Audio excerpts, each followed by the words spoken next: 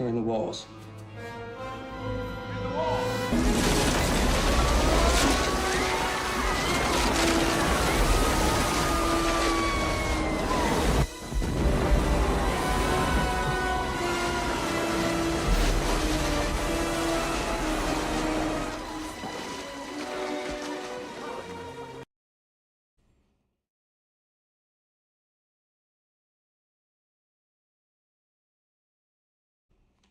What's up, folks? Oh my god. Yo, welcome to. Thank you for the raid. It's so cool. you you popped the video just as I was ready to change overlays. I just waited for the whole clip to play beforehand because I didn't want to make it smaller. Thank you for the hydrate. Welcome in, everyone. Welcome in. I hope you guys had a great stream. I want to say hi to Toot, to DH, to Moon, who all grabbed their medals earlier, and also Cross Stitch Entity, and all the people who came with Toot. Welcome, everyone. This is a lurk-friendly zone, so if you guys need to, take a break from stream, go have a little bit of self-care, or just, you want to get off the computer, do something else, I entirely understand. Please feel free to do so. That counts for Toot, who's been streaming, but also for everybody else. Please don't feel obligated to stay here any longer than you want. Everybody's welcome. And everybody's also free, so but thank you for the support, really appreciate it. Gonna eat a cold spaghetti sandwich, but I'm here. Ooh, cold spaghetti sandwich. You know what, I actually never thought of putting spaghetti inside a sandwich, but that kind of sounds nice. Like, you got my attention now, dude. You'll be keeping me company while I work this afternoon. Sick. That's what I aim for. I want to be good company. I want to be an entertaining person to be with, and I want to have chill vibes. So I'm glad that you're having fun, just keeping me on the side while you do your stuff. Love cold spaghetti sandwiches. It was a struggle meal growing up. Oh, nice.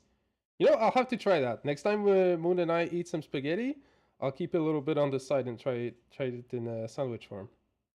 Because bread goes hard with spaghetti, right? You put some butter on a slice of bread, then you put some spaghetti on it. I do love to eat that, but adding like maybe a little bit of mustard to it, adding some lettuce, that would make for a sick sandwich. Who's people around preparing it? Toot's got great people working for her. I swear, Toot's got the best people in the business. Do you hear that you make some bomb-ass kitty? That's what I heard as well. I do like it myself. I think Moon secretly loves it even more than I do. But I'm glad you like it so much, Moon. I'm really... makes me happy that it sparks so much joy for you. I love cooking for Moon. I've always loved cooking, but in the past, like, I don't know, maybe 6 years-ish? Maybe a bit more? Like, in the past, like, 6 or 7 years, I almost entirely stopped cooking.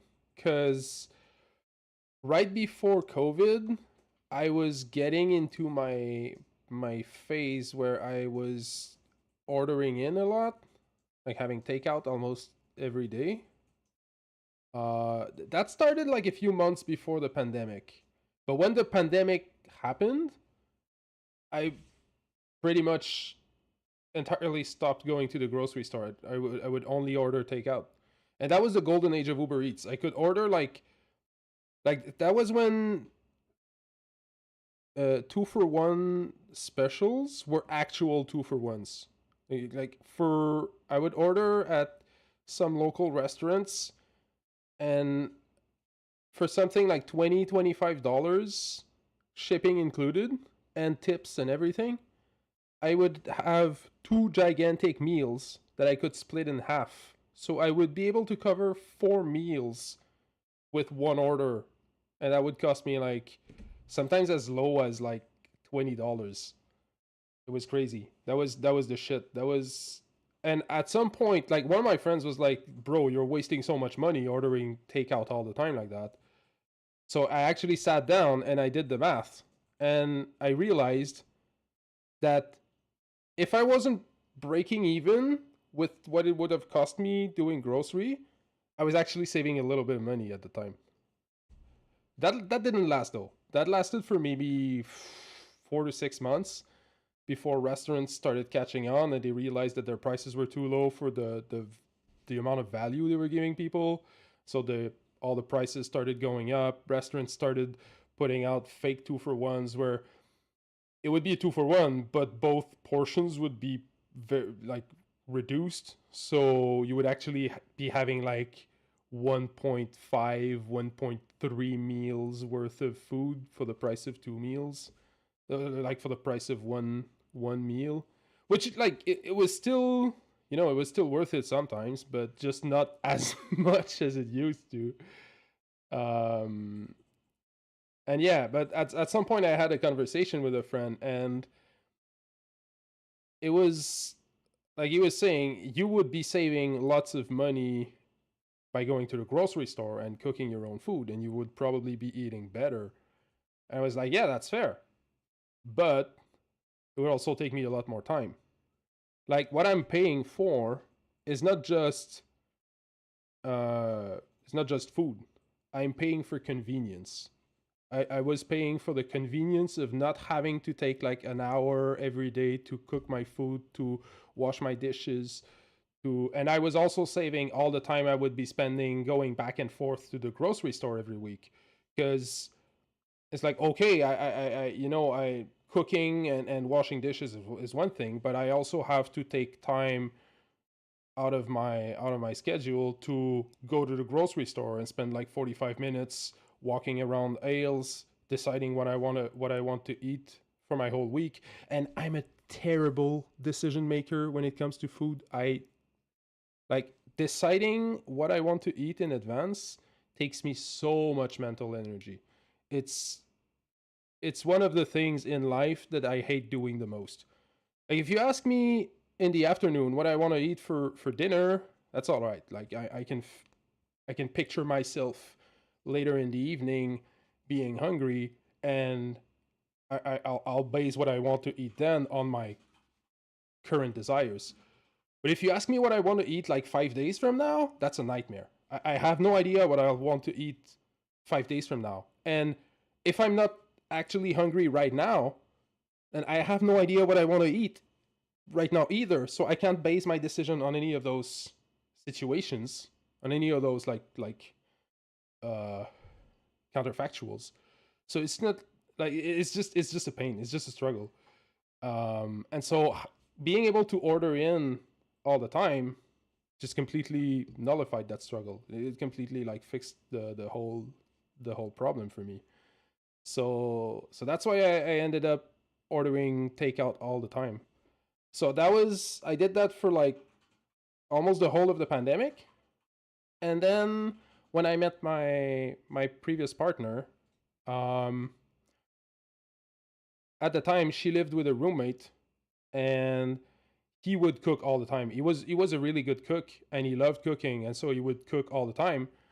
Um And so a lot of the time when I went to her place, meals were already taken care of because he would do the cooking. He wouldn't even ask us or like tell us what he was doing. He would just like go into the kitchen and start cooking and be like, "Hey, dinner's ready." Oh, okay, sure, nice.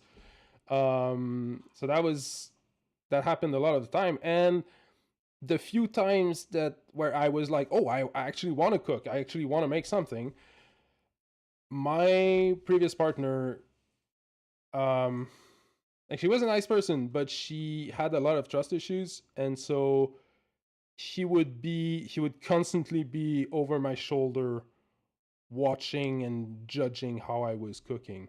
Like if the meat wasn't cooked, like overcooked for my standards, but like cooked to her liking, it wasn't cooked at all. Like it wasn't enough. And so I couldn't really cook the way I wanted to because basically I would always have to follow her whims regarding food. Um, yeah, goated roommate. Her roommate was really a great guy, very very nice. Um, but yeah, I didn't really feel the space, the freedom to cook what I wanted and how I wanted to in that relationship. So I ended up not really cooking for the like almost 3 years that we were together. I've said it before, but I really love how much you two have gotten into cooking and experimenting in the kitchen. It's so healing, too. It's so nice. I love that Moon really likes the things I do and that she's always open to trying new recipes. And it's been really fun getting back into cooking because I really do love cooking. It's just that beforehand, when I was living alone, I didn't really have the energy or the desire to cook for myself alone. And afterwards, when I was in my previous relationship, I didn't really feel the freedom to cook the way I wanted to either. So it's been really nice. I love been loving getting in touch with the kitchen again. And also, gotta say one other thing that's really helpful is that the apartment in which we live now is new construction, so everything feels really clean and really um, ergonomic. The kitchen, we have a huge surface. We have a huge work surface in the kitchen, so it's been really really nice to use that. Because my previous apartments would have much less free space in the kitchen, so having this big countertop that I can where I can like really make myself comfortable as I cook has been really really helpful as well. Really nice. Before Uber Eats was insanely expensive, even before everywhere started inflating prices for absolutely no reasons at all apart from greed. $50 would give you food for a week at a time. Yes, exactly, Pato. Like at the start of the pandemic, no joke, you could have a solid like sometimes I would order at restaurants and order in the same 2 for 1 twice. So I would have 4 meals and that would cost me under $50 and I could eat for a solid week using that. It was crazy. Dude hates decisions. Fuck decisions, dude. let's be honest. Fuck making decisions. And I'm really grateful for that, Moon. The fact that you're willing to do the meal planning for us has been so liberating for me. It's really been helpful. I'm really really grateful for that. And like it makes me really happy to be able to, you know, take the ingredients, start cooking, and really get into the groove of just preparing meals and doing making some tasty stuff for us without the hassle of having to think what what I'll be cooking beforehand. Like really planning the meals is the hard part for me. I love getting back from school or getting back from work and cooking a nice meal and then sitting down and enjoying it with my partner. But if I have to take time and energy to plan out those meals beforehand, then that's the energy I would have had to cook that I already spent planning the cooking. So it just becomes much harder. So the H and I end up with separate meals so they can ADHD cook and I can have my Tizen Chow. That's a great idea, actually. That's really smart. That way you both can have your your needs met, and you both get to eat some things you enjoy, and you both still get to share meals together. It's a little bit more work to prepare all of them, but if you cook in like bigger batches, or you pick meals that can share some ingredients, it's not too bad anyways. We also do that sometimes. Commander will cook himself a lobster or salmon, and I'll have chicken nuggets. Yes, that's one thing. Moon does not like fish, and the only seafood she really enjoys are shrimps. I'm a huge seafood lover. I'm a huge fish enjoyer.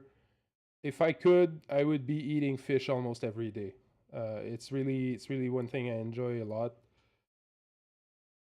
I don't eat fish every day because I don't want to be cooking two meals every day, and I don't want to impose the smell and the fishy experience on Moon too often either.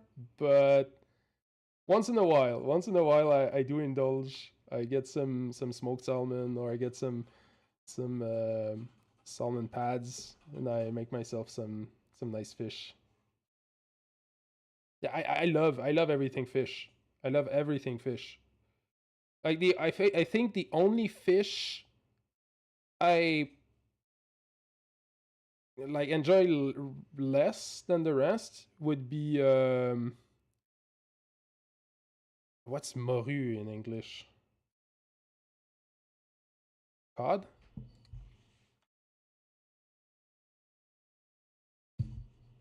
Okay, Moon was right, so it's cod. The only fish I enjoy a bit less than the rest is cod, and it's mostly because it doesn't last long. So you basically have to buy it and cook it the same day if you want it to be really fresh. Um, and it has a particularly pungent smell. As far as I know, fish. I mean, surely there are more pungent fish out there, but this one is the one I know that smells heavier. Um, that being said, I have a recipe for um, oh my, I'm searching for words. I'm searching for words. What's Annette in English?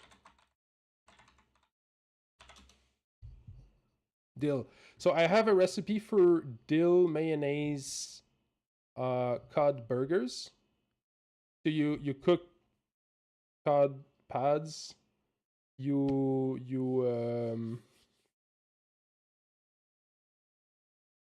what's the word? Oh my, I'm searching for so many words today.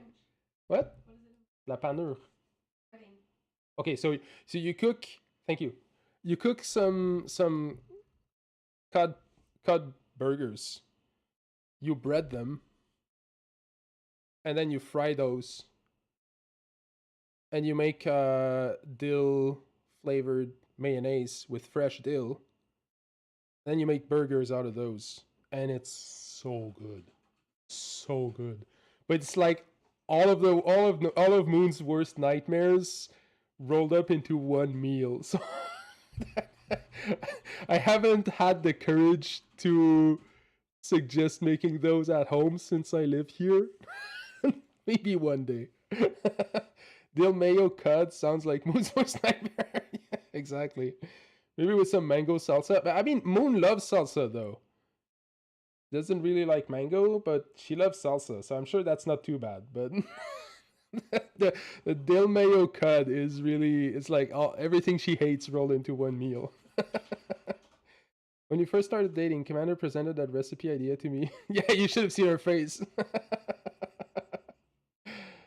She was not up for it.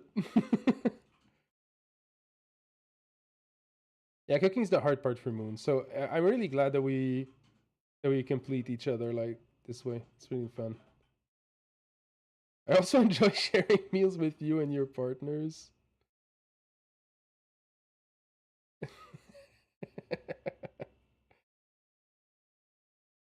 I felt bad because you remembered it so fondly and was so enthusiastic. I mean, it is a recipe I love.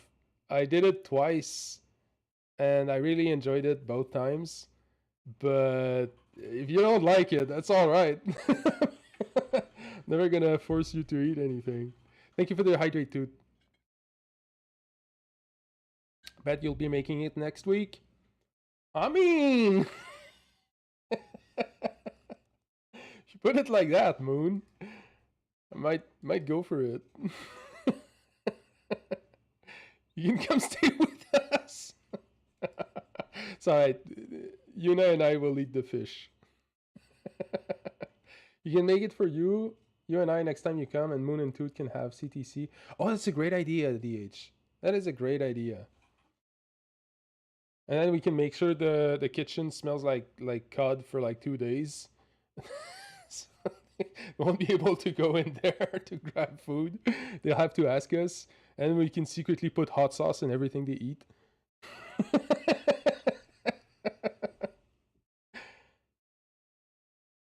Wait, DH hates fish? Are you, do you seriously not like fish, but you still... Oh, the hot sauce. The cats will go ballistic. I imagine all the cats like running around in circles as I'm cooking the fish. Oh, nice. Go grab some hot sauce, DH. You deserve it.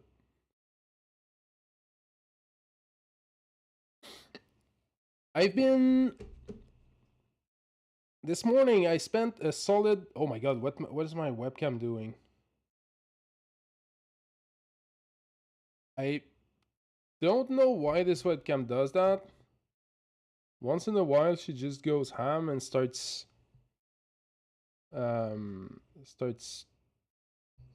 fucking up her lighting settings. It's as if the light was like right at the edge where she wants to darken the screen, darken the image.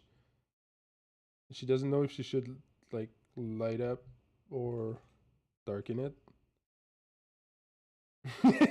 Pop, pop, pop, pop, pop. Like well prepared whitefish. Emergency desk hot sauce to the rescue. We should all have emergency desk hot sauce. I don't have hot sauce in my desk because the cupboard isn't too far, but I do have an emergency sour dill pickle in my desk that I will open up one day. I will eat. I just didn't find the courage to yet. I've never had sour dill pickles. I didn't even know these existed before Toot and DH gave it to me. And I'm kind of scared. I'm not gonna lie. Imagine these goobers trying to help you cook fish. Yes, I also have some spicy beans in my desk, Moon. You're right. Oh, right. I mean, I guess that counts as hot sauce. Almost. Like, rice and meatballs is a bit bland. Then you said hot sauce. Always hot sauce. Oh, hot sauce is always the answer at DH. Like if violence isn't the answer, then it's hot sauce. You shouldn't be scared. What's the expiry date on that thing? Doesn't seem to have one.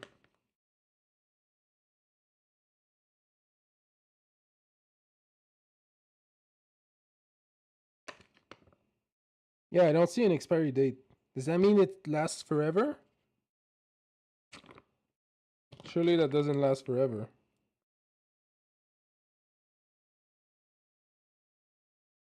Okay, I'll actually eat it soon because it's been chilling there for a while. Spicy beans on your meal. Means you should eat it now? Right now? Oh. It's full of liquid.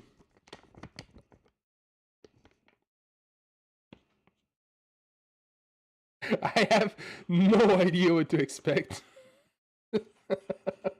Like, I'm so much more scared of that than I am eating like hot beans or a powerful hot sauce.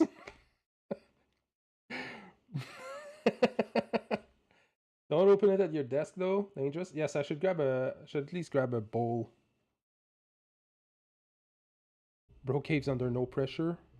I do not know what pressure means, dude. I do not feel pressure. Well, at least no pressure other than the one I put on myself. No, I don't want to play at a pickle-soaked desk, Moon. You're right. I should be careful.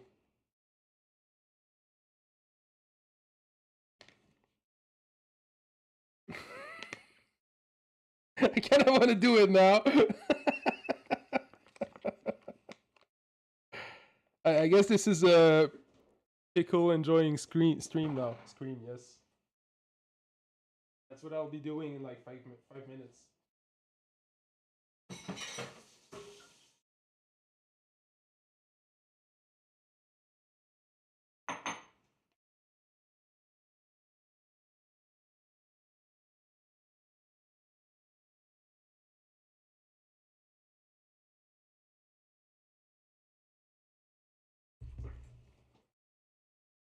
Okay, I got a bowl.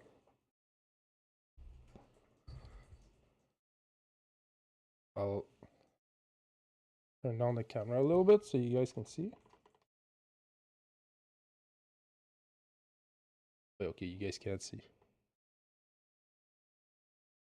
Can I do that? Oh, that works. Okay, so you guys can see now.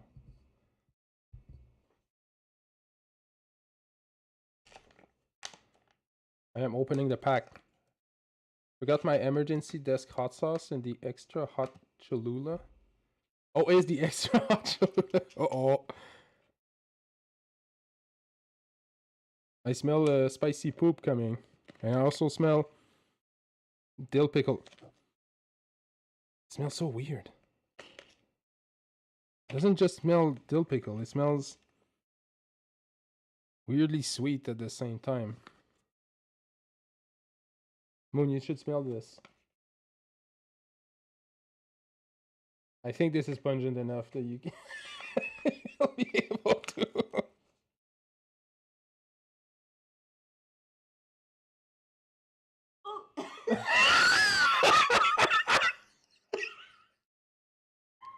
Moon does not like it.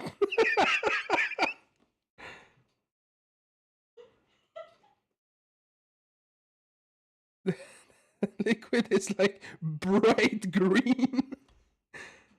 That's a Chernobyl dill pickle. It's Chernobyl all over again.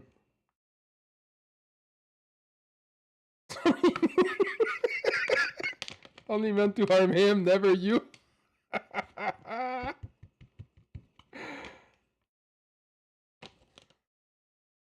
Okay.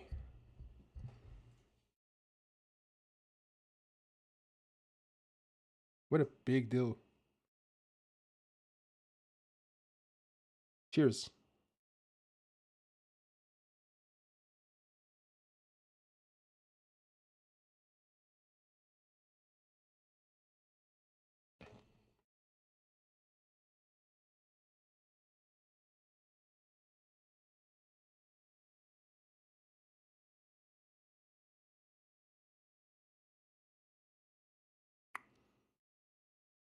Honestly, I have no idea how to react to that. It's much better than I anticipated. I'll have to take another bite for that, DH.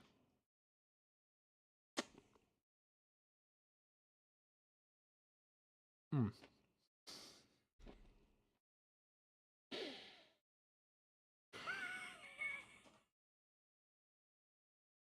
Okay, the skin helps.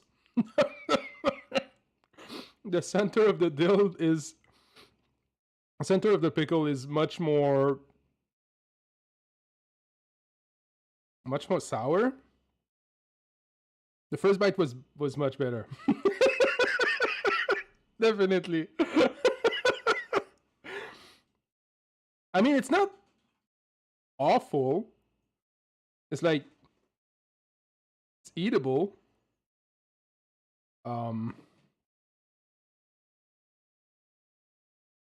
Not good. It's passable.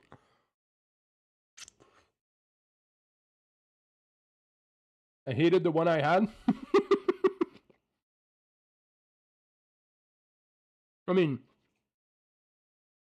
I can definitely see why. It is a dill pickle. It tastes and it feels like a dill pickle. But somehow there's like... So of course I had to share. Thank you, dude. I'm glad you shared this suffering with me. There's like the slightest taste of Warhead candy. But like it doesn't actually taste Warhead candy. Like there's like this... There's like a small sting of sourness. There's the very slightest taste of... There's the slightest taste of Warhead candy. But it doesn't really taste sweet. It's just like... You just have like a very faint aftertaste of Warhead flavor without the sweetness. And you have a tiny bit of the sourness, just enough to make the tongue tingly a little bit. And that does not go well with the dill pickle. This is awful. I gotta get one for Commander.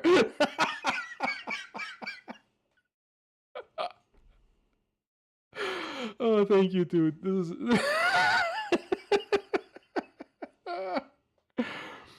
I will say it. This is a very interesting experience. When I saw that, I was flabbergasted. Like, who thought of making sour dill pickle? Why? Like, who's gonna enjoy that? I don't think anybody eats those seriously. At least I hope not. Warheads, dill pickle, and spicy beans together? What it...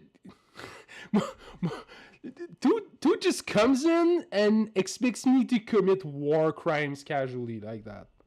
He just come in and suggest I do like the most unhinged culinary experiences. I'm down.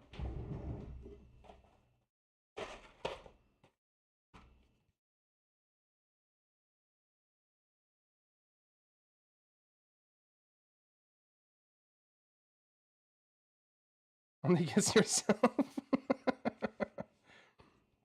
War crimes against Commander. Okay, I'll try it with one with a jalapeno flavored bean. I think this is gonna...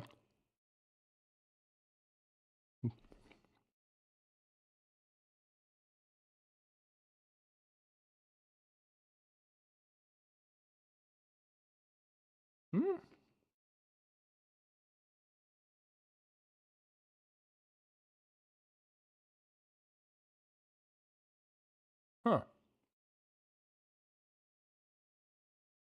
You know what? It's actually better. You have to test yourself just to see if you can take it. That's not the way I see it, but if you wanna live it like that, by all means, you do you, DH. It's less a question for me. It's less a question of testing myself, testing my limits, and it's more a question of exploring the range of possible human experiences. Like, this is a flavor I had no idea could exist until a few months ago. These are flavors I could have imagined, but had no idea did exist until a few weeks ago.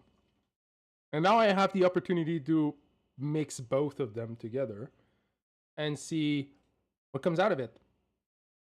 Sometimes I get surprised. Sometimes it's exactly as I envisioned it, and it's awful. But every once in a while, I discovered something really nice. That's how I found out about Miracle Whip mayonnaise. Well, Miracle Whip is not exactly mayonnaise, but Miracle Whip on cheddar cheese. Oh, amazing. And I would never have found that if I never had the unhinged idea of just randomly dipping cheddar cheese in a tub of Miracle Whip. I'm just mentally going through your cupboards now.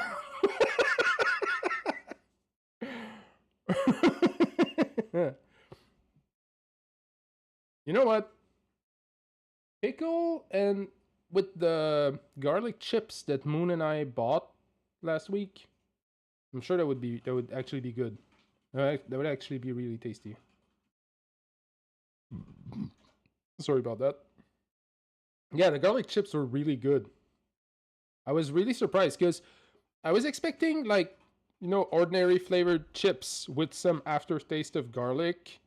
I was expecting them to taste salty and have garlic flavor on top. But it actually almost felt like having some grilled garlic slices. It didn't really taste salty at all. All there was a strong garlic flavor and the soft sweetness of the potatoes. It was really, really good. Miracle Whip makes me want to die, but I love pickles and cheddar. Oh, pickles and cheddar, yes. I mean, they go great together in burgers, so I guess they would go great together at all. Doritos just put out a garlic parmesan flavor. Ooh. I gotta try that. I'm sure it's good. It's really good. You see the jalapeno with the pickle. At first it was awful because all I got was the sweetness of the candy, and that really clashes with the dill itself. But once the sweetness had passed and I got the actual flavor of the jalapeno, that was really good. That was actually much better than the dill pickle on its own. It's a bright yellow bag, obviously.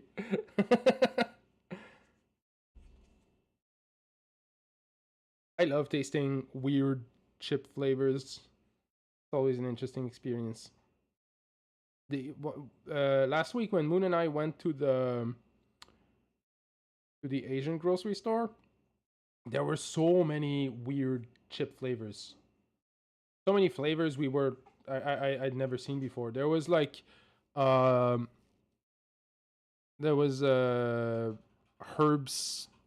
like herbs flavored chicken wing flavor. There were some bulgogi beef flavored chips. There were some ramen flavored chips. I mean, obviously, it's like these aren't that far fetched. Like it's just like having pizza flavored chips over here. Something I would expect. It's just not like I'd never seen those before, and now I want to try all the chips. I want to taste all of them. I gagged at the smell. You do not want me to taste it.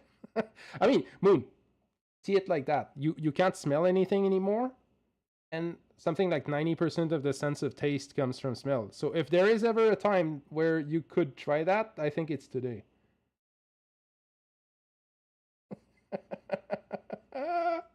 She's just shaking her head. She knows my logic is flawless.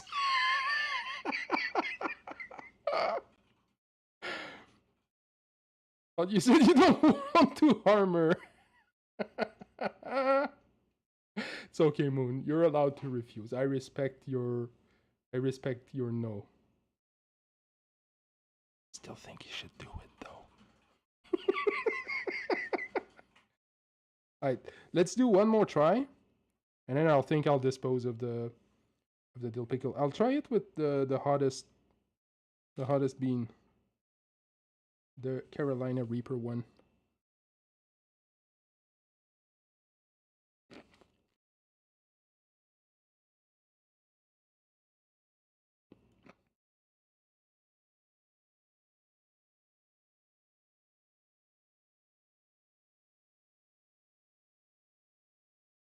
I mean, spicy dill pickle is good.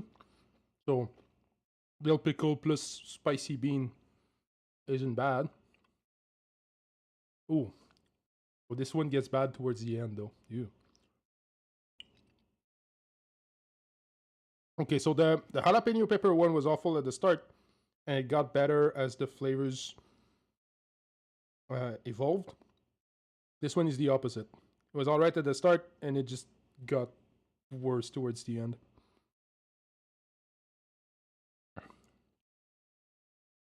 At least the hotness covers the taste of the dill pickle. So I guess there's that.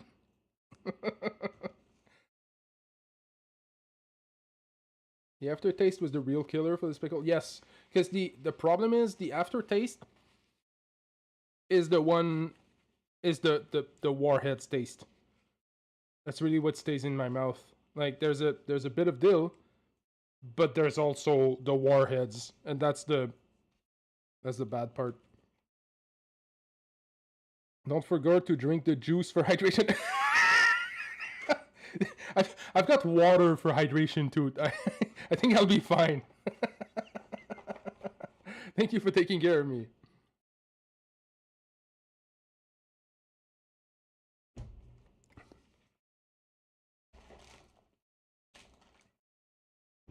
Yes. Okay. So that was an interesting experience. I think I'm ready to say goodbye to that pickle. Thank you, chat, for exploring the limits of human experiences with me. The vastness of the human taste buds. And thank you for coming to my TED Talk. I'll be back in a few minutes. I need to wash my hands. Love you too, Toot.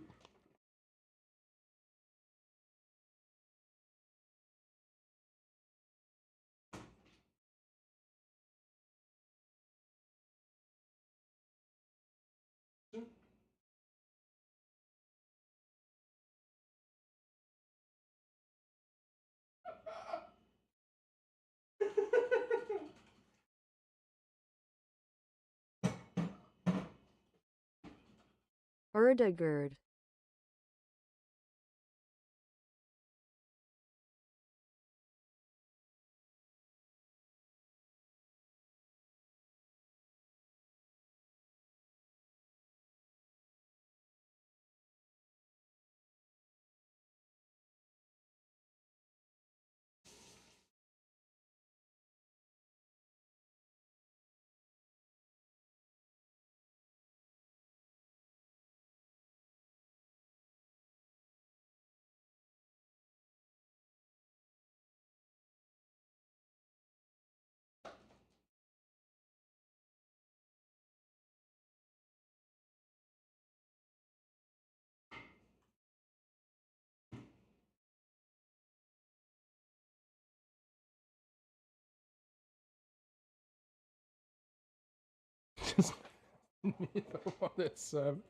Yeah, I just didn't want to be rude and throw out the pickle without being sure that Moon didn't want to try it.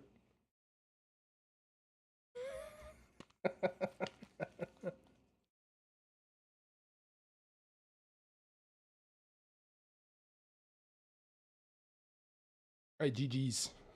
That was fun.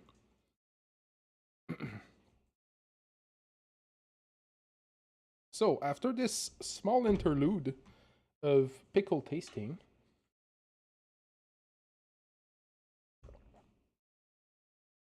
I want to bring you guys in a world of rivals. So before stream, I spent a solid 30 minutes reading through all the patch notes since they released L'Arena. There was a lot of balancing. There really was a lot of balancing. So when they released L'Arena, that was a major update. So they put these ones out like once every 3 months now, something like that. And look at that. From here, this is gameplay and balance changes. So all of that is balancing. All of that was in the same patch that released L'Arena. And then right after that, they released 2 hot fixes. One that was mainly bug fixing, and the other one was balancing. That's all balancing on top of the major patch. And then a week after that, yesterday, they released another patch, the mid-month update. So they every month basically there are 2 updates, and these are very minor balancing changes. And they release some new content for the store, for the in-game store. So like new skins, sometimes little updates to some game modes, stuff like that. Just stuff that, you know, either quality of life or little additions to what's already there. And this patch, 1.5.1, has another slew of balancing changes. So I didn't have time to read everything. So I want to take some time here to finish going through it. And then we'll hop in game. Where was I?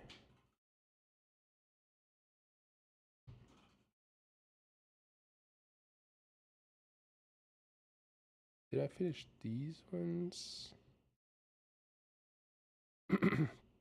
Claren I already read. These I read.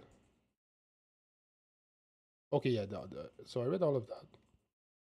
Yeah, so much. I'm surprised. I think this is the biggest balancing, like the biggest balancing spree they had since like almost a year ago.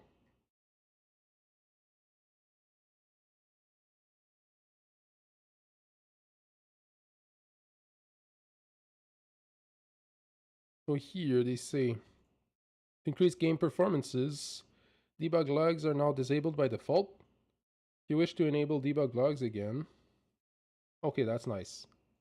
Decrease the amount of stutters on low-end and mid-end PCs. On the title screen, many assets will now be warmed, which builds your shader cache in a process. Please note that if you change some graphic quality settings, if you wish to build your character cache for these, okay. That doesn't really concern us because I've never had performance issues with the game, but it's nice to know that they are targeting those because the game has been getting more cluttered as time goes on. Performance have dropped for a lot of people, so it's very good that they are addressing the issue. Oh, spin a rack. Little spin a rack in chat for the Pokemon trainers. I'm gonna try and get it. I have a steadily growing collection of Pokemons on the PCG. I don't know if I'll ever do something with it, but fun to see the tally go up.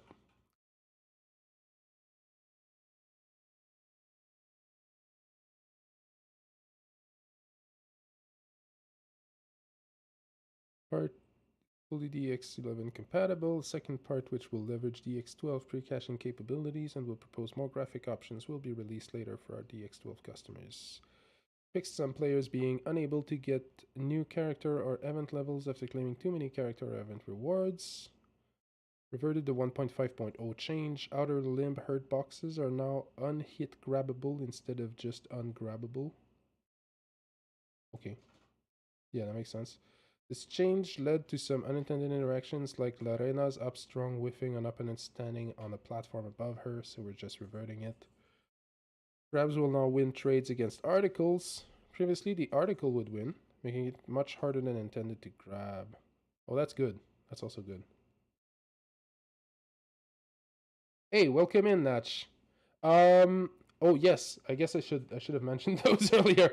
Apparently, there are drops for Rivals of Aether right now. If you stay here and watch for a while, then you'll be able to claim the drops. Yes. Moon told me about those. I had no idea they were here. Moon told me about those earlier, but they should still be active. Thank you for the follow, Natch. Appreciate it. The Arena arcade mode will now properly display achieved medals and times. That's good. The Arena results screen character XP rewards will be properly displayed. Next level's reward. The Arena Taunt 2 works now. Ooh, let's go. Yeah, you're very welcome. Please feel free to lurk if you want. It's a lurk friendly space. No pressure to participate any more than you want to. I appreciate the support nonetheless. Neutral Special will now listen for shield inputs during hit pause. This fixes the issue players are having with getting empty jumps after hitting Neutral Special after patch 1.5. Good. Some bug fixing on Rano. Hit falling the third hit of down air on the same frame that it hits will now hit fall properly. Unicycle taunt can no longer be instantly cancelled by pressing the taunt button while in the balancing window.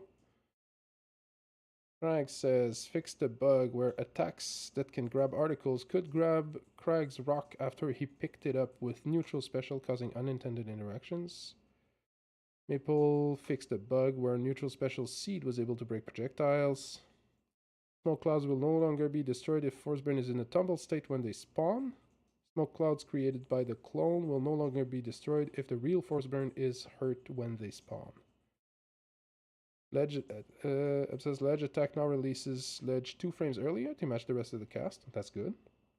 And Galvin says, magnetized opponents can no longer activate the critical hit effect. Forward special, Ledge grab frame moved 1 frame later. Oh, that's good. Prevents forward special from refreshing Ledge intangibility before it expires. That's really good. Forward special will now properly adjust his hitboxes like it did before 1.5. Special can now land before going into special fall. Up special can now fast fall after going into special fall.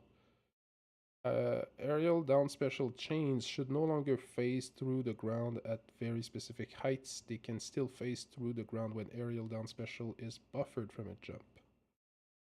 Realignment taunt IASA frame from 70 to 100. This value is much lower than intended, allowing Galvin to cancel the taunt in the middle of the action. Okay, well that shouldn't change much. It's on a taunt, but whatever. So there is a thing. That's something. IASA frames have been around since Super Smash Bros. 64. These have been around pretty much forever in fighting games and platform fighters. Yet it is still a very misunderstood concept. A lot of mid-level players don't even know these exist. They don't know what this stands for. IASA means interruptible as soon as. So basically, a lot of moves will let you input a new action before the animation is completely done. So if you're fast, you can act out of certain actions much earlier than you could if you let the animation play out entirely. But oftentimes, you have a window to do so. So say your move is lasting, I don't know, 30 frames. If you input something between frame 22 and 25, you can interrupt that move then and do something else. But if you wait after frame 25, then you have to wait until the move is completely done after 30 frames. That's very useful because when you're trying to play at high level, you need to move as fast as possible. So using these IASA frames can be very useful. It can open up new options that wouldn't work without the speed that you're gaining there. But yeah, a lot of people aren't really aware that this is a thing. Oftentimes people will learn intuitively through playing that they can move faster than it would seem to be possible intuitively, but they don't really know why. They don't really know how to do it consistently. This is often how. IASA frames.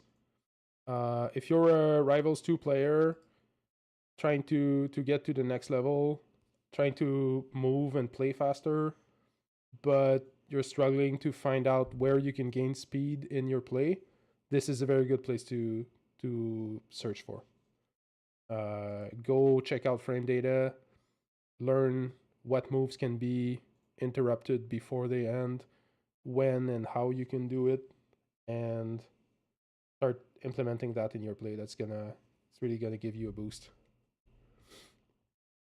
The chair cooldown UI will not be darkened when the chair is present, but on cooldown, she can now angle her neutral special chair thus by lifting the joystick vertically as well as horizontally in the same way that Loxodon can.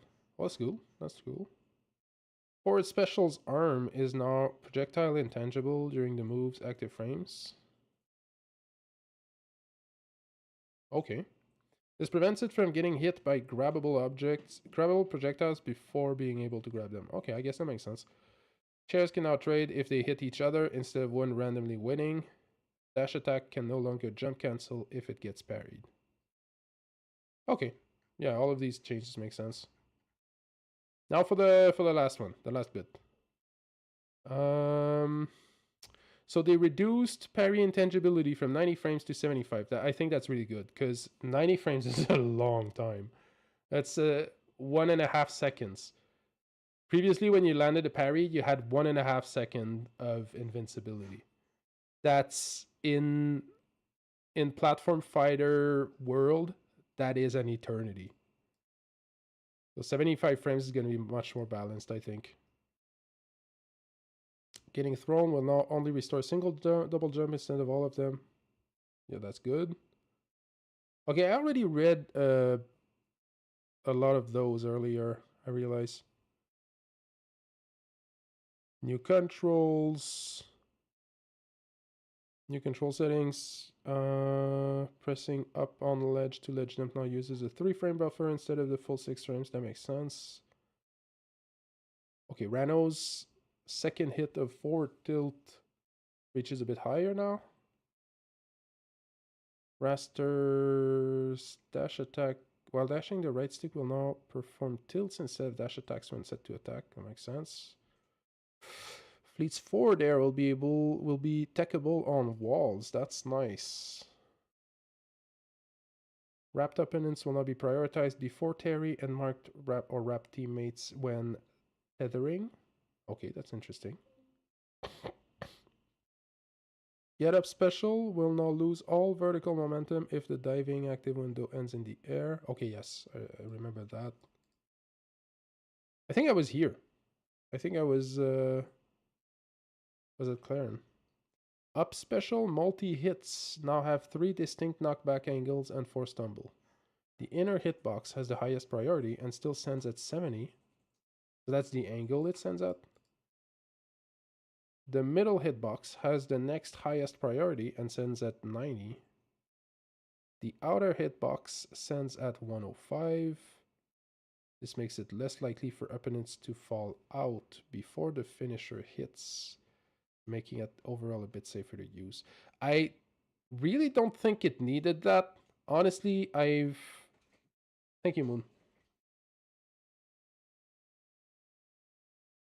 I don't think it's ever happened to me that I get hit by the first hit of Clarence B and don't get hit by the second one. But they keep mentioning that in balancing patches. So I'm guessing there's something I don't do well. I should be able to get out of those. Maybe it's a question of smash DI and DIing out in a way.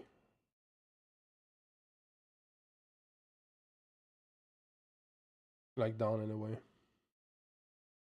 The outer hitbox stands at 105. The middle hitbox stands at 90, and the inner hitbox stands at 70. Alright. Up special late multi-hit knockback from 7 plus 0 to 8 plus 0. This makes it launch opponents slightly higher so that the finisher doesn't whiff. Okay. Orcane says up throws bubbles will now be spawned in a wider area for thin characters and a thinner area for wide characters. Oh, that's really interesting. Nice. Yeah, because small characters could quite often get out through a combination of good smash DI and luck, where the bubbles all spawn in like on the wrong side of the character, and bigger characters could just stay stuck in that forever because they just eat all the bubbles. This makes it more effective against the characters that naturally get out of it easily, while making it less effective against the characters that struggle to get out even with the correct counterplay. The range is expanded by plus or minus 20 centimeters on both sides for the thickest characters respectively. And I guess it's linear between those. Changes linearly between the widest and the smallest. Aetherless's dash attacks gem cancel can now air dodge if it hits any object, not just a player. This does not include hitting shields. That's good. Pretty nice. Ice armor will now be removed at the end of hit pause instead of immediately when Aetherless is hit. Nice, nice. This makes him retain his armored weight for the hit that removes armor. If he gets hit again during hit pause, it will immediately remove the armor. Okay.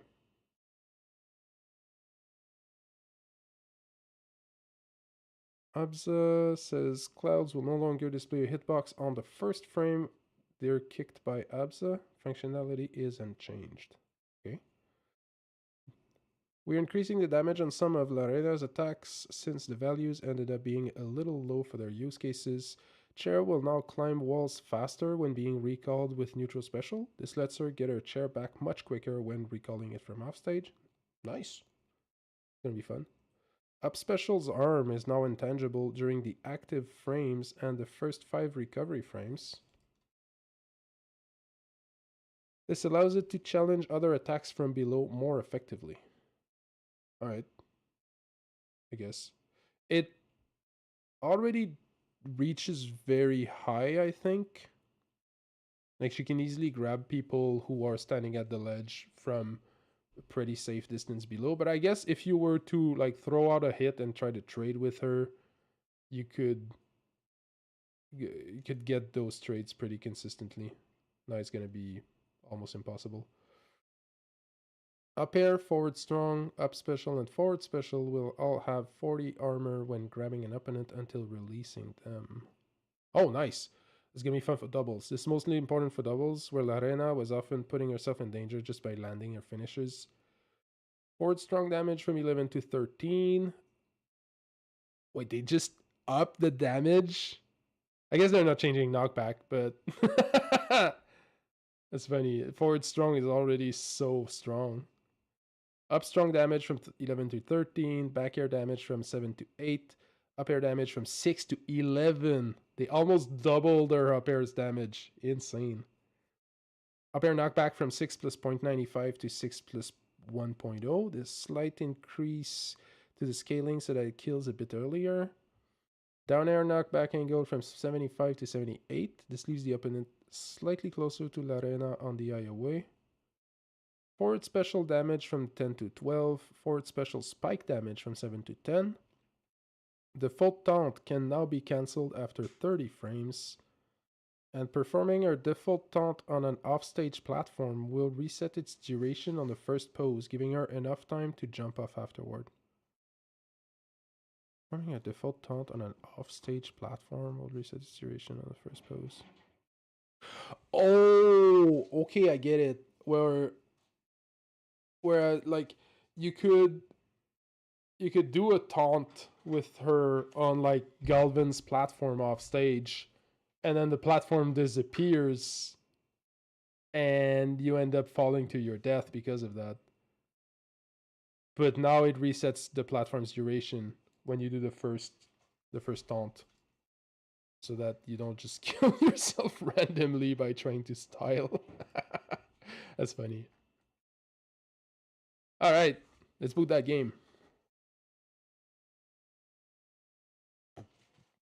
Oh, sorry about that.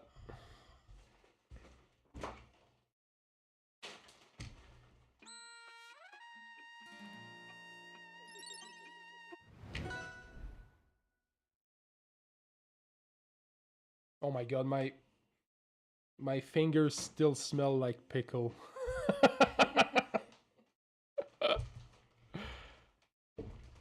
Hey, we are warming shaders. I gotta degunk my controller a little bit. Got all that greasy gamer grime on it.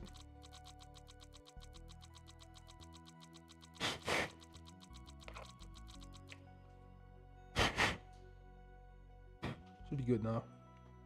Right. So before we go online, I want to do something, because I've been meaning to actually study character hitboxes and everything for a while now, but I didn't really come around to doing it seriously. So I want to go in here and take a little bit of time. Who's problematic? I guess we'll start with Claren.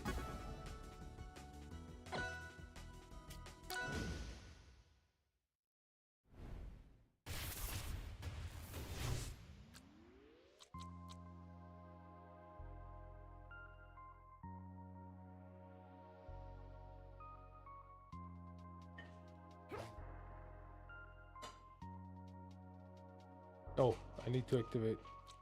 I need to see hitboxes. Show me hitboxes. Show hitboxes, yes. EI lines, yes.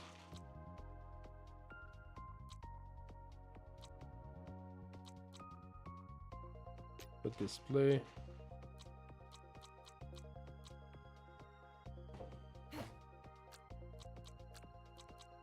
Okay.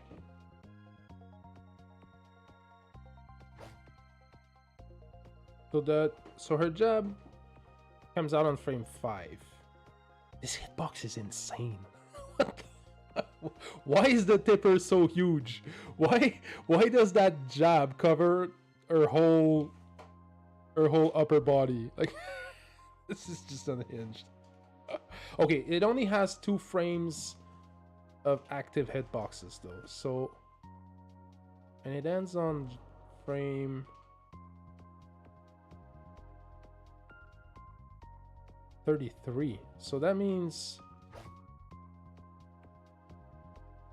as soon as the sword starts retreating, she's actually vulnerable. And she stays vulnerable for a while.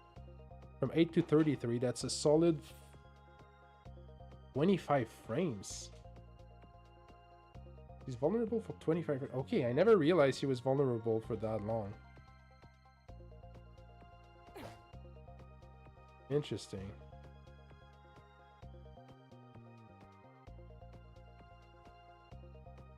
What about down tilt? So she's got 6 frames of startup. The hitbox comes out when the sword reaches, like when these big particle effects appear around it. When our sword reaches forward. 2 active frames. As soon as the slicing effect starts to recede, her down tilt is done.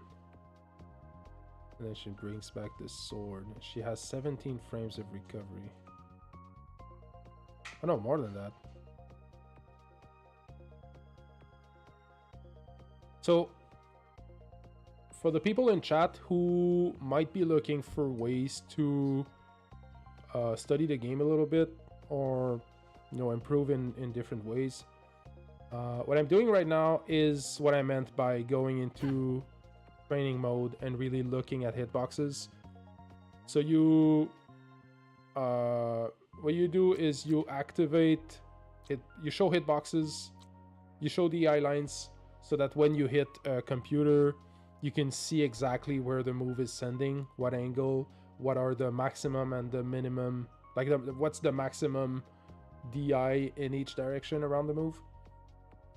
And you activate frame advance. So what that does is to advance for, like the game is effectively paused, and to advance a frame you have to press Z, to press the grab button, and then you can launch moves by holding the input for a move and then advancing one frame. So that just launched the down tilt, and then you have all of this information here. Thank you, Moon. You have all of this information here, where we are in the move. If I were to hit someone, it would be telling me how many frames of hit pause that caused. I would also see, like, if I were moving around with my character, I would also see their velocity, so both vertically and horizontally. So that's all very useful information if you want to study the game in depth and really build an intuition for how each interaction works while you're playing. Honestly, it's not really necessary for anyone to do that if you're playing this game casually, or if you're below like platinum ranked, I would say. Just playing more and focusing on training your muscle memory is gonna do you much more good. But if you're in like mid-high diamond and you're looking to get into that, to reach that next plateau, you're looking to really break into master ranked, you're regularly going toe-to-toe with really, really good players, where you kind of feel like your tech skill is good enough to bring you there, but they still have some edge on you. That might be why. Nobody reaches the high levels of platform fighters without studying the game in depth this way. People will go into training mode, work on combos, they will study the frame data, they will, because one thing that happens is that hitboxes rarely correspond exactly to the animation. Look at the tip of her sword there. Her sword is super thin, yet the hitbox is a big cylinder around it. So you end up having these things where I could be standing in front of Claren and my foot could be safe, but if my knee is bent and pushed forward in a way that it ends up a little bit above the tip of her blade, that down tilt is hitting me. And it might not look like it should hit because my foot might seem safe, but because the hitbox is not exactly the same shape as the animation, the game will detect a hit. So you have to know these. You really have to know where the hitboxes are, how long are they out for, what's the, like, how long do you have to punish that? Like here, I'm on frame 8. So the hitbox is active from frame 6 and 7 of the down tilt.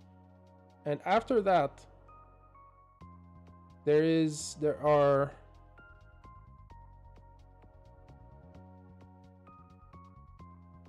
frames, exactly 20 frames where she's vulnerable, where she is stuck in the down tilt animation, but there are no more hitboxes. So that's 1/3 of a second every time she throws out a down tilt where I can come in and hit her, or I can come in and grab her to punish that move.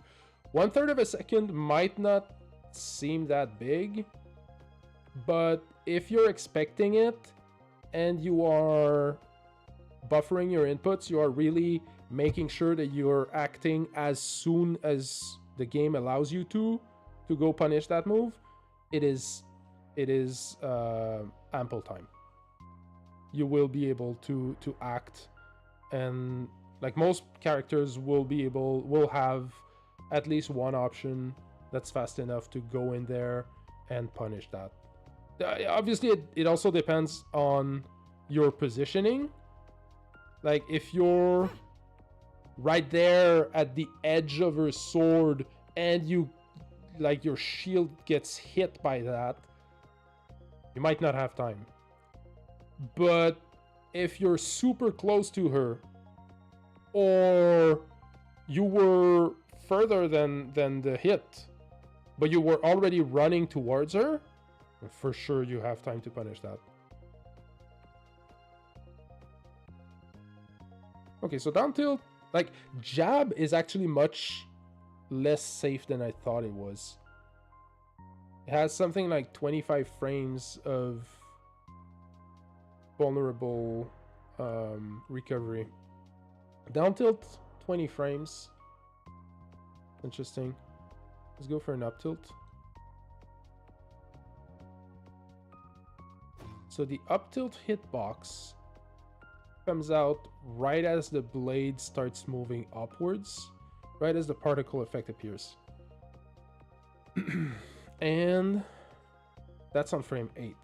There's 7 frames of startup. The hitbox lasts for 6 frames. That's such a long time. Covers everywhere around her. And after that, so on frame 15, the hitbox ends. And she's still in the animation until her sword does the whole turnaround. 37. So there's about 20 frames of recovery there. 20 frames where I can hit her after her up tilt is done. If I'm coming from backwards, if I'm coming from behind her, it gives me a bit of time.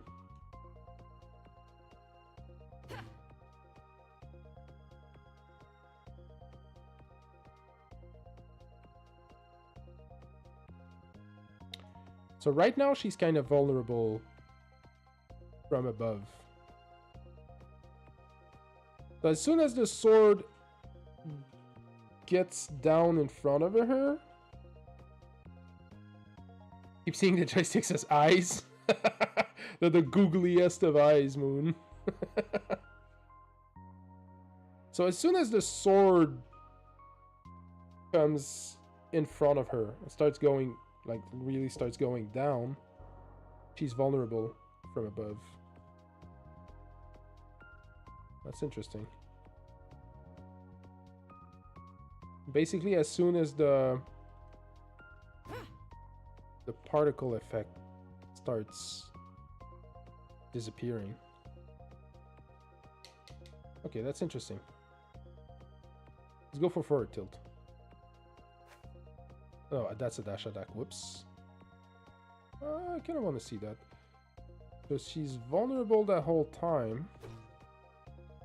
The hitbox comes out as soon as the sword starts moving. Again, as soon as the particle effects appear behind the sword, that's when the hitbox is active. That's 1, 2, 3 frames. 4 frames. Oh my god, that reaches so high.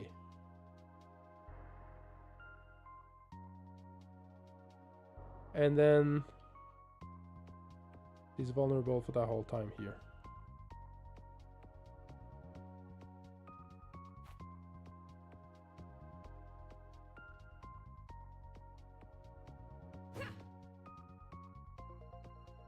So on frame 14, the hitbox comes out, stays active for 4 frames. Look at the size of that sweet spot. That's crazy. And it goes really high above her. I didn't realize it hit so high. That explains a lot of weird hits I received from that. And starting on frame 18, so when the particle effect starts disappearing, that's when the dash attack is done. From 18 all the way to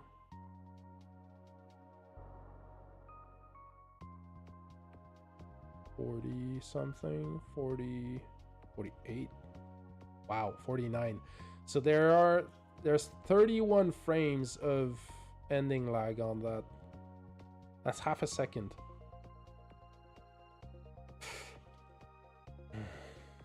So I think what I should do is what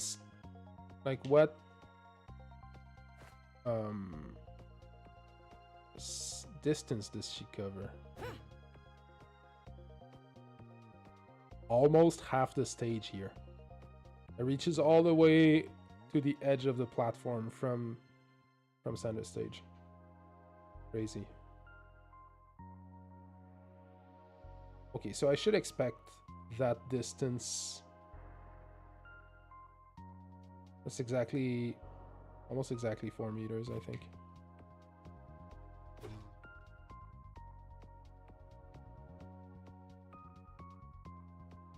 That's exactly 4 meters. Okay, so I should be expecting a 4 meter, that distance, 4 meter movement burst when she starts a dash attack.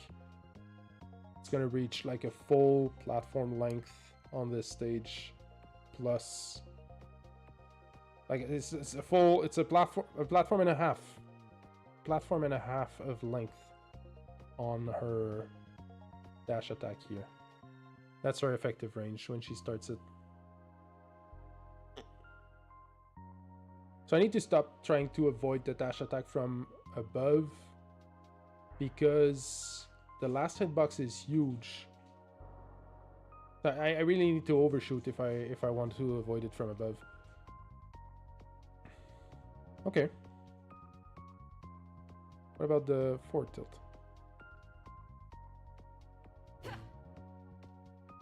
Hitbox starts coming out right at the, again, at the same time that the particle effects start. It's a big range. 4 frames of active hitbox. And then 20 something recovery frames.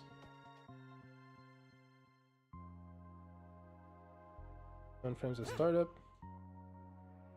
4 active frames. So on frame 11 the hitbox is done. And then there are 23 frames of recovery window. Oh, okay, yes. So that means it's interruptible. That's IASA frames. So the animation lasts for like 40 something frames, but after 34 you can cancel it into something else. Okay, so I actually need to count that as 23 frames of 23 frames of vulnerability. Same for the jab. There are 6 frames of IASA. Alright, so she jumps here.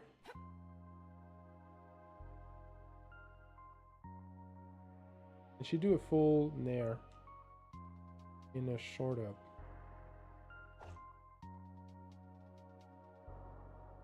So the hitbox starts. Look at the size of that sour spot. The hitbox starts when the particle effects come out, and the sweet spot is behind her at first. 1 frame of active hitbox behind her, and then up and in front of her, then down and in front of her, another one behind her, a little bit up, another one up and in front, and then the last the final final active sweet spot is bigger down in front. Kind of reaches far. So basically, don't challenge her in air. That's what I'm learning here. That sour spot on her body is huge. You don't want to be messing with that. Oh, and that lasts for 3 frames at the end? Holy shit.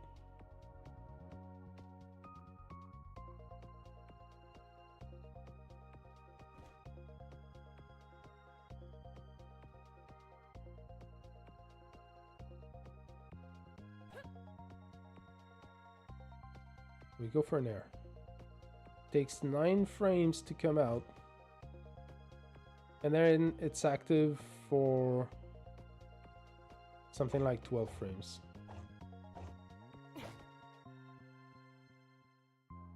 Yeah, exactly 12 frames. And after that there are 17 frames of recovery. Okay, so right now she's actionable.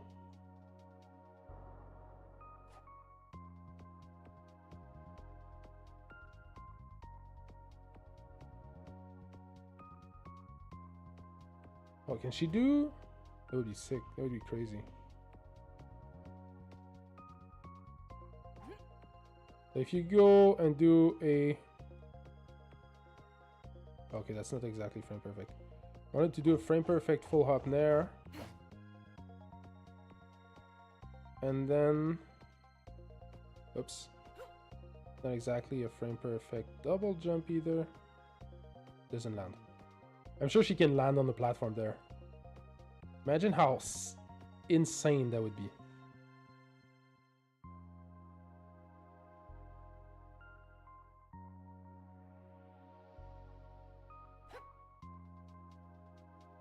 So frame perfect full hop nair into frame perfect double jump afterwards. Does she land? She lands! Oh my fucking god. That's dumb. That's so dumb. So if you're clean... Oh, that's standing though. If you're running, you'll gain a bit less height. But you can still do a standing full hop while running. You just let go of the stick. So she can be dash dancing down there.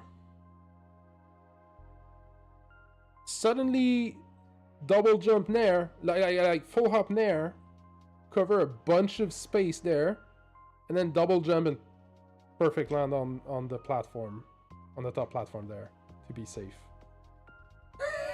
That's amazing. Okay, what about a grab? 7 frames of startup. Okay, the hitbox reaches as far as our hand. About standard. And then 26 frames of lag. Alright. Oops.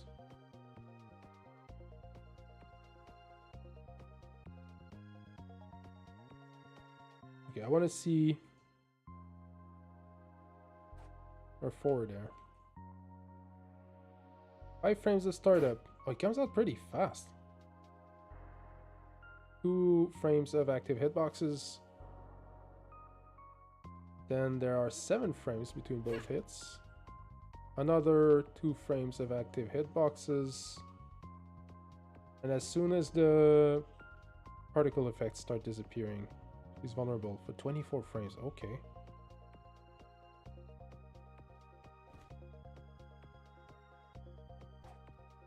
What about back here?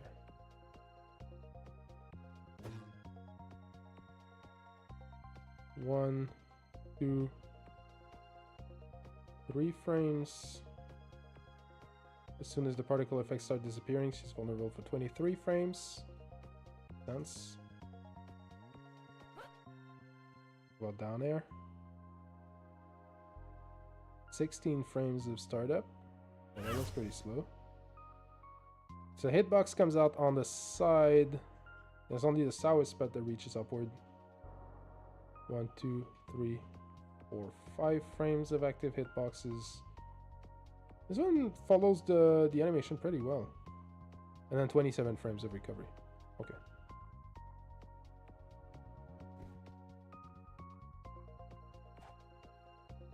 Up air.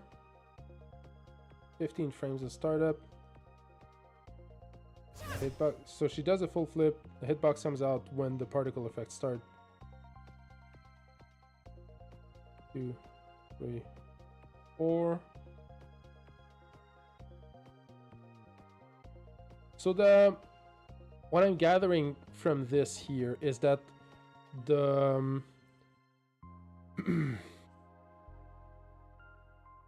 the particle effects on her blade are a little bit misleading because hitboxes end before the particle effects are entirely done. Gonna do a side B here.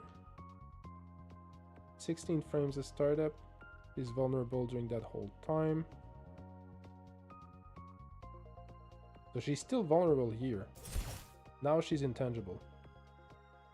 6 frames of movement. And then post-movement startup, that's another 3 frames where she's visible but still intangible. Oh wait, no, she wasn't visible. She was just not moving anymore. Now she's visible but intangible. So I can hit her during startup. I have 16 frames to hit her during startup. And then that hitbox. There's a sweet spot at the center. And an X-shaped hitbox there. Oh, but once the hitbox comes out, she's vulnerable. Right now she's vulnerable. There are no more hitboxes now.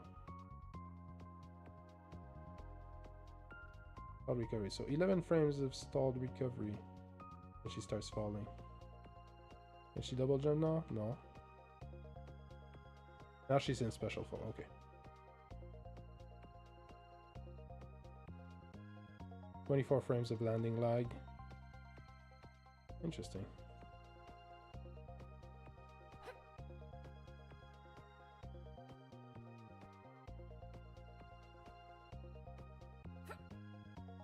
I want to see when the hitbox. I can hit her during that time, right there. Okay, so the hitbox comes out a little bit before the actual visual. When the explosion starts, that's when the hitbox is active. As soon as the X comes out, pretty much as soon as the X comes out, the hitbox is done. There is 1 frame of active hitbox when the X comes out. After that, the hitbox is done. So she's vulnerable during that whole time. Alright. How long is her down B? 6 frames of startup, just like a normal parry, I guess. Then 17 frames of active parry window. Crazy. Then 31 frames of recovery. Alright. You got a pump kaboo? I'll try to catch it for you, Toot. You should get ultra balls. Stop using inferior balls.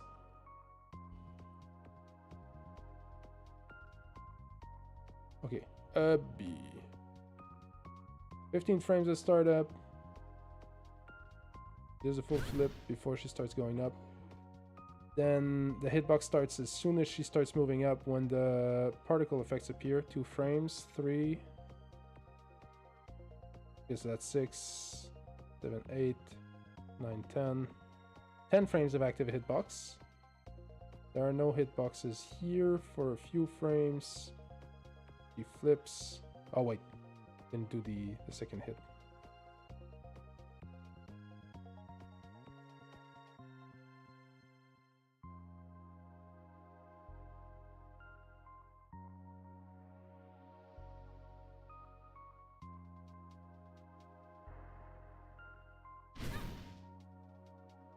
10 frames.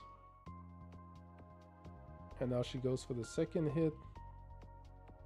6 plus 10. Okay, so basically the second hit cancels the end of the first hit with IASA frames. And then it comes out. So there's something like 10 frames in between. And here we have 5 frames of active hitbox. Look at the size of this hitbox.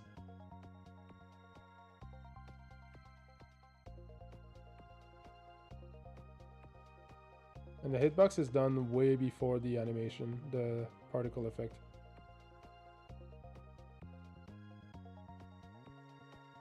Alright. I think I've seen what I wanted to see for now. Oh, maybe there's no neutral B.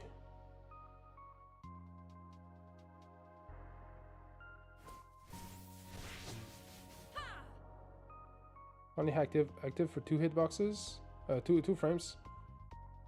If I don't charge it, Windows startup, charging loop. So if I let go now, is it charged? No, it's not. Okay.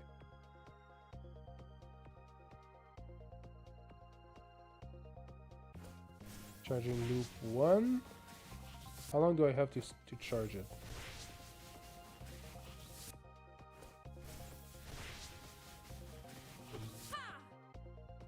Oh, yeah, that was still the first hit, the first level. How long do you have to charge it?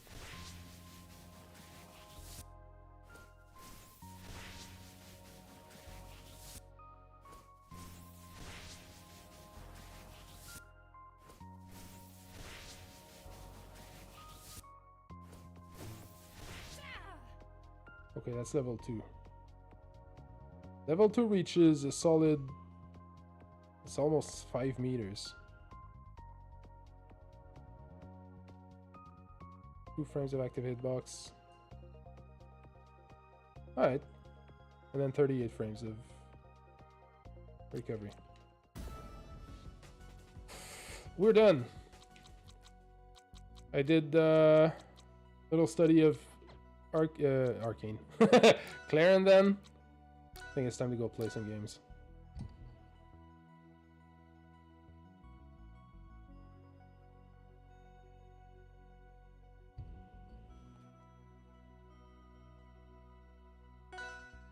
I'm gonna do, for the next couple of weeks, I'm gonna do 1 character per stream like that. I really want to take the time to study all of the frame data, all of the hitboxes for the whole cast, because I feel like I'm lacking that knowledge. Like, I'm getting surprised by a lot of stuff whenever I play online. Stuff that I feel like shouldn't really take me off, like, catch me off guard.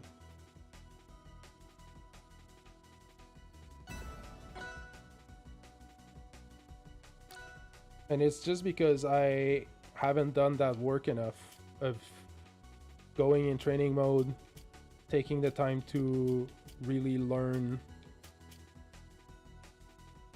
these things. Like, learn the actual data behind moves, behind characters, interactions.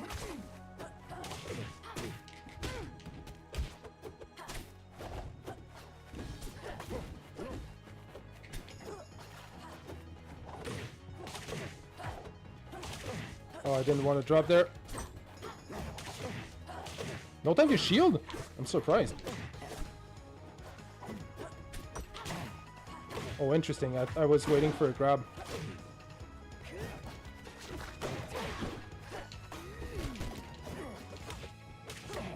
Uh-oh.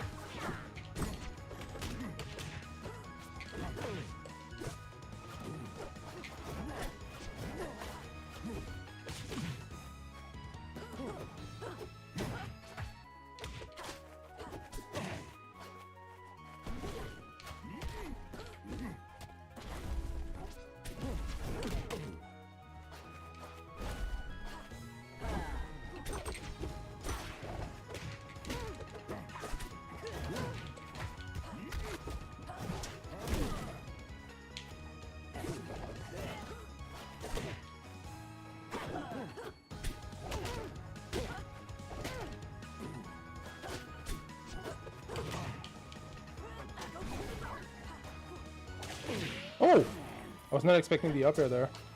That was interesting.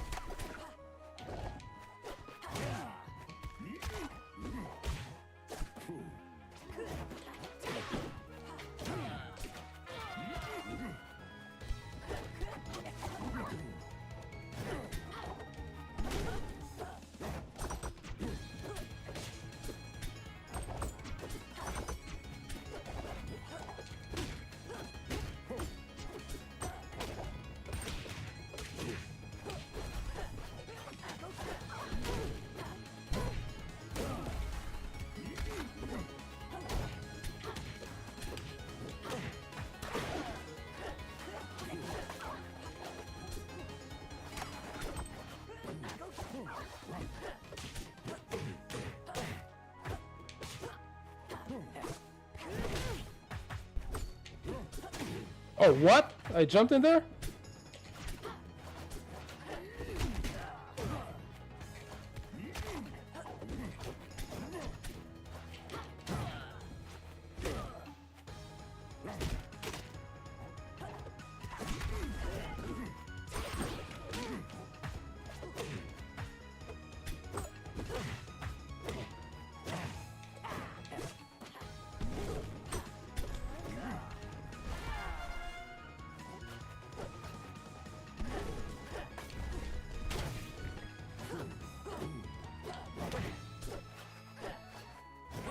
Oh, yep. That was too risky. I need to move more around the platforms. That dash dancer on my forward tilt, that was crazy.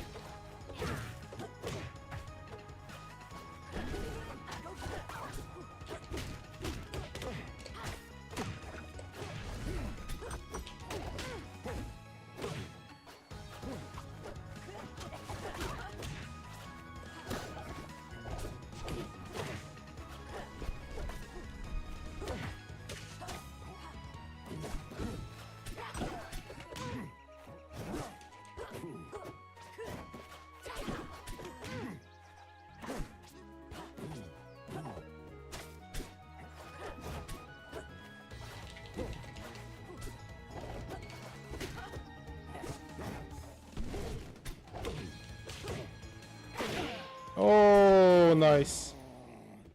I should have DI'd the second up tilt, the second down tilt outwards. That's where the window for it was, the window to get out of that. All right. So what are they doing? They're dash dancing a lot, but they're also giving me lots of space. They're really staying at the far end of the stage. So if I overshoot properly, should be able to get them with like dash attacks. They are climbing up on the platforms and trying to use descending hits to get me. I can play around platforms more and yeah, catch them this way. I think I go back to the same stage because I know how they play here. Move around the platforms more.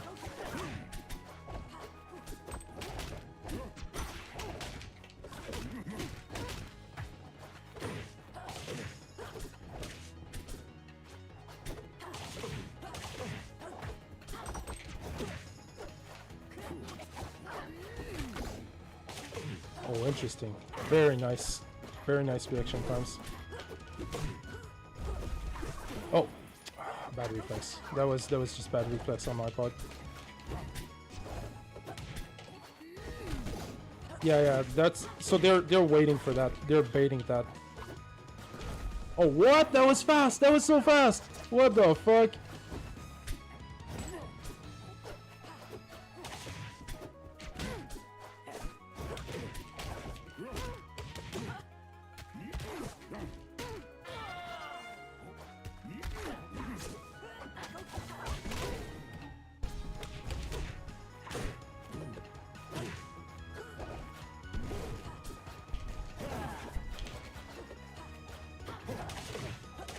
I'm surprised that I don't have time to shield here.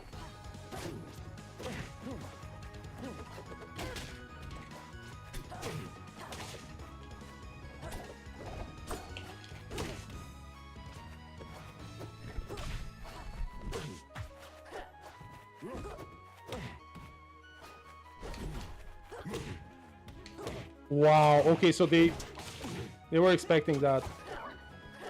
See, that's a player. That's someone who plays with reaction times.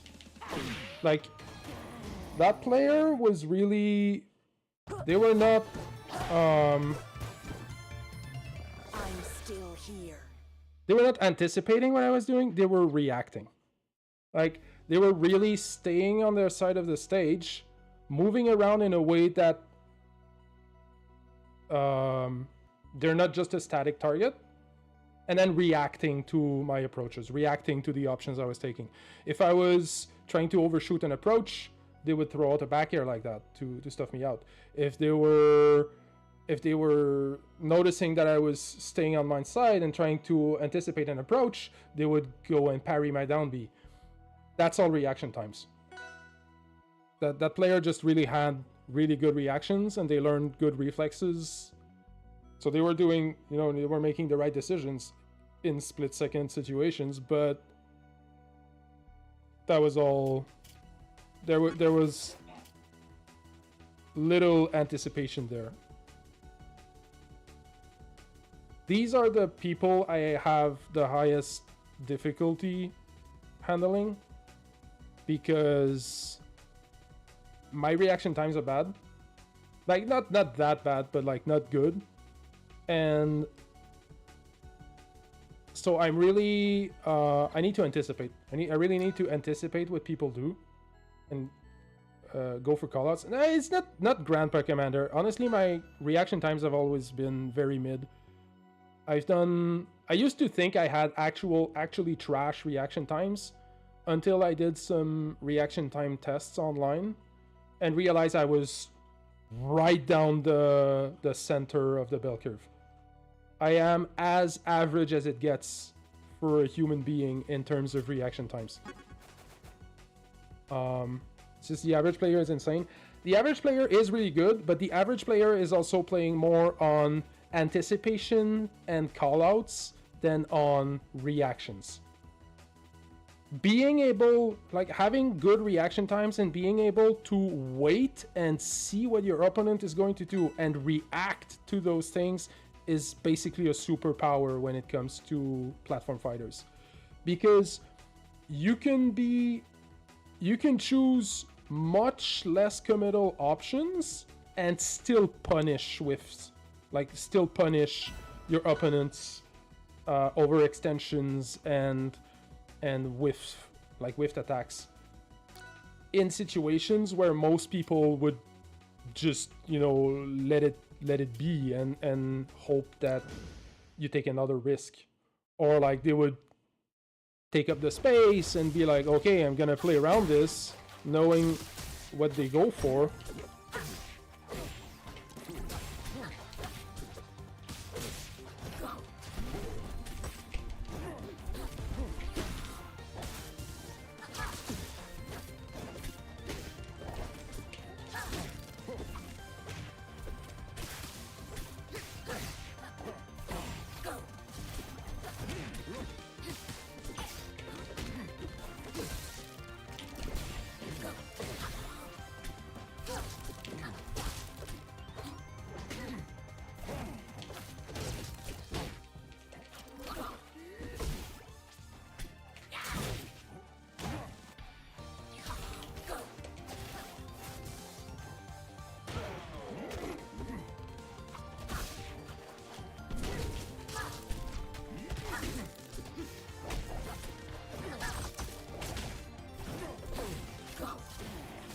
Nice jump above my down tilt there.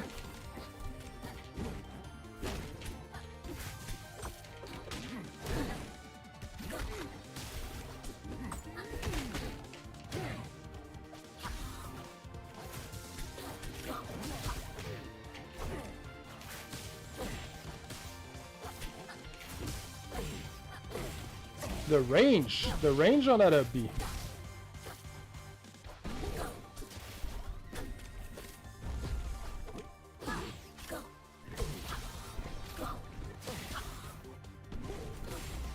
Oh, I thought I could jump. They're fast. They're very fast.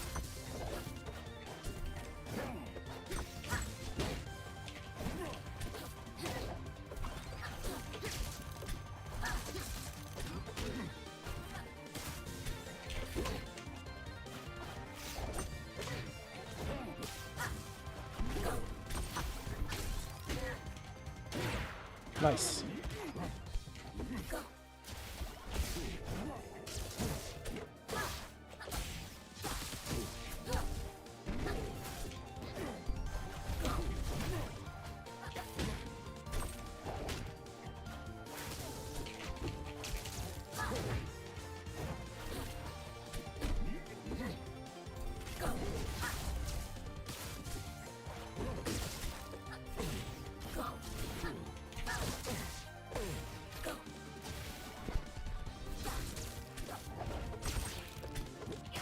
You were supposed to cross up my shield!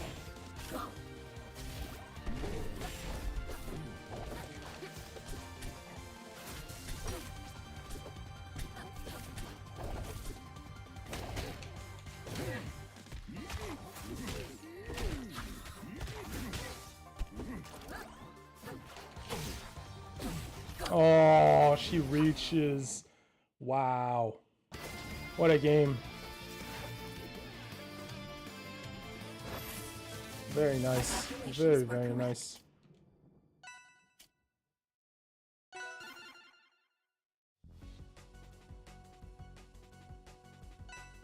Okay, so she's going for up Bs a lot. She's going for forward tilt approaches. Trying to edge guard with clouds, like putting clouds on in front of the ledge and then hitting it.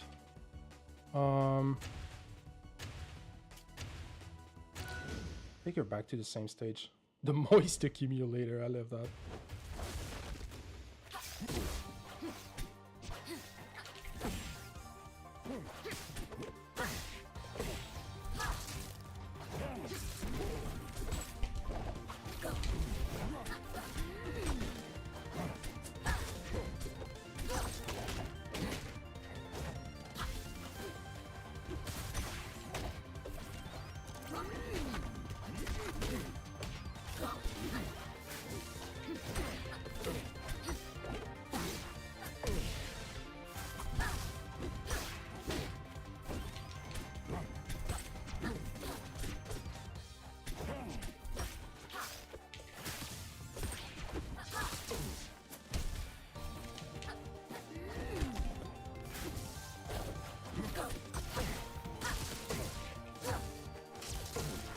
Oh, that hits?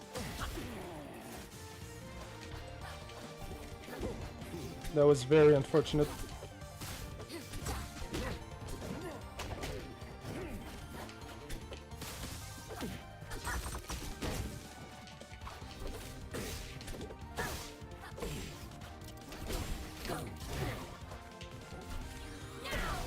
Fuck.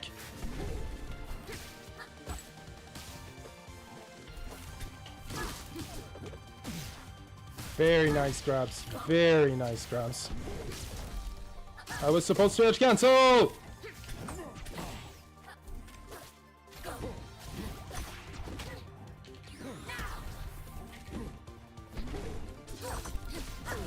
What?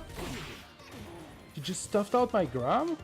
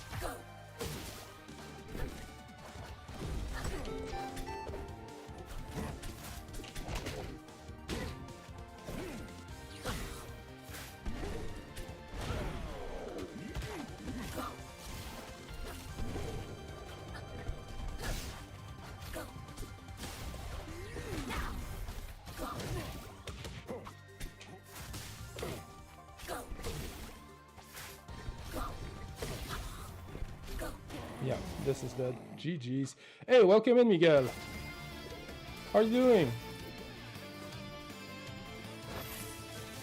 My calculations were correct. That was really nice. Great set.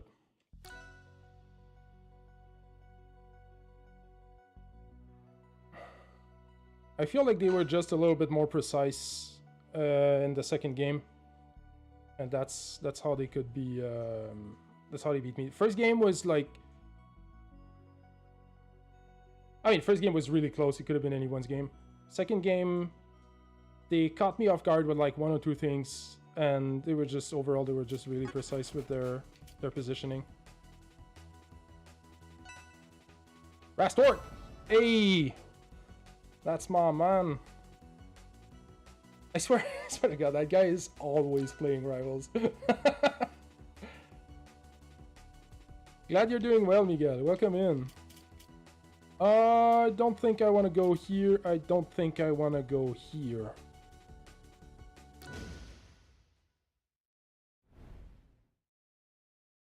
Oh, dojo.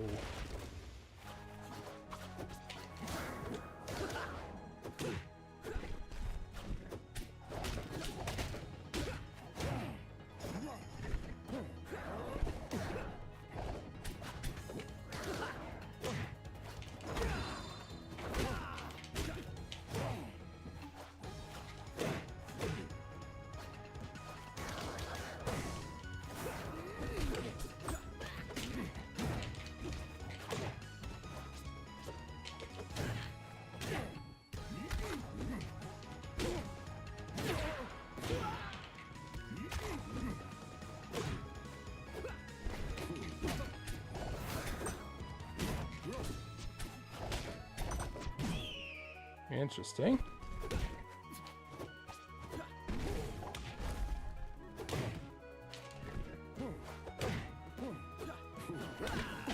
Oh yeah, I gave them that.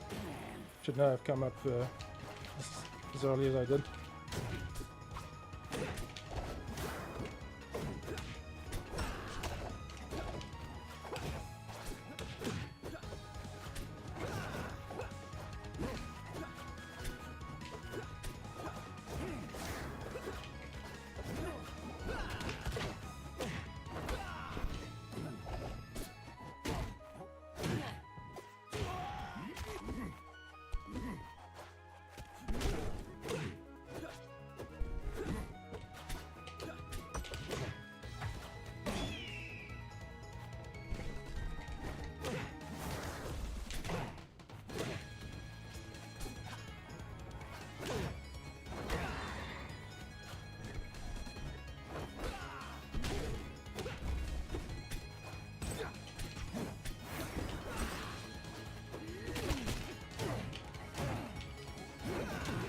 Uh-oh. Yep, GG.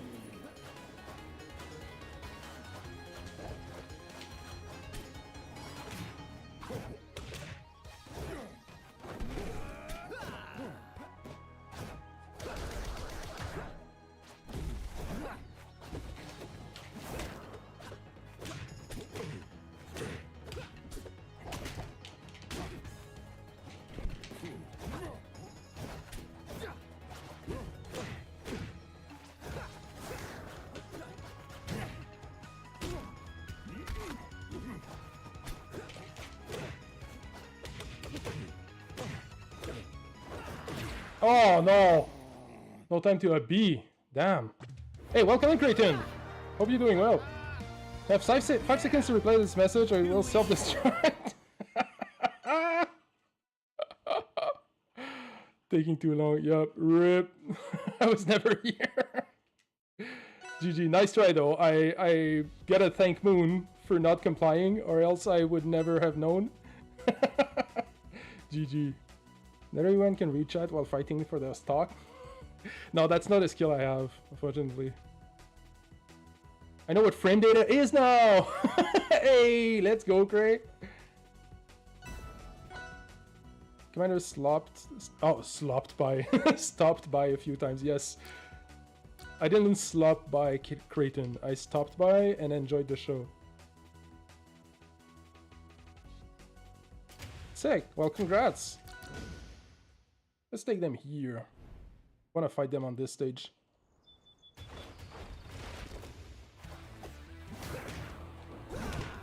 Oh, almost.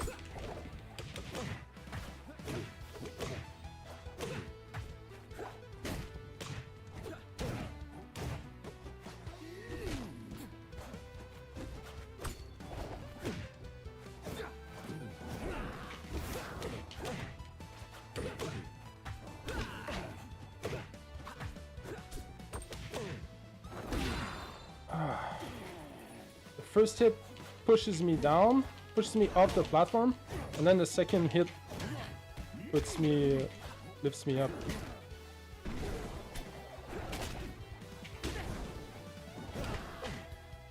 Almost. Okay, that works.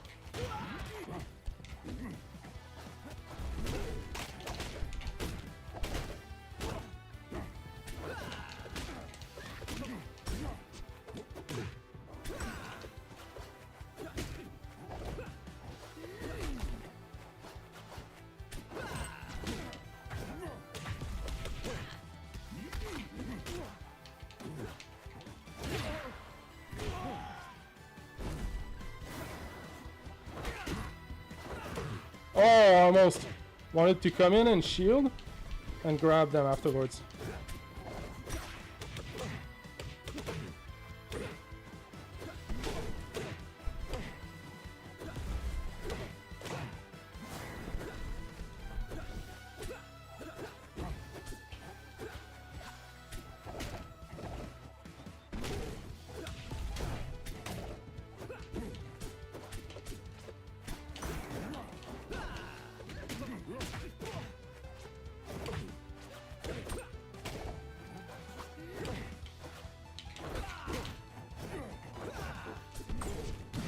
Oh, okay, nice. They just stayed in my shield so that I would pop them up like that.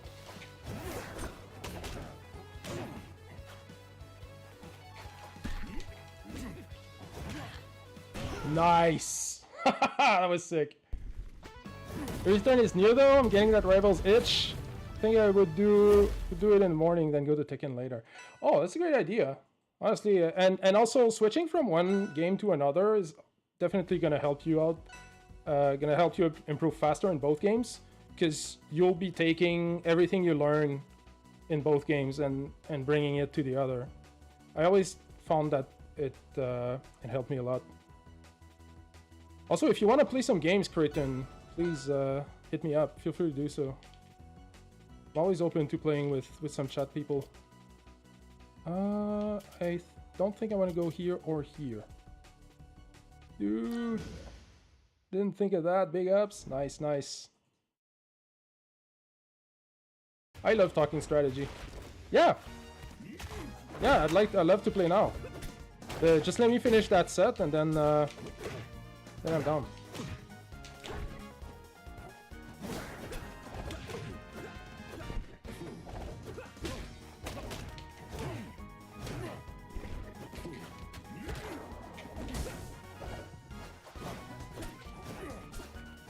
Uh-oh.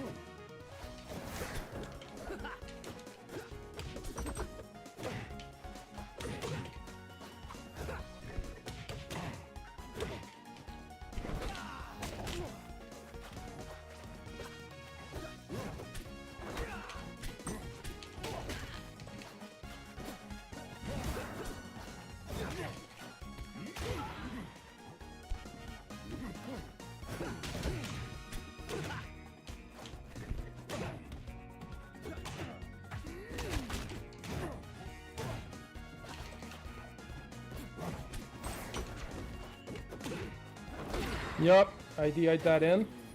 All good.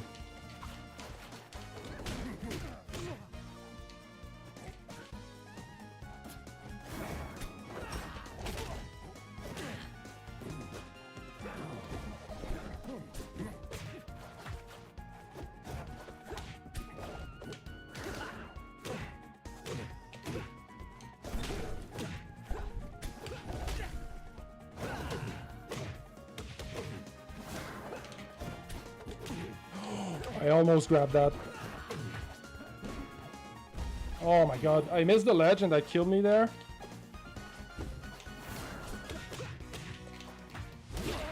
Alright.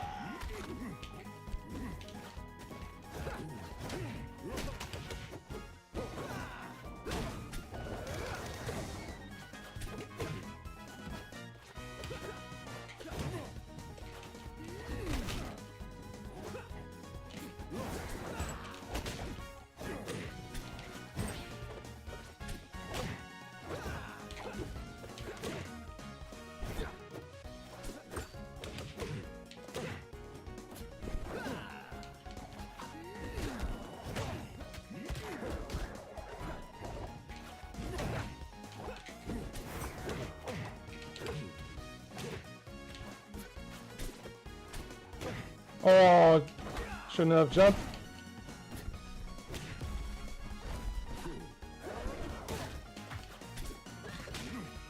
Come on! Let's fucking go! That was so close! Holy shit! Hey, welcome in, Maori! My day's going amazing. How are you? Yo, GG Rastork, that was such a sick set. That was so close. Hey, welcome in, Driftwood. So many new people today. Welcome in, welcome in. Alright, I'm gonna host a lobby. And then we can invite our good friend Creighton. Alright, I'm ready if you still wanna play, Creighton. I know you said so like 40 seconds ago, but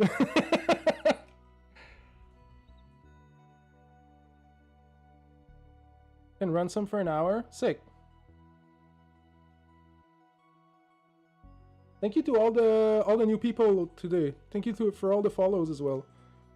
Really appreciate that. You guys are doing like I don't know if people realize just how much every follow helps. Just the fact that you're here, that you're willing to chill with me, watch me. Even if you're just lurking, it helps the channel tremendously.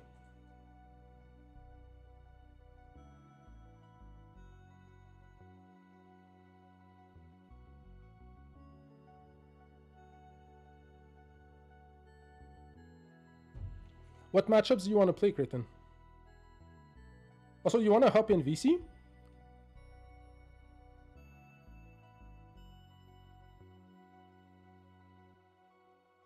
Alright. Join me in the landfill.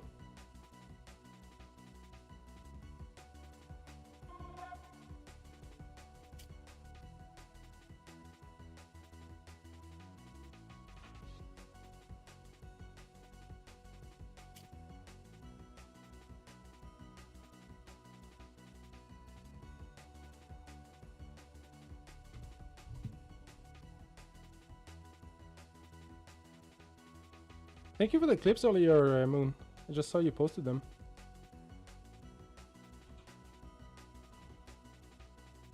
Here, Cray. Don't know if you're... pretty sure you're already in the Discord server, but here's the link nonetheless if you need it. Thank you for the hydrate, Moon.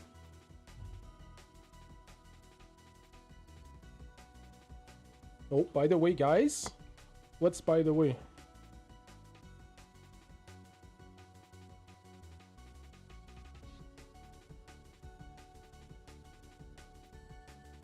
I can just hear Moon furiously typing on her keyboard.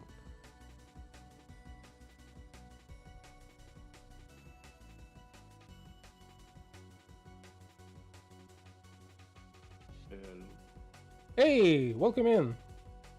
Oh, what's up, man? What's up? Today's a great day. I just finished school last week.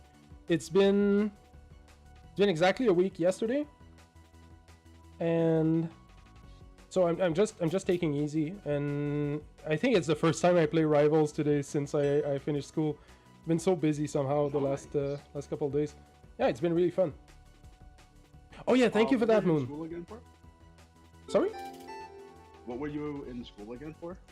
I was studying surveying, so I'll be working. Thank you for the follow, Drace.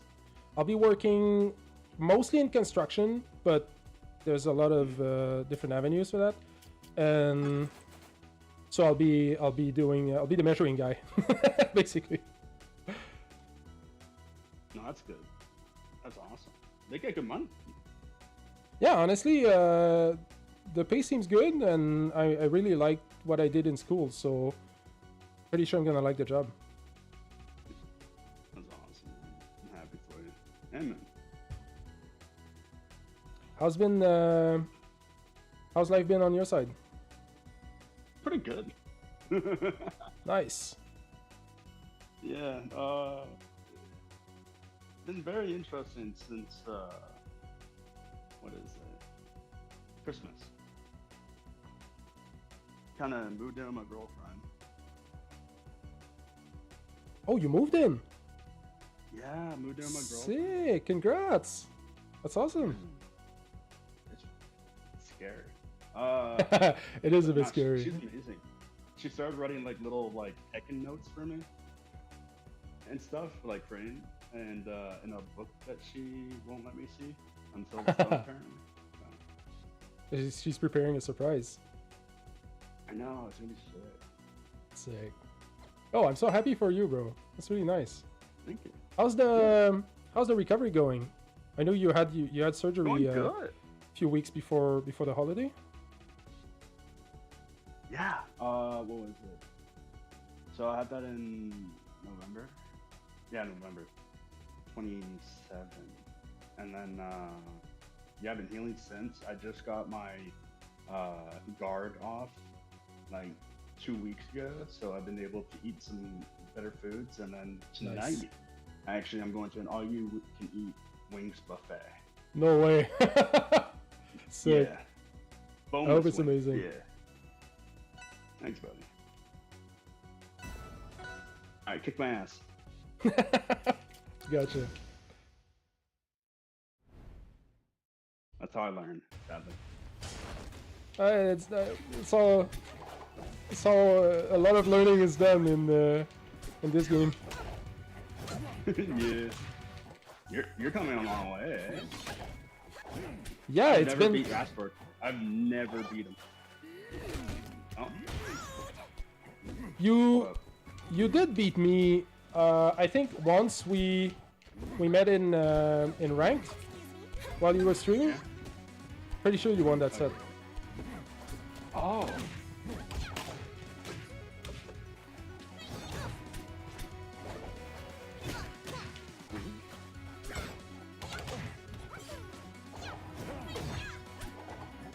What do you think of the balance changes they made to Fleet? I don't know what happened. I'm just playing. Oh, okay. Gotcha. Is it bad? Basically, they nerfed a lot of her aerials and they buffed her special moves. Oh my god, the arrows suck.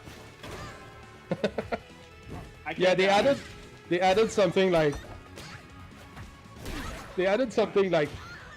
10 frames of end lag to her down air, maybe more.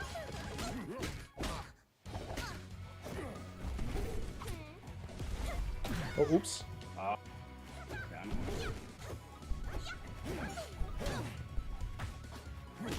I'll fix that.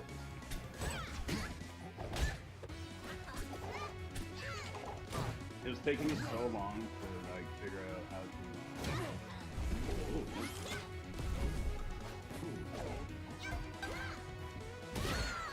Oh, I had time.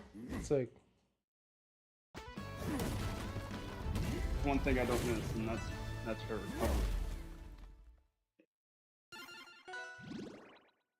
well, Draze, I hope I hope I can provide some good entertainment while you're folding laundry. That's a boring chore, so hopefully I can make it better for you. Never mind the folding too much. My big problem is apartments use a shared washer dry. Oh yes, that's bad. My last apartment, did not have any washing machines, so I had to go to a laundromat like a couple blocks away, and I was not disciplined with laundry during that period. I washed my clothes like once a month if I had the energy for it. Like I would wash my clothes when my wardrobe was completely empty. I could not wear anything. That's what I do too. Woo! That was nice. Ow. Ow. Nope. Oh, you almost got it. So close. Oh, that's a kill though. Oh, God.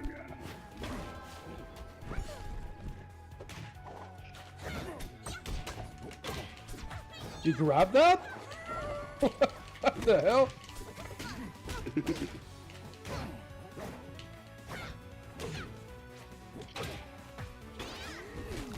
Oh, nice. Thank you. I was hoping you'd run in it. Wasn't that a... You got the right reflex there. Oh yes, you got gut. Oh no. Drop shield. Ah!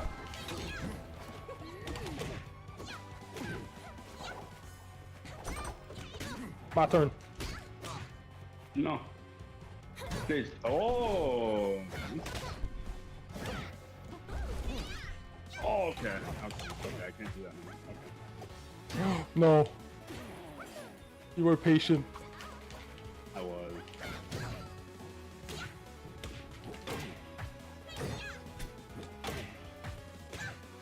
Oh.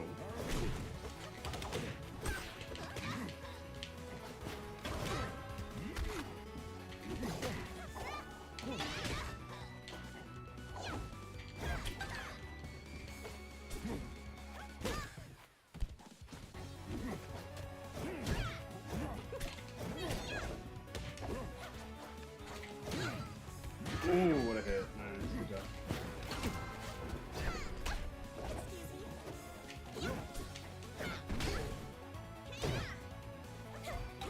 Oh, nice, nice, nice.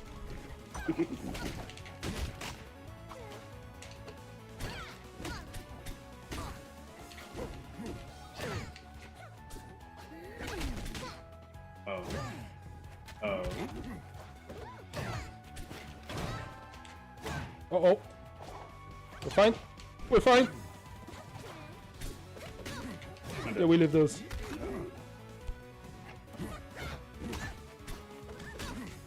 Nice. Oh, what a cut. Good job. Good. I could sense the panic there as you were holding shield. Bookie Bear decided to go back to Rivals, I see. Oh. Hi, Natnye. Hey, hey. I love your name. So hard to use in a sentence, though. He came out of retirement for Commander. Wow. It's actually quite an honor. You've been playing pretty much only Tekken for a while now. Yeah, no, I was really considering the community night. What you doing? Oh, on Friday? Yeah. Yeah, I wanna join. Ooh, But, nice. But it, you know, I was just like, shit, man, wants to play up there. I was like, I got an hour, let's do it. And then, what time does it start again? So it's Friday at 8 p.m. EST. For the people in chat who might not know it, Moon mentioned it earlier, but I'll talk about it a little bit more. Basically, I want to start hosting regular friendly nights in my Discord server. So it should last a few hours at least, depending on how many people we have. It might be longer, might be shorter. But basically, at 8 p.m. Eastern Time, we gather in my Discord server, the landfill, and we play some rivals. We can do doubles, we can do crew battles, we can do rotations, or just like a bunch of 1v1 lobbies. It's really freeform, and I really want this to be a community event, so you know, everyone feel free to stick to whatever game mode you like best. Feel free to, you know, chill in VC with everybody else or not if you prefer lurking. It's really, it's a way to celebrate the community we're building and also have some fun, everybody together, and an excuse to play more rivals. We always need more of those.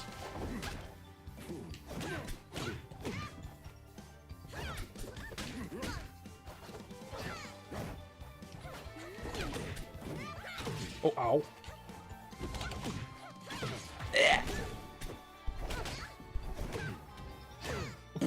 Oh, what? That was sick.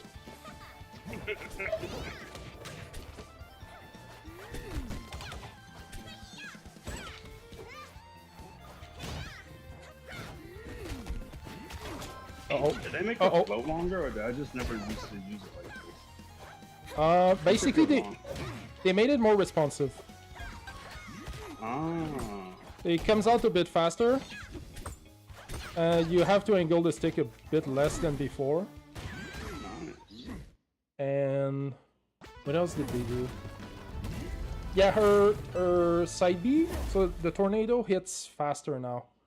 Instead of 10 frames between every hit, it's 7 frames. There's a few other things. Down B, you can fast fall earlier. What? Yeah, you can fast fall earlier out of down B now. Hold on, let me see this. Oh my god.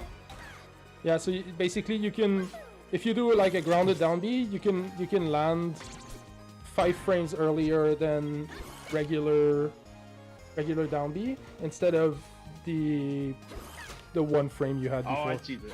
I see this. Yeah, so it just makes it a bit more versatile. All of our aerials were got some end lag added. So Nair takes much longer to end once you throw it out. Same thing for back air, down air. Oh, I see. Forward air wasn't really changed. All they did was they changed the damage it does a little bit, or the knockback, so that you can wall take it now. Oh. I see this. Welcome in, Spice Smiley. Uh-oh. Ow. Ooh. Oh wow. Nice spacing around that. Oh. Nice.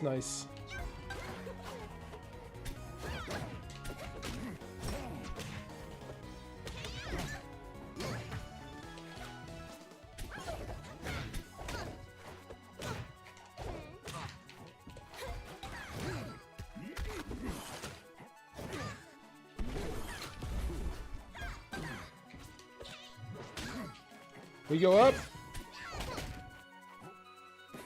And we go down.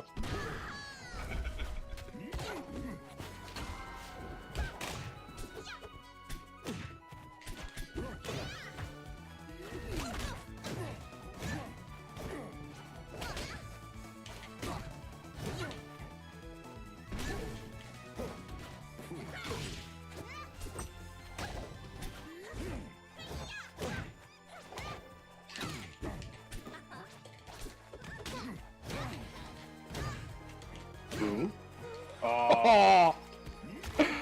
If I got the strong hit there. Yeah, if you got a strong hit there, or maybe like a waveland. Oh, maybe, yeah. Oh, that was almost a grab. Uh-oh. Oh, okay, so it hits them like that. Okay.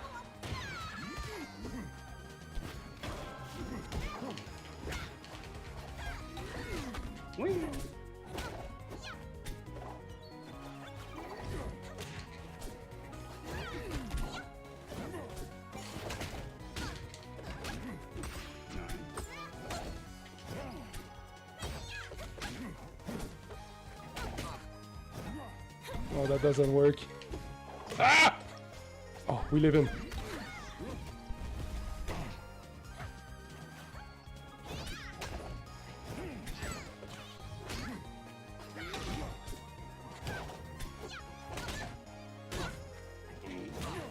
Oh, nice. What the? Ah! Okay, we're fine. Oh.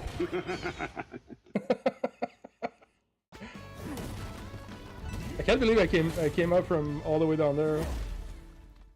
I'm surprised but that was because I was able to hop off your pillar. I was like, oh shit. I think you hit me with the down air, and I somehow smashed the eye in. That made me land on the pillar.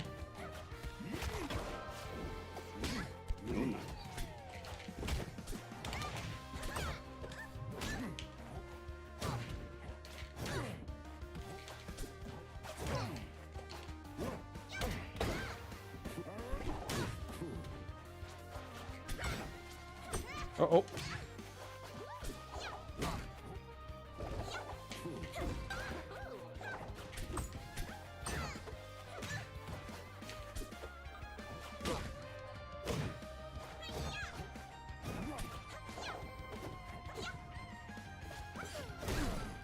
Ooh.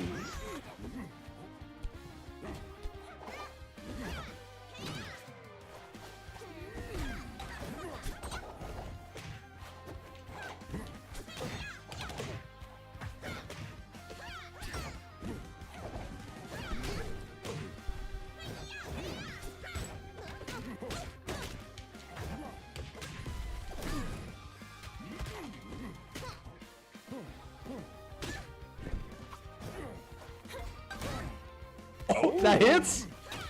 Sick. Okay. Oh shit.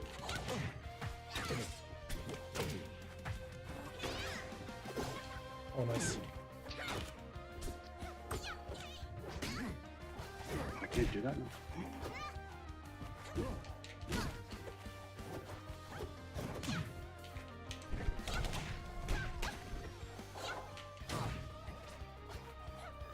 Oh shit. Oh, that's not a kill?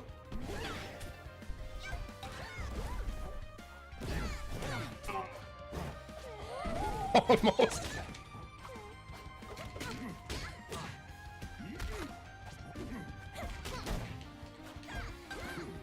I love how you're going for these kills because if you get it, someone else might.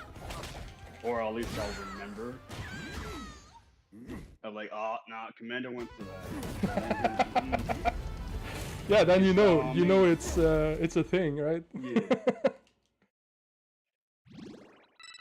I've always played. I used to play Super Smash Bros. For spikes. Like all I wanted to do was land meteor hits. So it's just like it's ingrained in my DNA at that point. I just go for random shit.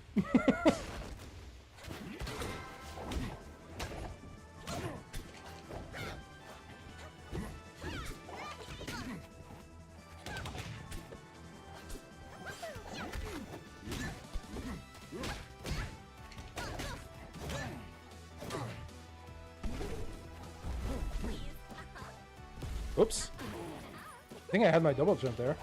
Just didn't use it.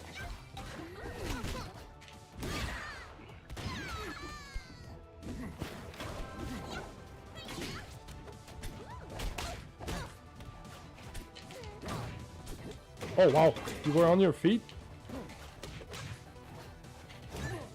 I was paying attention.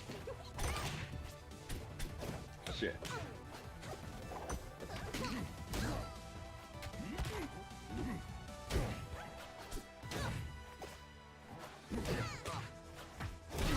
Nice.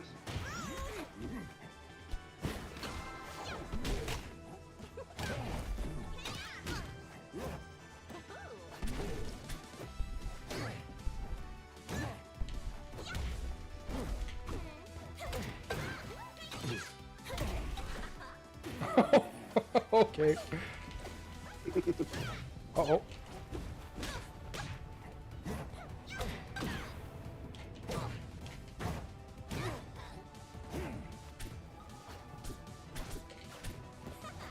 Come on, give me that grab. Oh, nice, bro.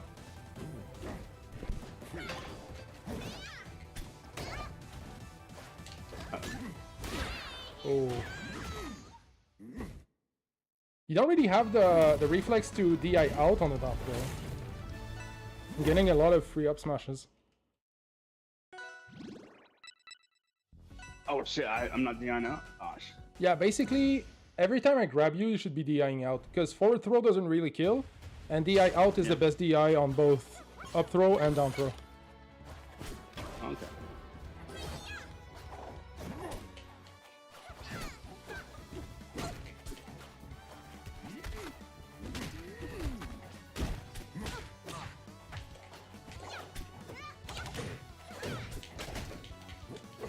Oh, what a grab.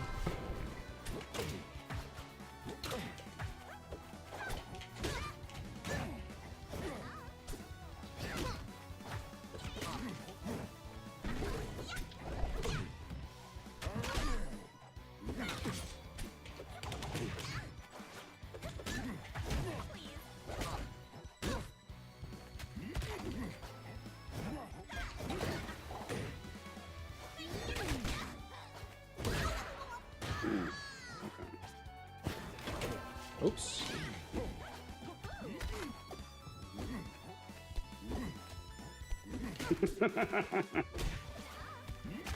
Oh, that was risky. That was much too close.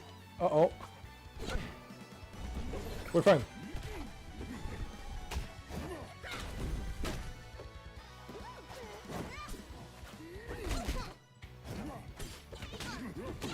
Uh-oh.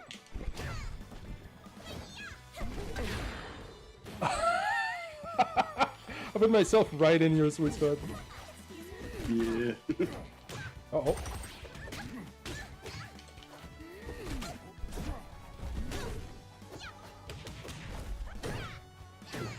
Uh-oh.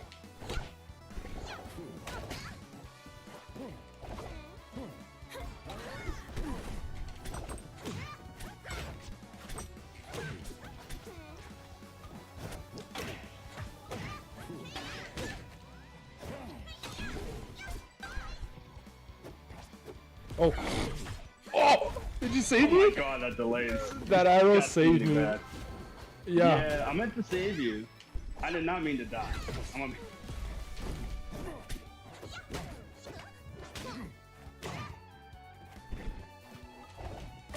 Uh-oh. Wait, that don't kill? Oh my gosh, you got me.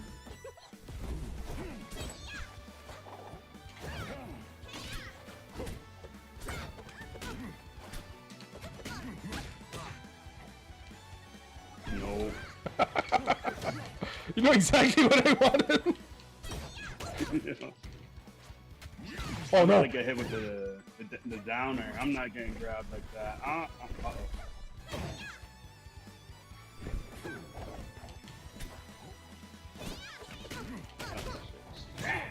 No, I'm getting grabbed.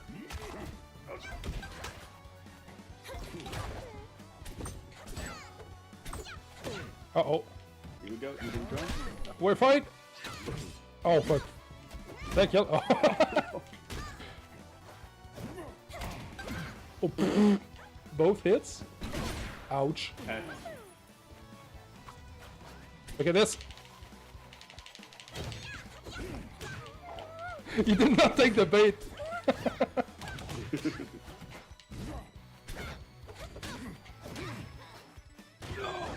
I wanted you to roll so bad.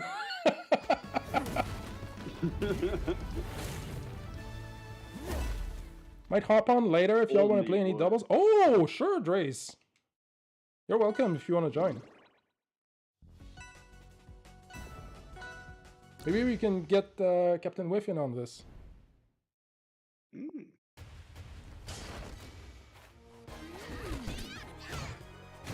Captain Whiff is my little brother. Your little brother. Oh, wow.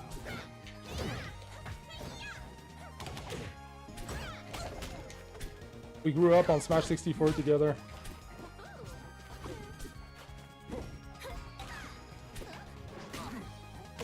Oh, thank you for the hydrate, JS.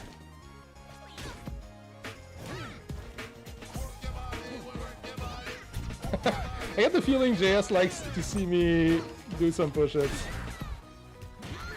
Yeah.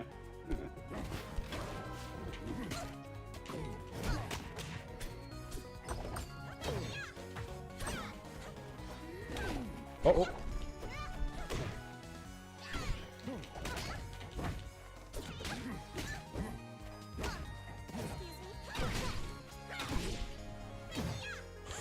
No attack. Rip.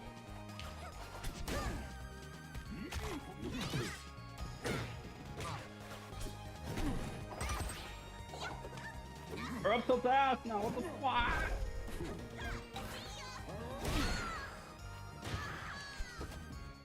Good placement.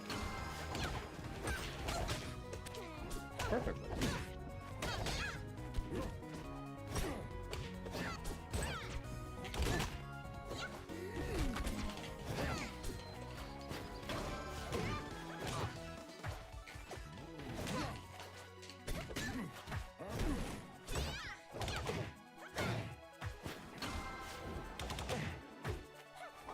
Uh-oh.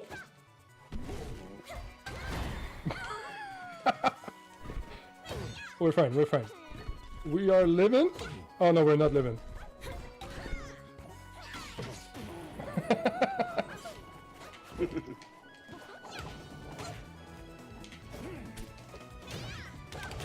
Ooh.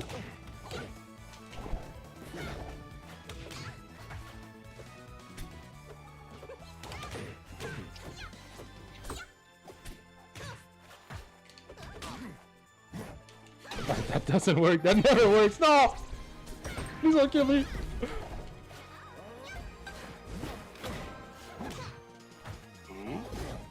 Of course. Okay, we got this. Oh no, we don't got this. Oh! Oh my god. Oh. Nice. GG. GG. Oh, Jess says I just like the song. Liar. I know you like the song.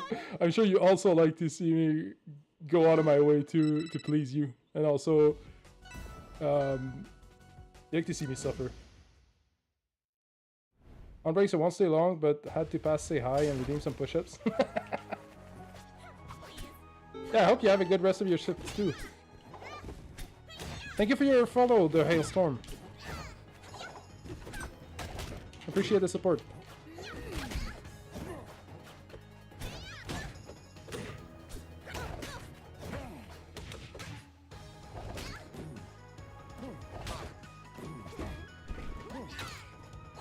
Uh-oh.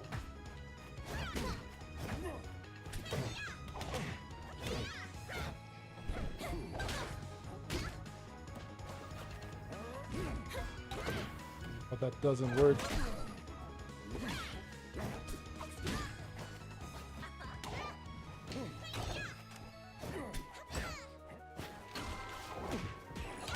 Uh-oh. We're fine. Imagine if you upbeat. Imagine if that didn't interrupt your upbeat there. Uh-oh.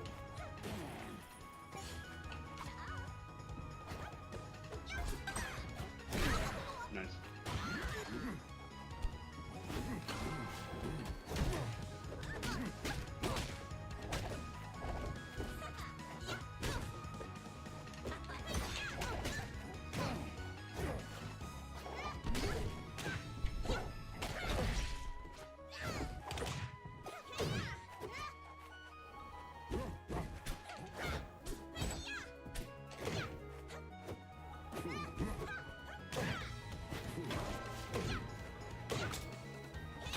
Woo!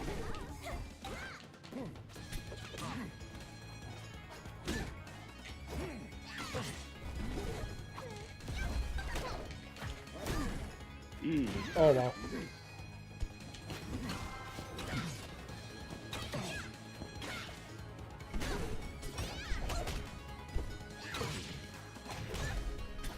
Oh.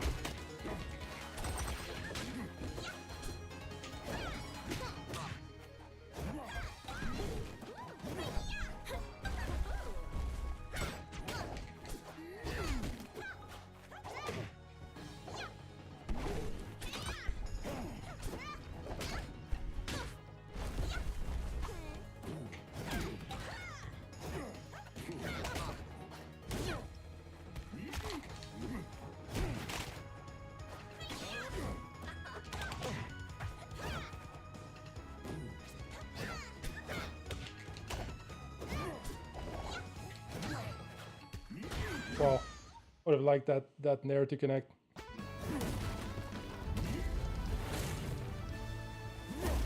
Alright, I'll take a 30 seconds break just to move around a little bit, because I want JS to be spending his money wisely. So I need to not waste it. I'll be right back. Okay. All right.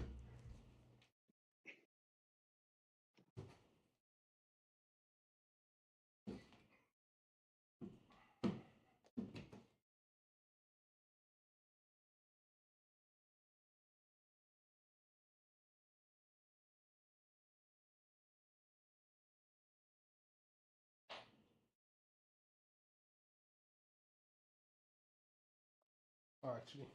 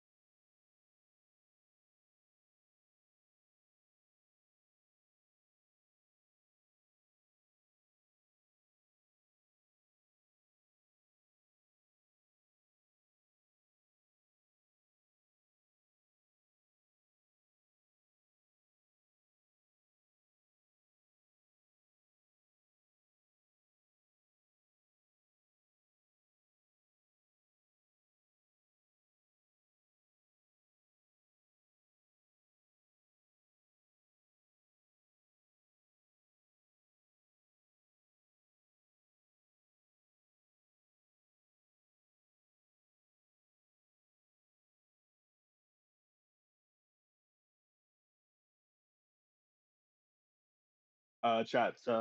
Somebody tell Amanda I gotta go. We're back. Oh shit. I gotta go. Oh, it's all good. No worries. Thank you for the games. That was really fun. Yeah, no, that was a lot of fun. We'll definitely do it again. Mm-hmm. Anytime. All right, peace out, bud. All right, peace out. Have a good day. You too. Bye. Bye-bye.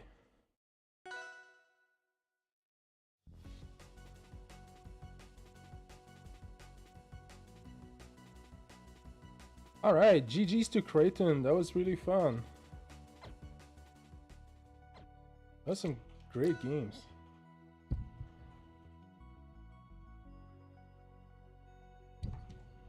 Oh yeah, thank you, Moon. I was about to do that. Big shout out to Creighton, guys. If you don't know him already, please go check out his page. He's a big Rivals of Aether 2 streamer and also Tekken 8 for the past couple of weeks. He's a very nice guy, very chill. Often streams early in the morning. So if you're a morning person, that would be perfect for you. Please go check him out. Give him a follow. Give him some love. He deserves all the love. Super chill guy.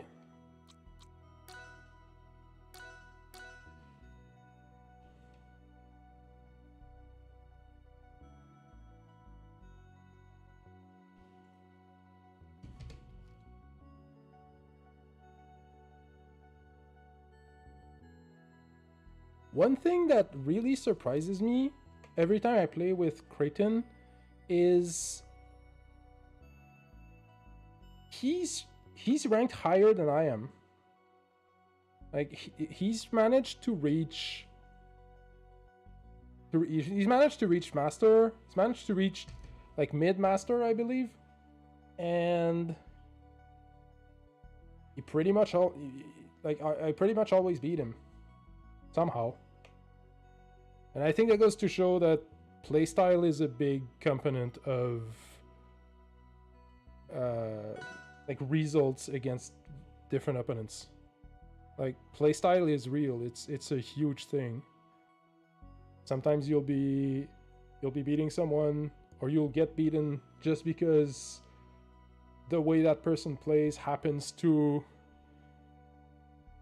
interact with the way you're playing in some very specific ways.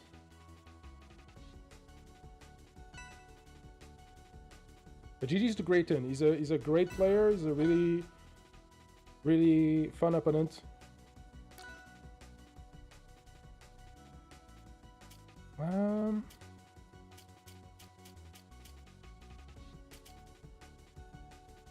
I don't want the stages too big, and I don't want...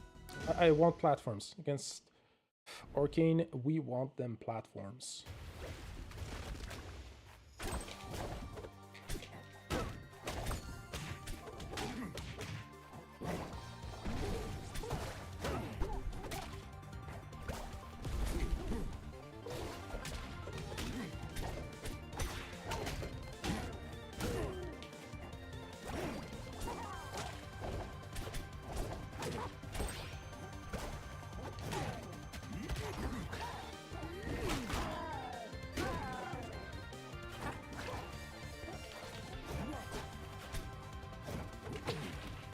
That reached!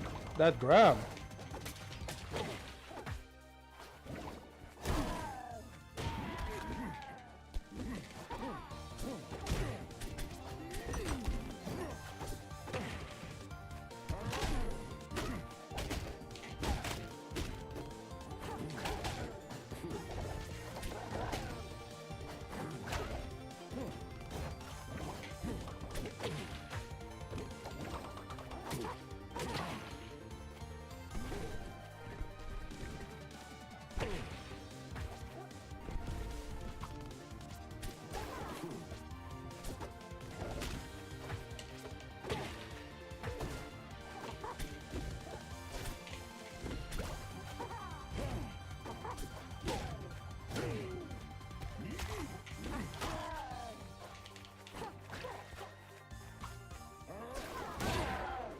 Nice spacing. I was a little bit afraid I would get hit there, but that was great spacing.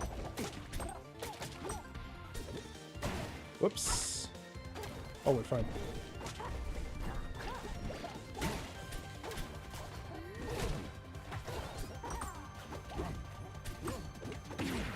That's a kill? Yep. Okay.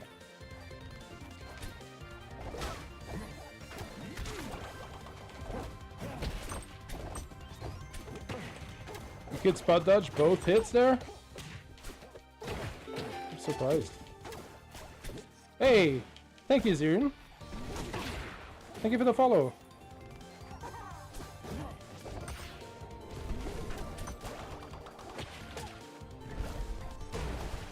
Oh shit. Oh shit.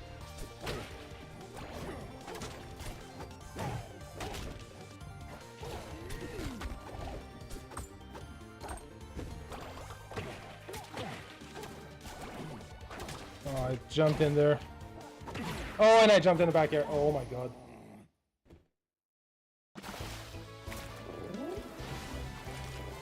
Okay, so this guy likes to pop. This player likes to pop their bubbles right on me. That's parryable. They like to come in with double nairs, so full hop nairs, and they'll do a second one right before they land, or they'll bounce on the ground to do the second hit. They go for back airs for edge guards, so I need to stop double jumping. What else? They always go for up throw, and they seem to fish for the back air afterwards. So if I DI the up throws in, that should help. Maybe down and in.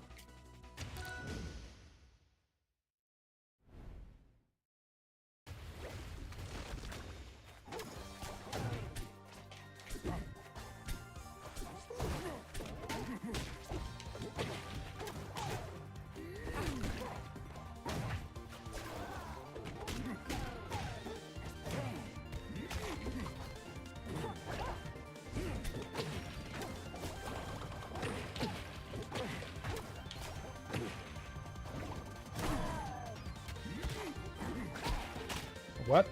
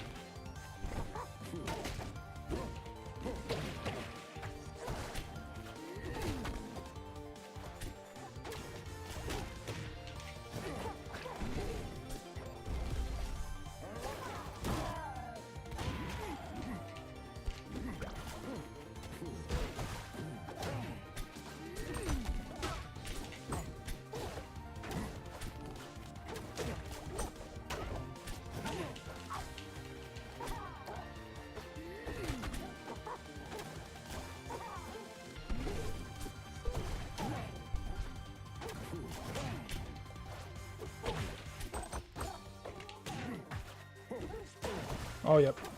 That's alright.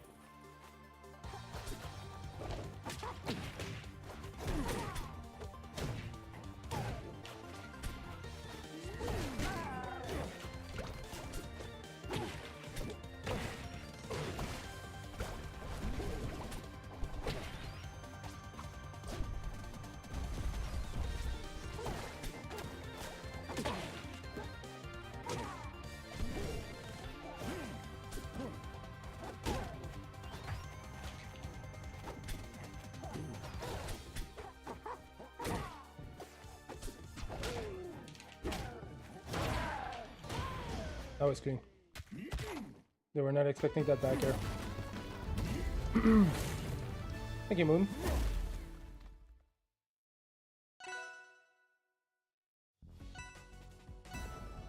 Alright, so they're pretty aggressive. They like to come in and call out my jumps out of shield with back airs. I gotta be wary of those. I don't think I want to play them here or here. They're probably gonna take rock wall. Wouldn't be surprised. Looked away for a second the first game. Surprised you lost it. Yeah, it was really close. I mean, they caught me off guard at the end.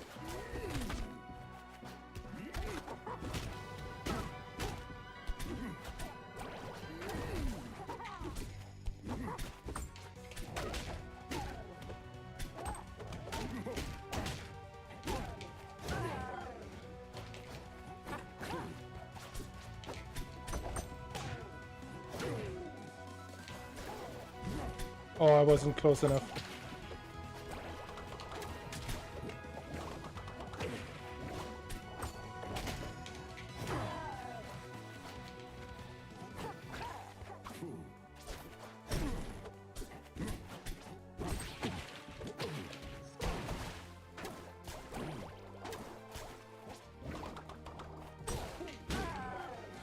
Okay, that's a kill.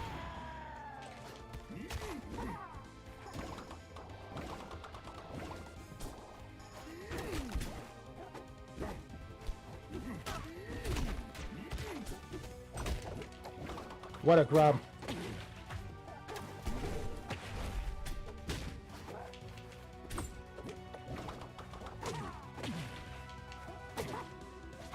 Okay, so they really like, yes. See that? They're always trying to snipe my double jump.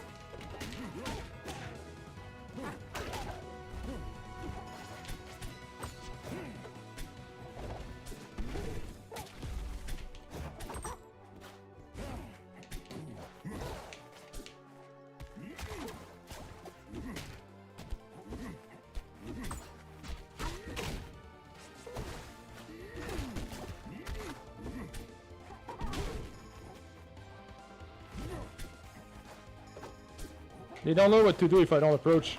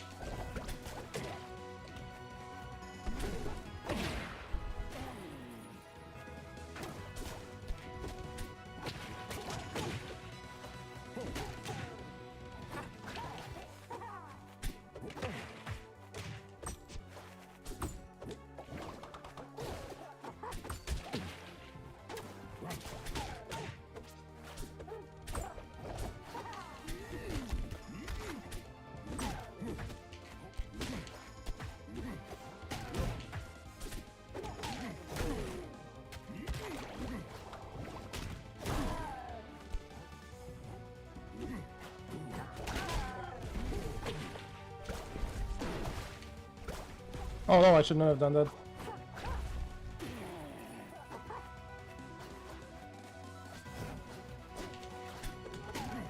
Alright, GG's.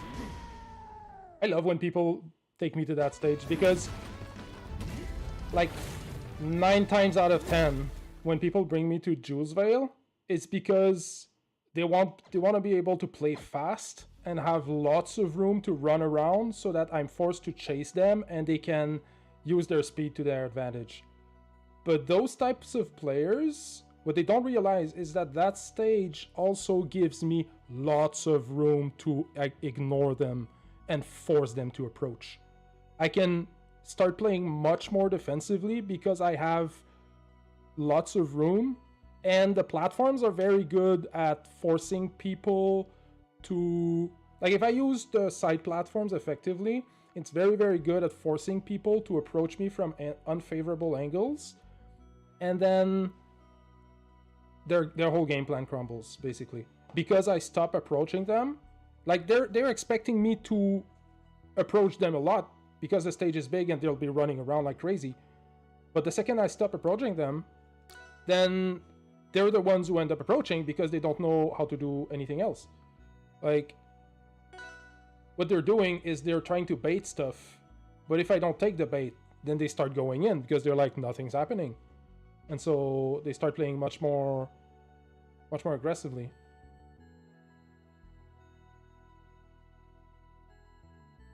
So I do think that this stage is really good for Crag as well.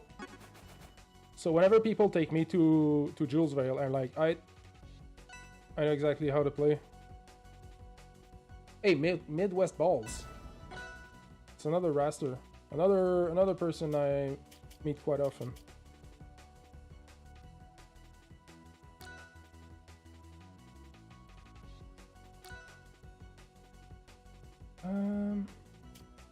Here, I guess.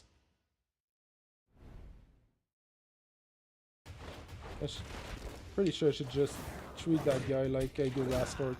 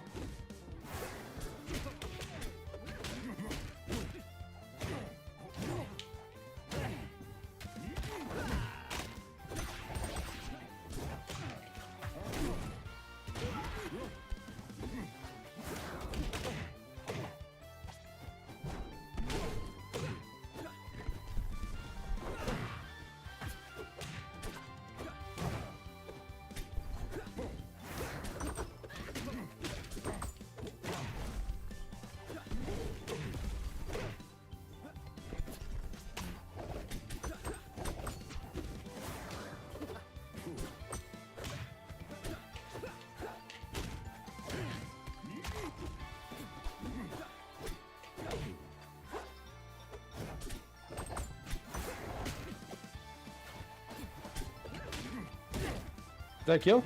Nice.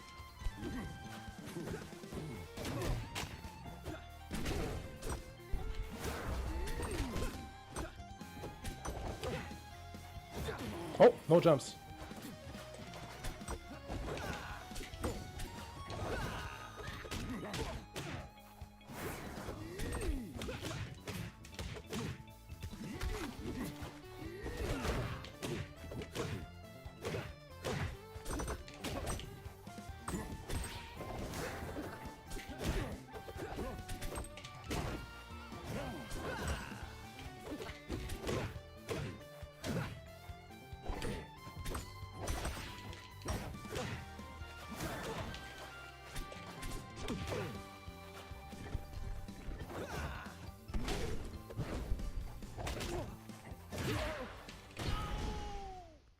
GG.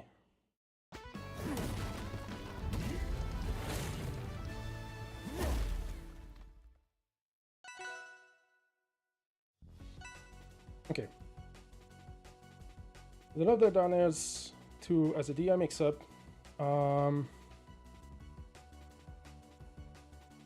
They like coming down on me with down airs, down strongs, kind of in neutral.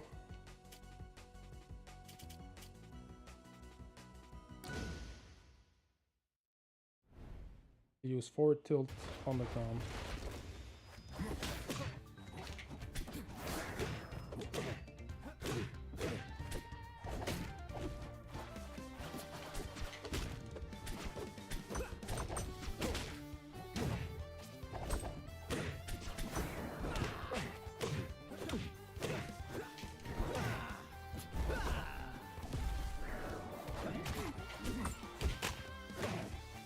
Nice way to use the rock there.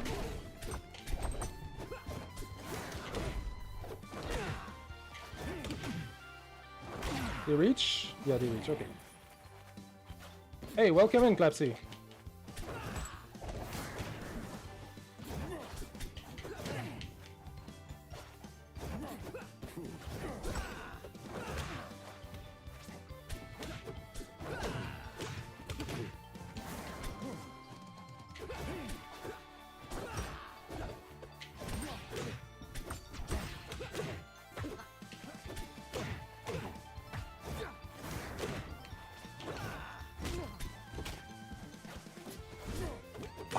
How did that not hit?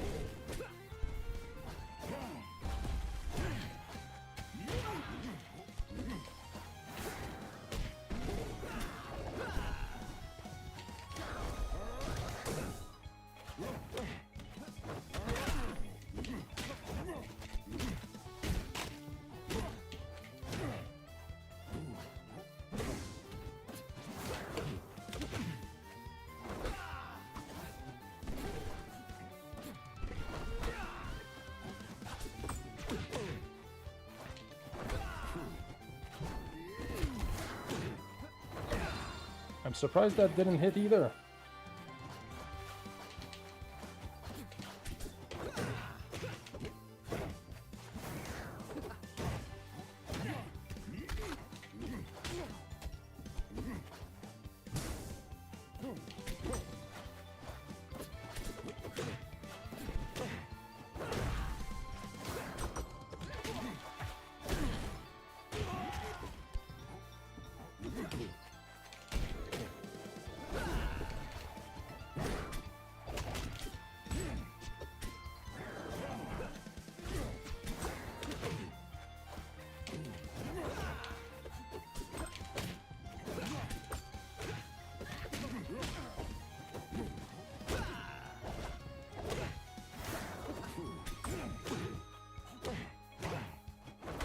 Fair kill.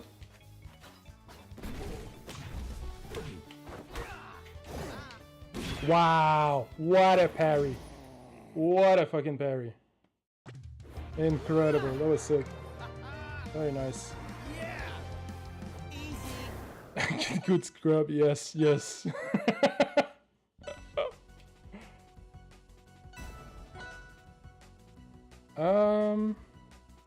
What do I want to take him?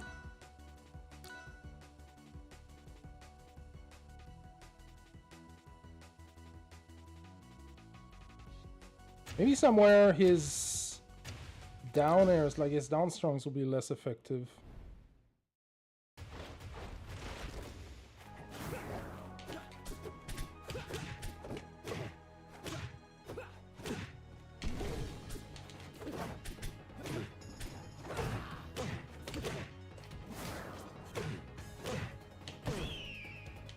People are so good at tech chasing.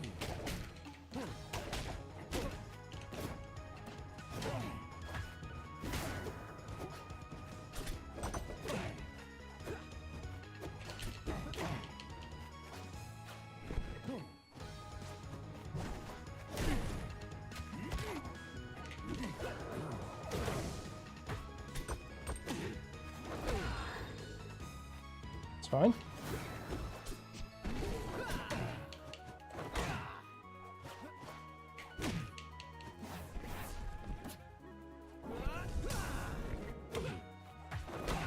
Huh. Interesting.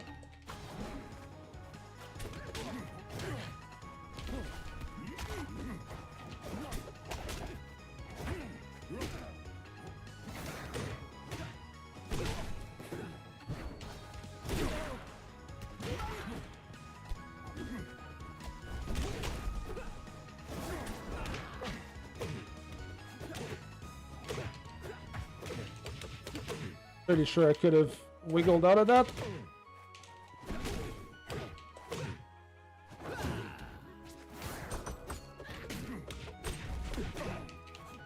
That kills. Wow.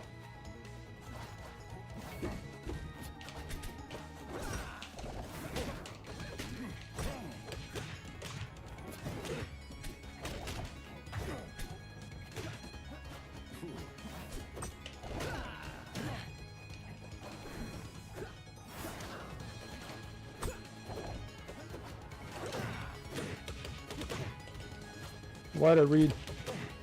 What? He still had the ledge! Oh my god. That was a long time. Did not think he would still have the ledge there. Though, yes. I did get wrecked on the last game.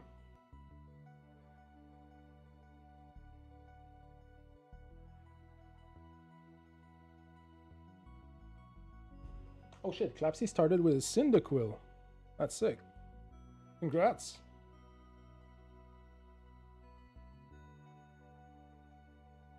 Are you gonna evolve it or are you gonna keep it as a Cyndaquil?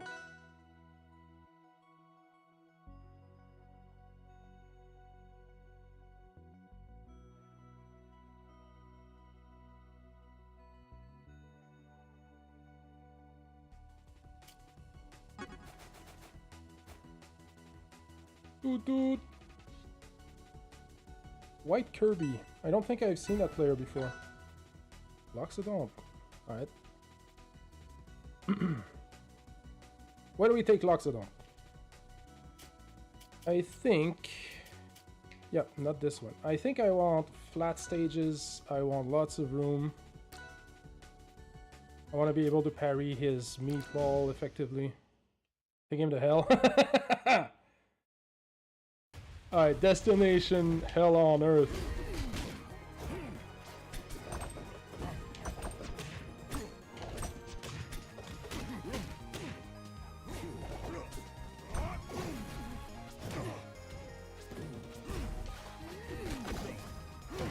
Okay, destination, no down B either, because this guy knows how to parry them.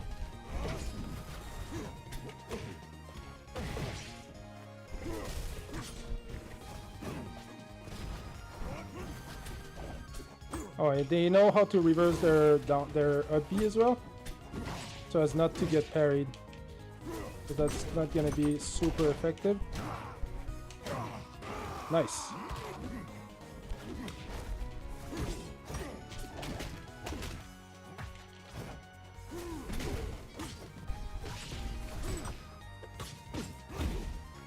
Oh, nice. Sick combos.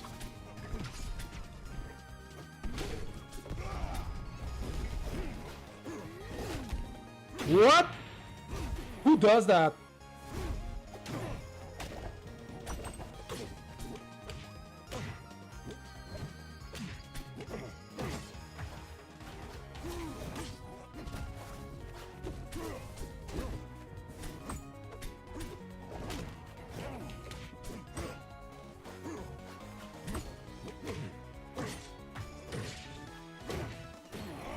I can't believe how strong this down air is. Like, it kills so early.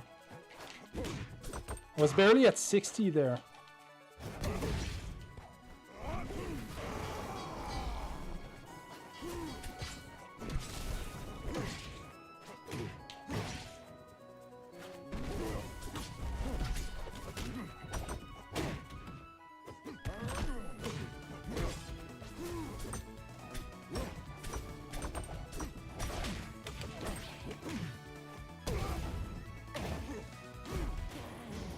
So strong. JS, if you're here, take notes.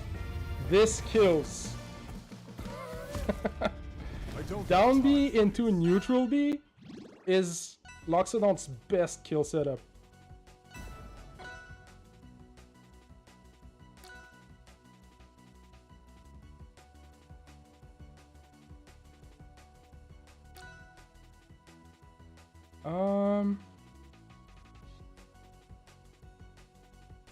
Your bot really wants you to get good. I think I take him here. We'll play around platforms.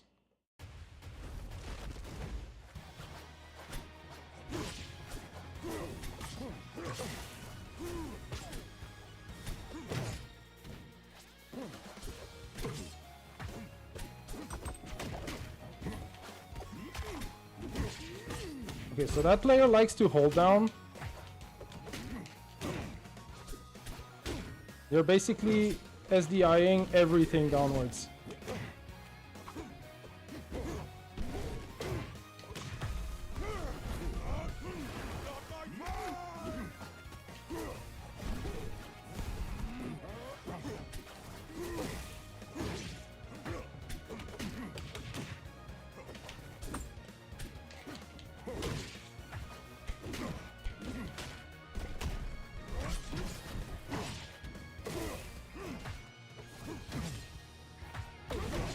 Wow. Wow. Sick down D.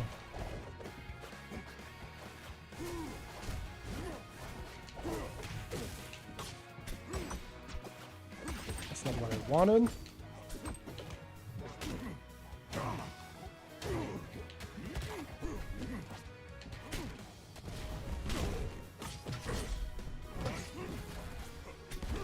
That.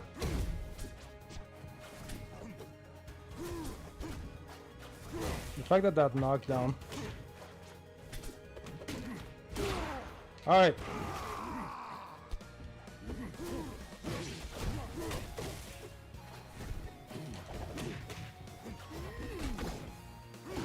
They just always parry. Down B is out of the question.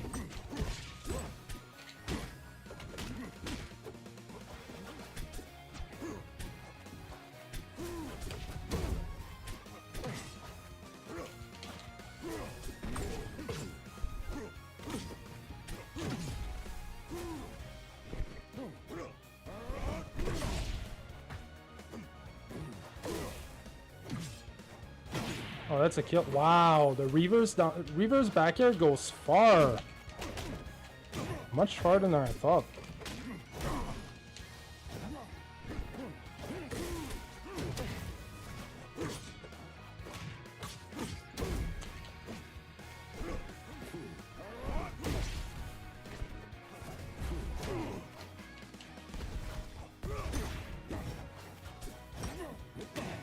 Yeah, that was too risky.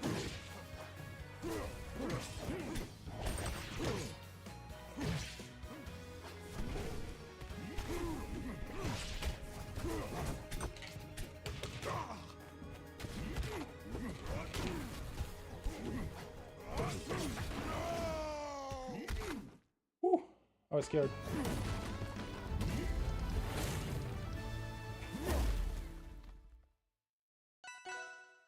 Nice try on that last W there.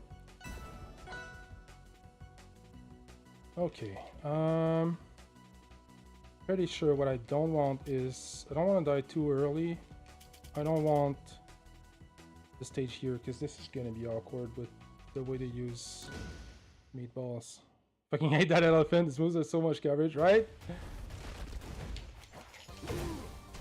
Yeah, you really have to play in certain pretty specific ways to play around that.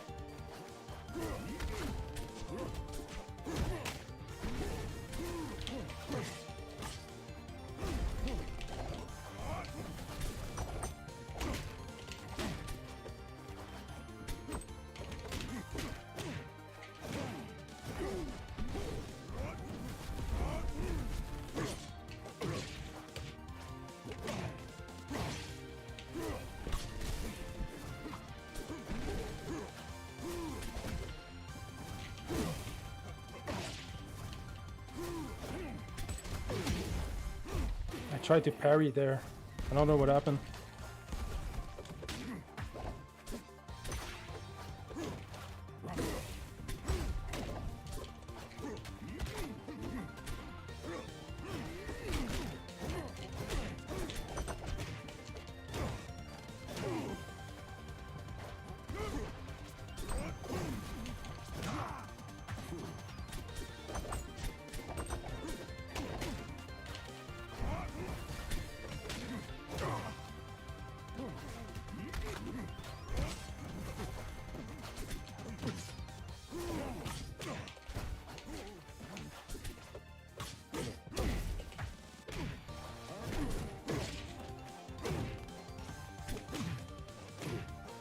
Oh my god, no!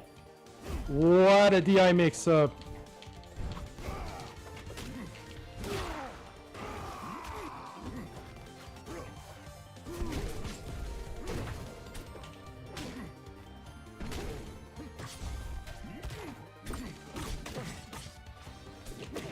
That grab though.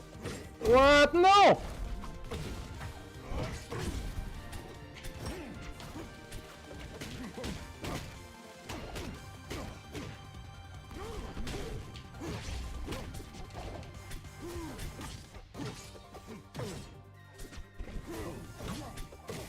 I jumped in there. Yep.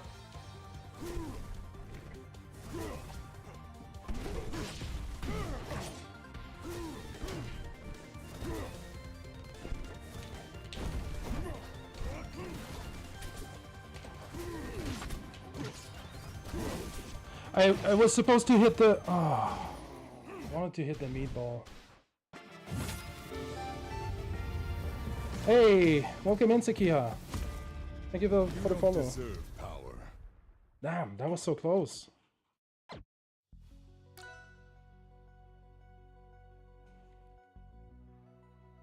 It's unfortunate. The little up air on the platform. I thought I could land before another hit came, so I wanted to like tech roll out, and that back air just killed me so early because of it. That was really nice.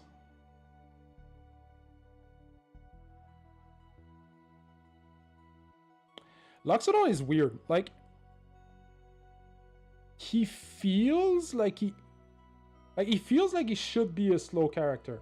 He feels like he should be, and to be fair, he is slow compared to the rest of the cast, but like he feels like he should be looking for a lot of stray hits, a lot of reads. But the way he's made, yeah, even being slow, he has so much coverage and it compensates. Yes, but at the same time, speed is important. And coverage, like against a good player, coverage does not cut it. You need speed, you need reads, you need a good neutral game. What really surprises me with Loxodon is just how hard all of his combos hit. A good Loxodon will 0 to death you all the time. Like, their combos just hit so hard. Like, when you're stuck in like maple up air chains, you're like, okay, like you understand why you're stuck in there. But when you're playing a Loxodon and you can't get out of their combos for the life of you, it feels weird because it feels like you should be getting out of those, but you can't. His upwards move, reach behind him. Yeah. Feels like a heavy Clarion. Yeah, kinda.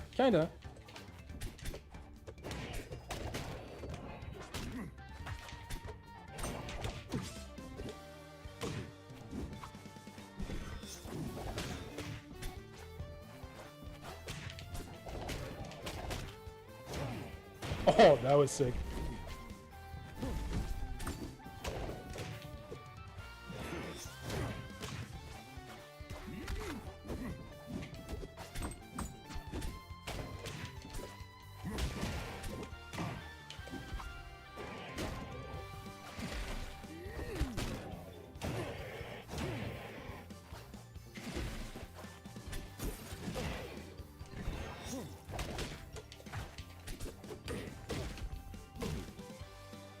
We're fine.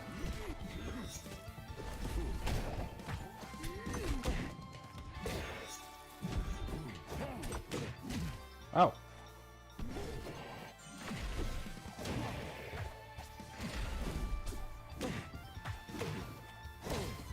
Oh, that's a kill, yeah.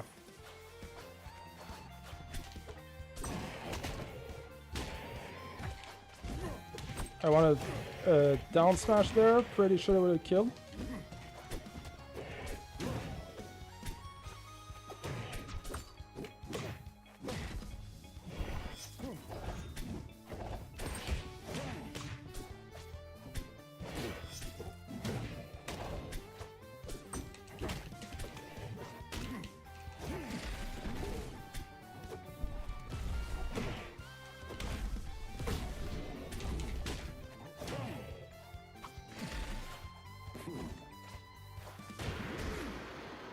GG.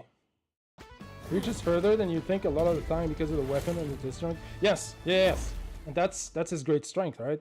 His big range. But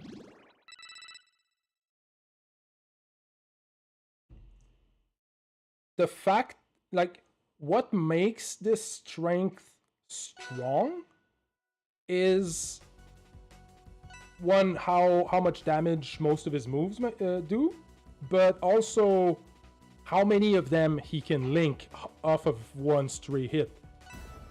Quite often, you get clipped by one small thing in Loxodon's range, and you take like 70% for it.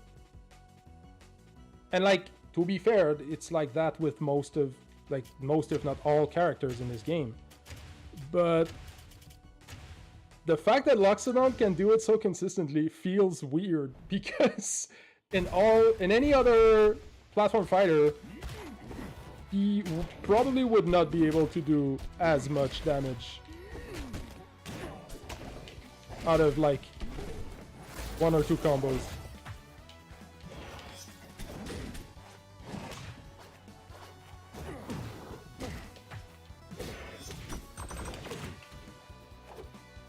Oh, okay. I see what he did.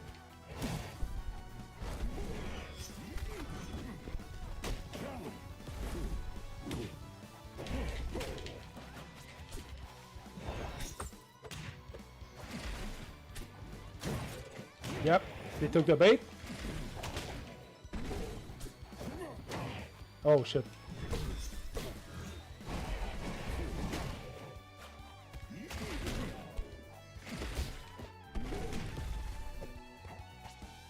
What?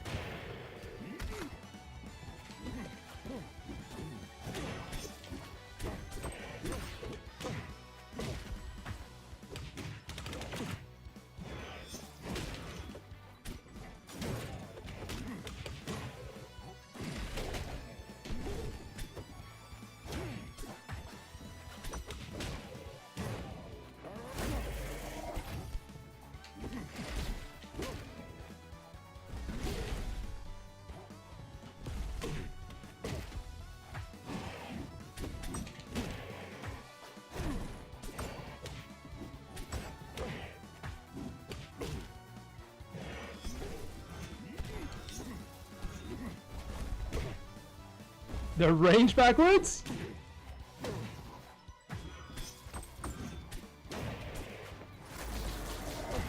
Oh my god. That always sends forward.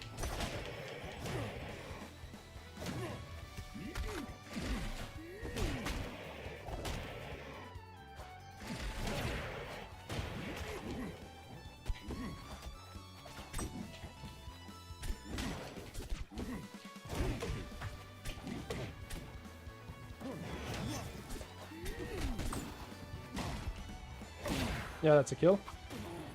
That's fine.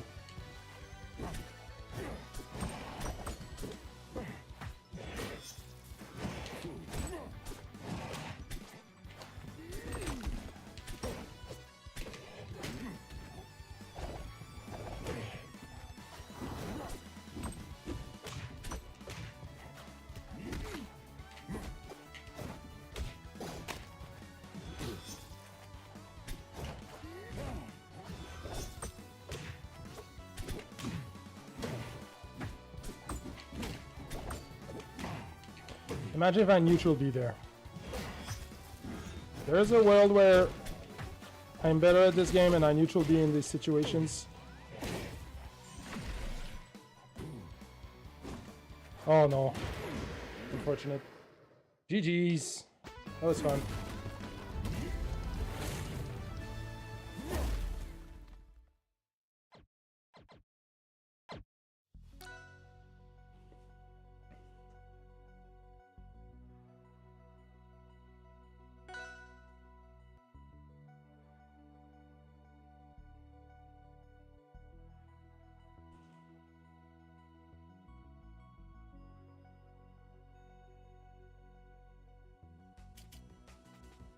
Oh, a little bit of lag there.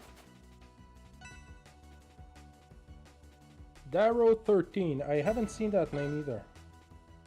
Another Lux. I'm thinking. Yeah, I guess. Something like that. Loxodons love this stage. I really like it too. I don't mind playing here. Uh-oh, didn't want the forward tilt there. I always need to shield a bit earlier than I think.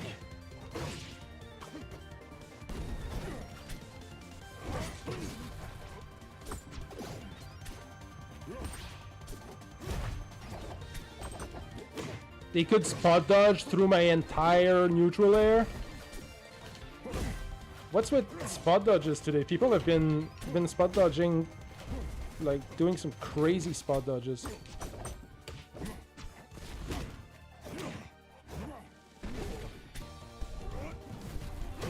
Oh, okay.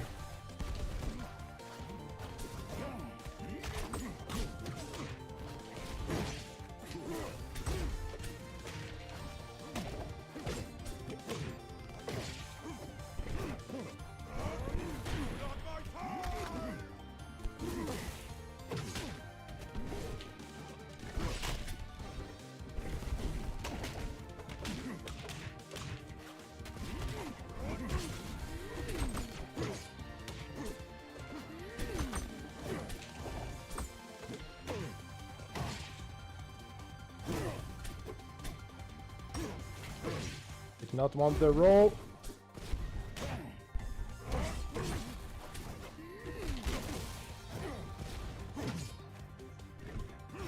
Yep.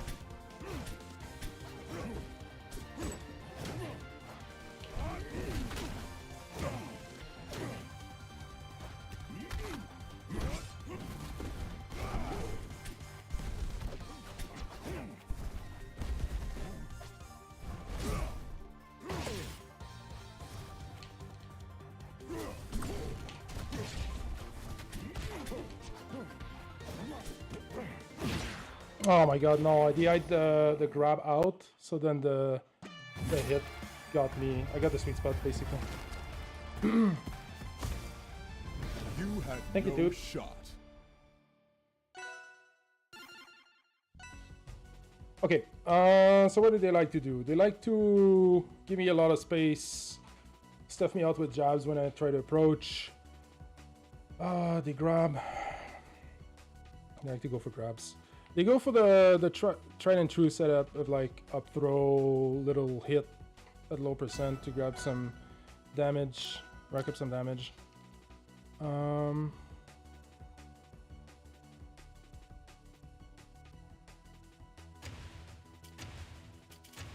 Get them here. I can land one good up smash. Get an early stock.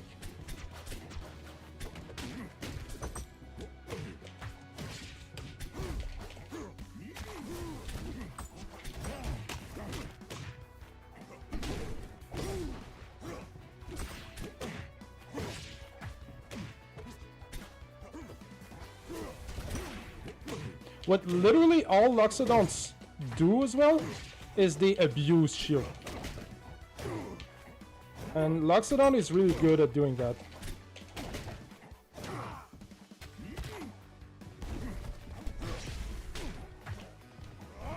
Ha! Get got.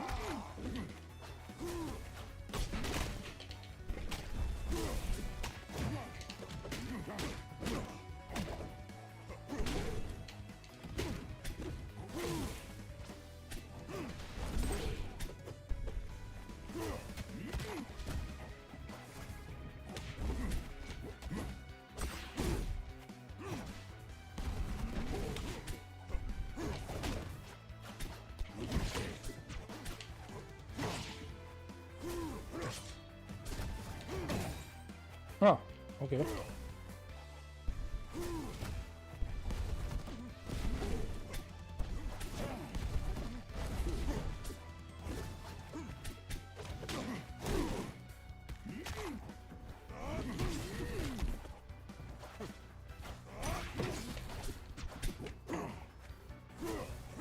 That should have been a tech.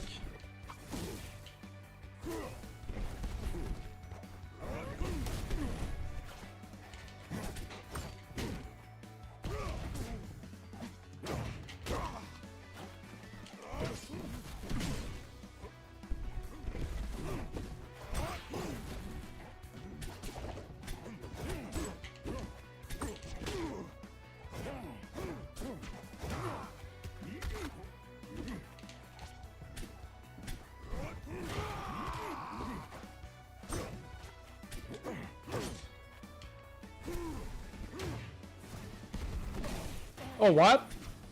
That reached so much farther than I thought.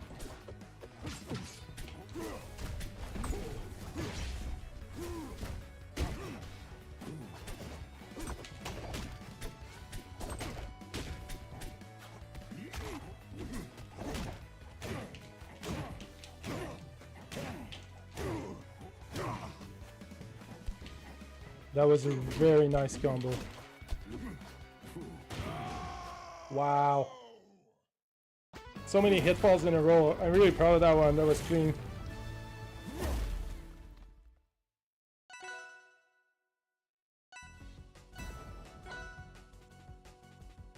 Alright, so I don't want this stage, and I don't want... Pretty sure I don't want this stage.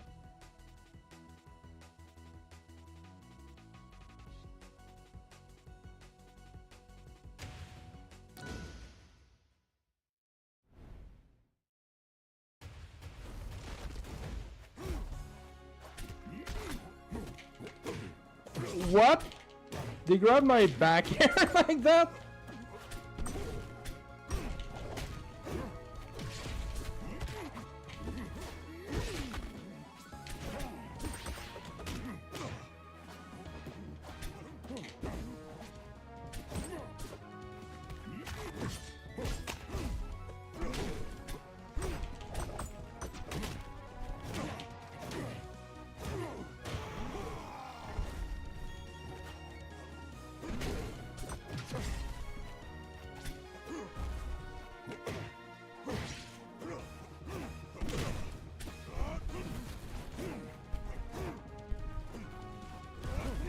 Haha, got him.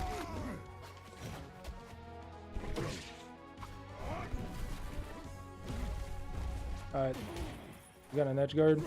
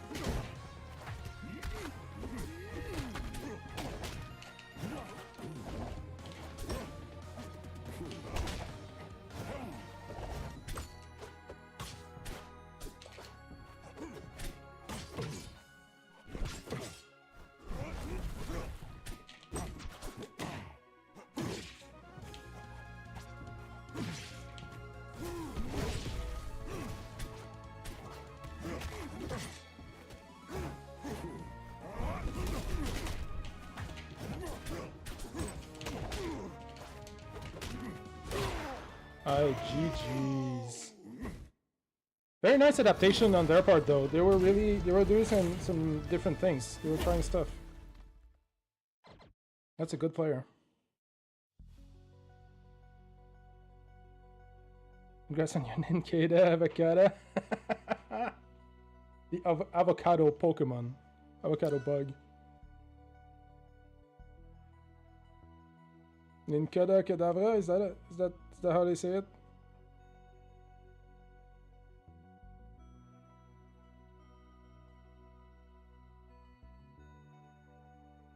Let's be real though, fuck Harry Potter. Fuck J.K. Rowling.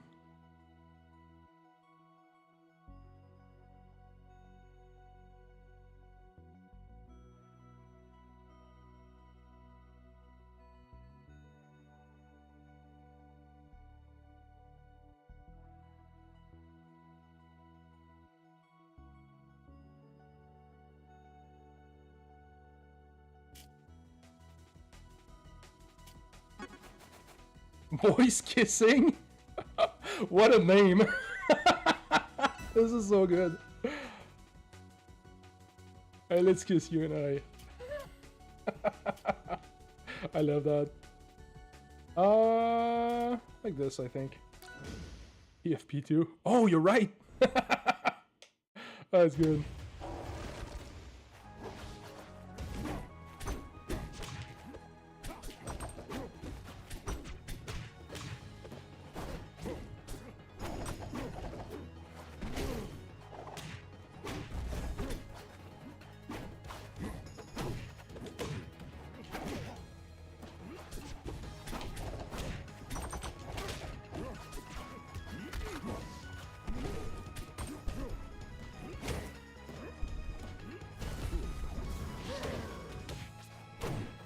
Oh, I intentionally skipped that tech because I wanted to get up attack. Should have thought that a Zetterburn would punish that.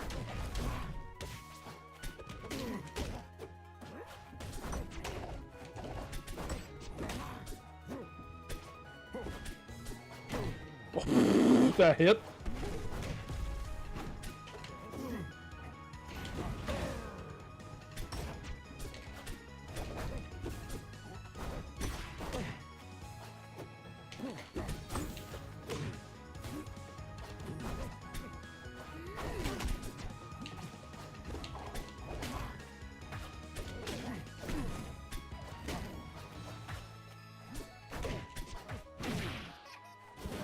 I was anticipating something like that, I just didn't get the timing right.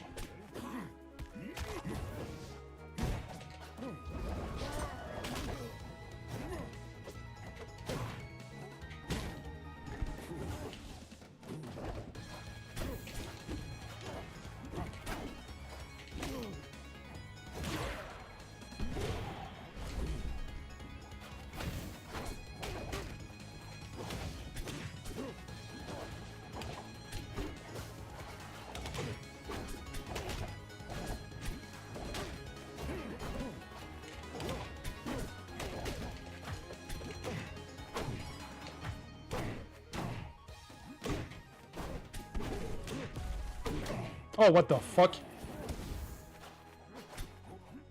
No, it's clean.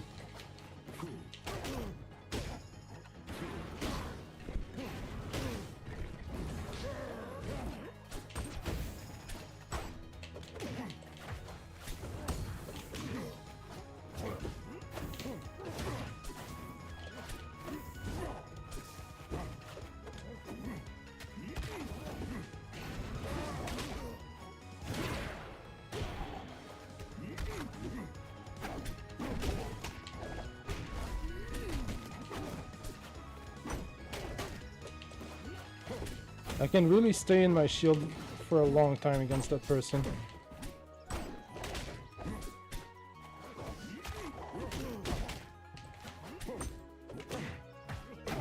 Oh, okay.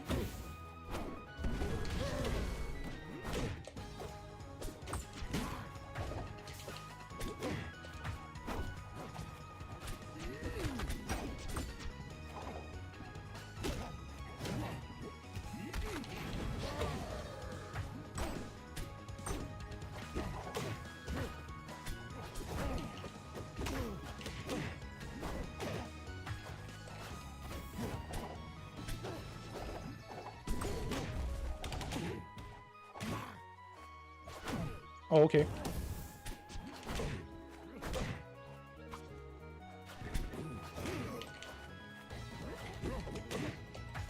No! I teched in place.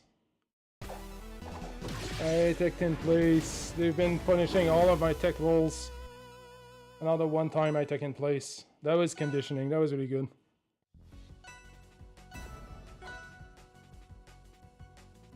Alright, so they will punish tech in place in high tension situations.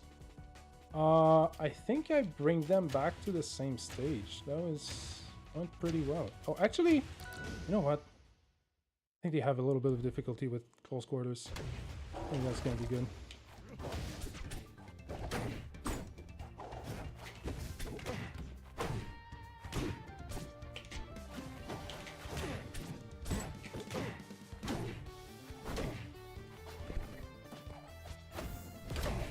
What the hell? Nope. Ah, I didn't touch the ground.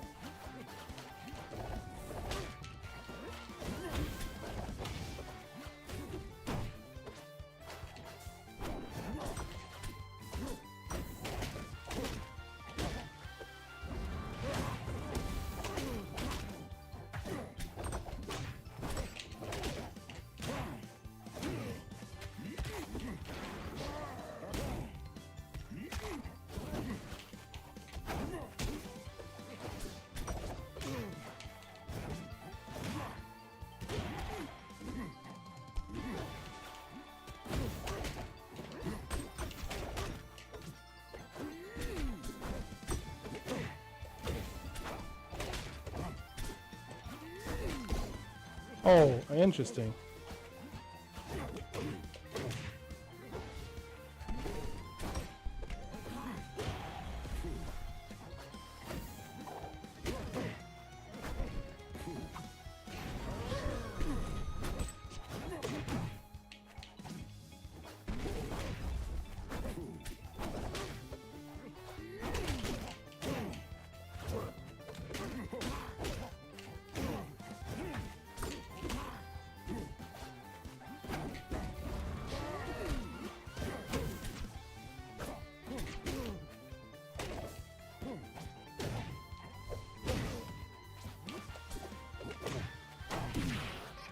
Alright.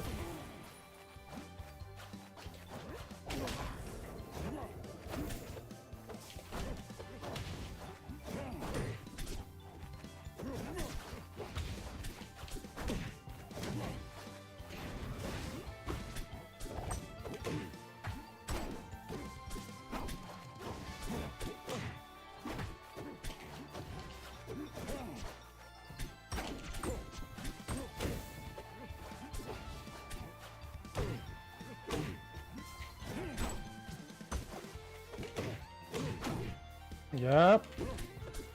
Come on, let me find an opening. Finally. Holy shit. They missed the tech. They missed the tech there. They gave me what I needed. GG's. That was so close. Okay. I don't think I want to play them here or here. Okay, sure. Interesting.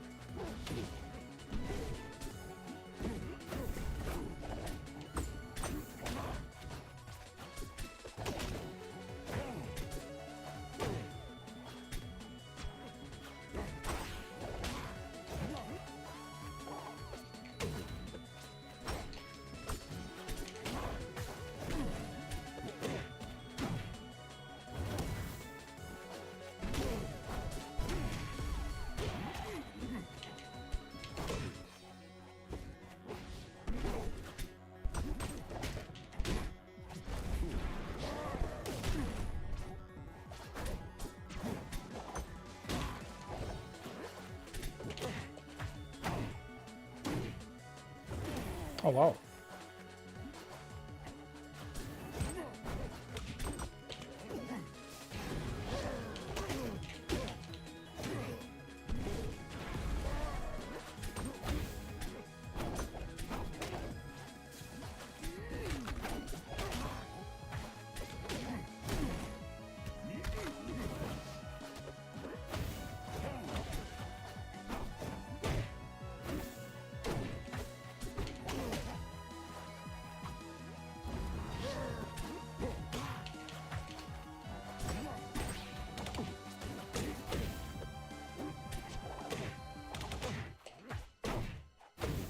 Oh no, I gave them that.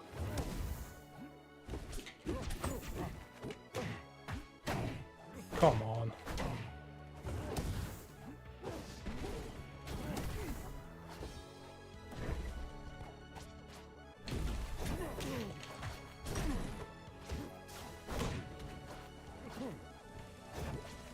No, that's not what I wanted. Oh, I need to stop rolling in. Take rolling in place. Take rolling in place. Yeah. Needs to stop taking in place there.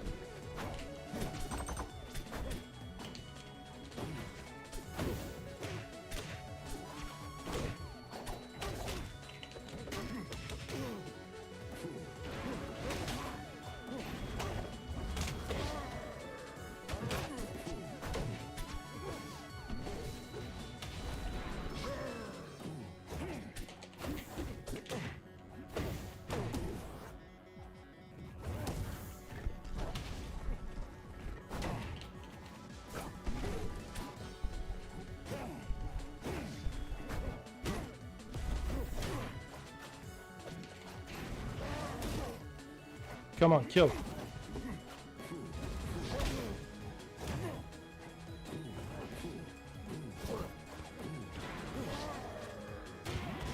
Oh, that was so clean. Holy shit! I pulled that mix up out of the deepest end of the bag. Holy shit! Wow, that was so close. Yo, GG's. Holy moly.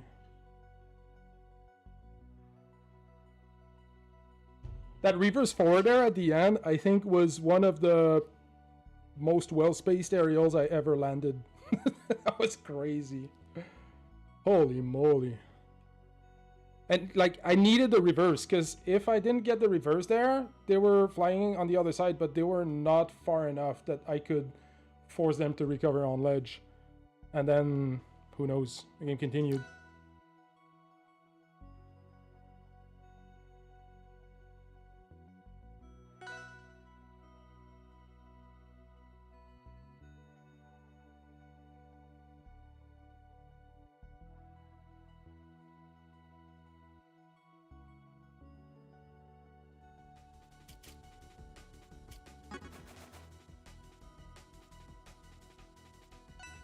JJ Bunny. Who is you? He's a Crag. Alright, alright. I love fighting Crags. I always learn something new. I'm thinking on some platforms or small ass stage. You mean the small ass stage?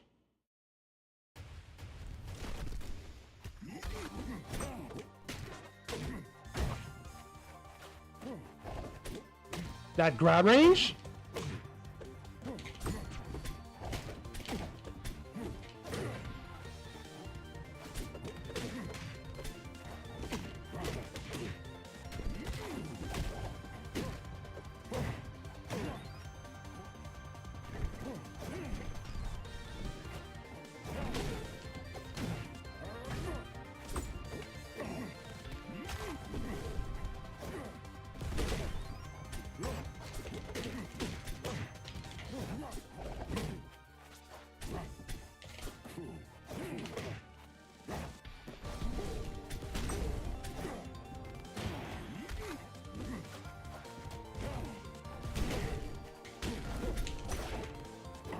Quite a gram.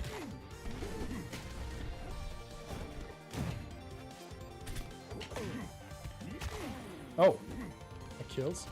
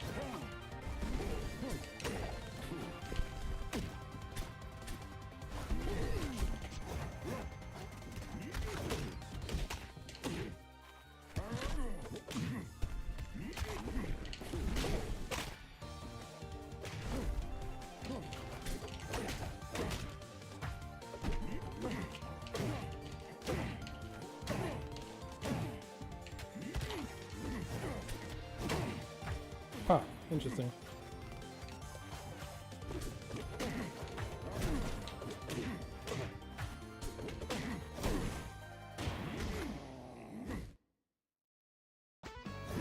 Alright, GG.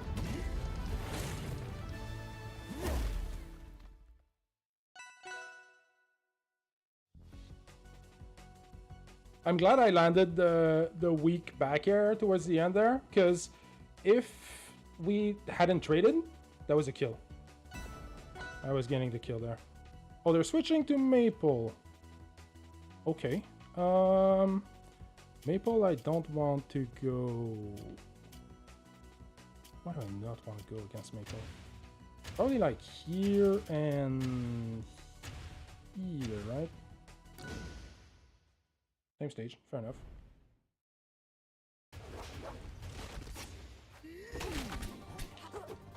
As I thought, they're a very aggressive player with Maple.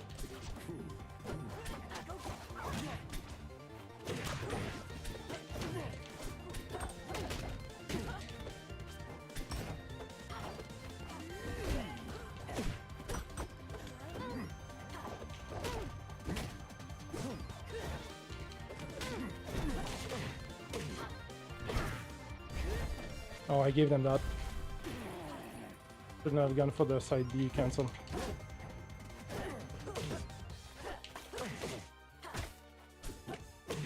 They're being super predictable with their dash attacks.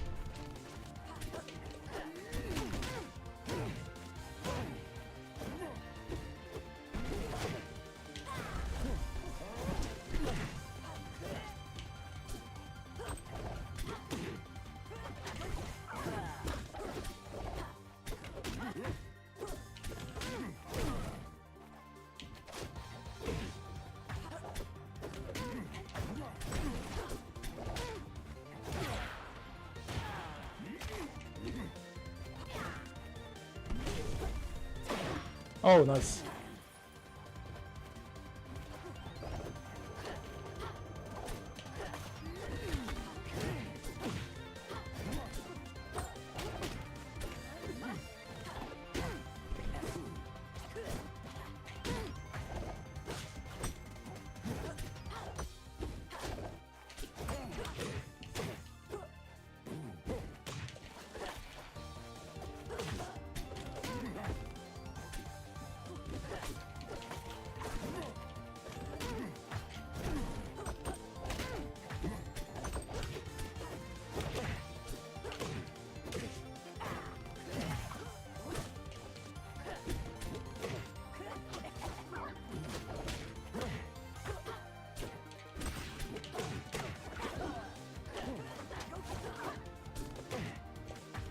No.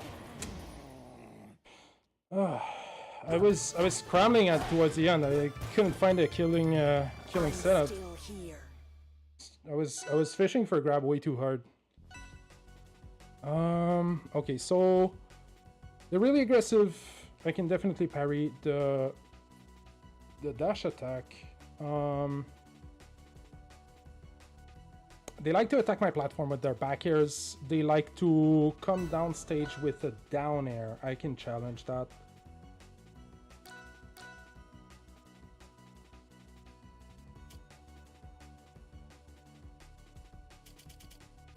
On platforms.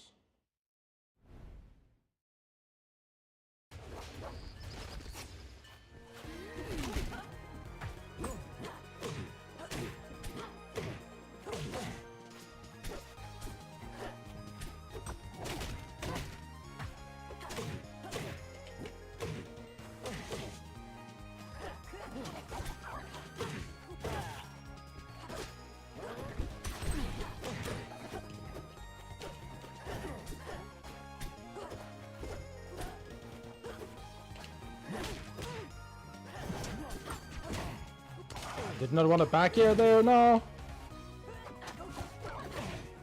It's not what I wanted either.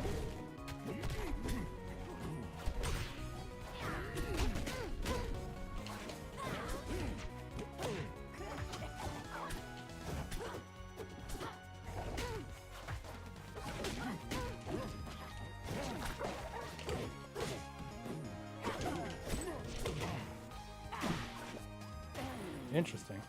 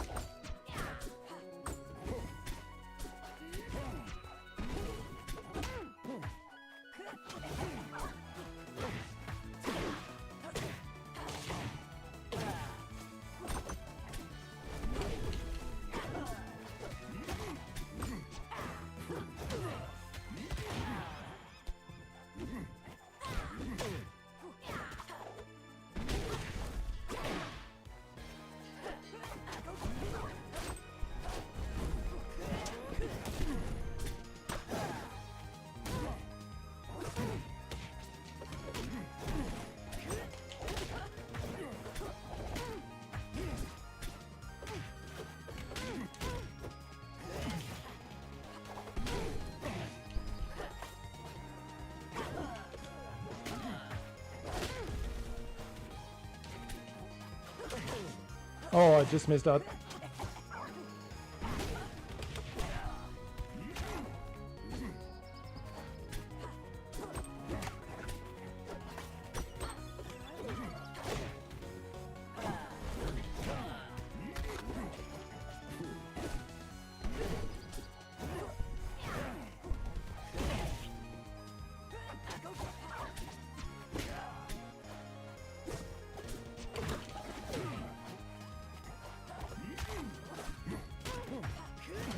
Nice. GG's.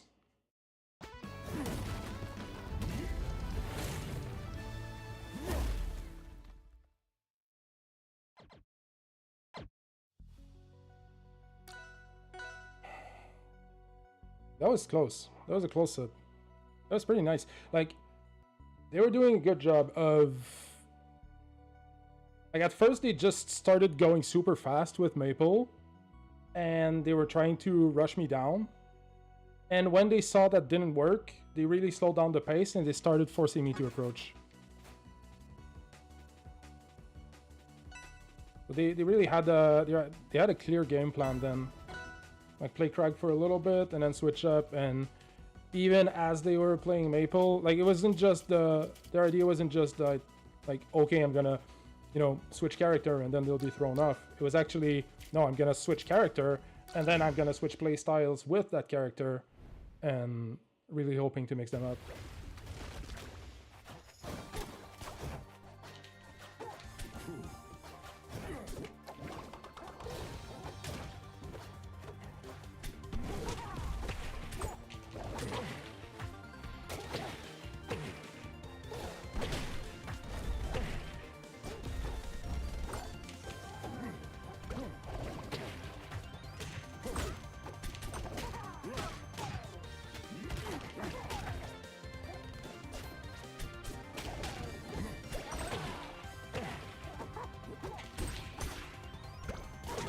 Oh wow! I actually moved in there back here. Was not expecting that.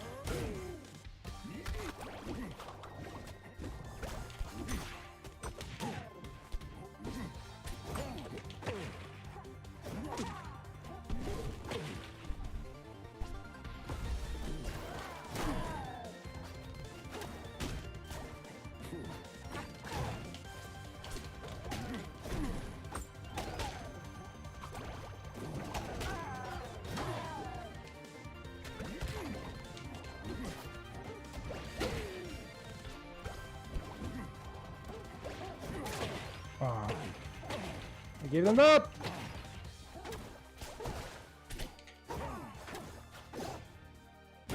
Alright.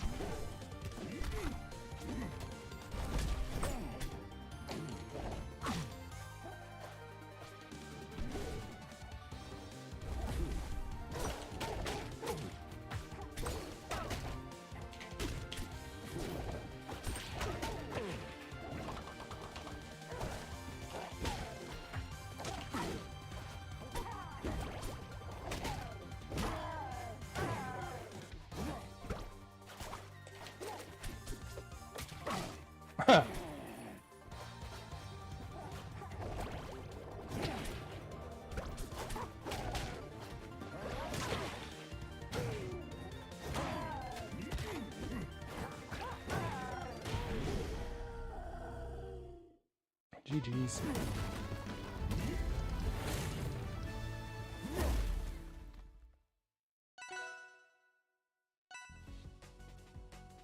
Alright. So they've been throwing their bottle from afar, trying to get me with all out back airs, trying to keep me in the air as they're preparing for follow-ups. Throwing a lot of running down tilts.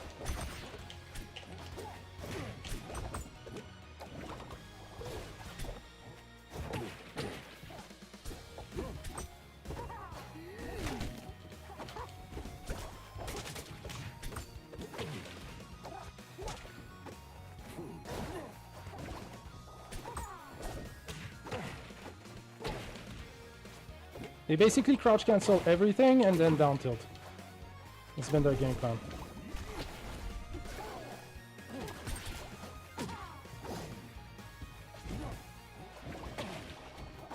The hit was still out. Alright.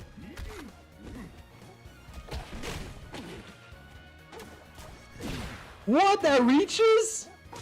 What the fuck? That was the like the tippiest of the tip of the range.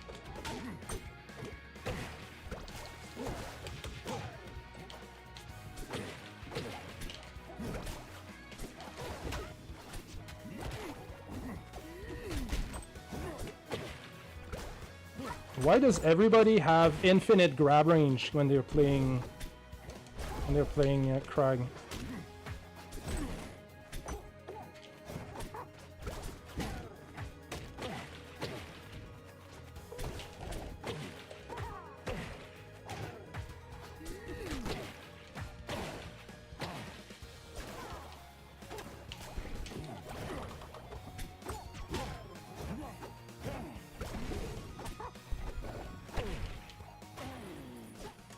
How did that not hit?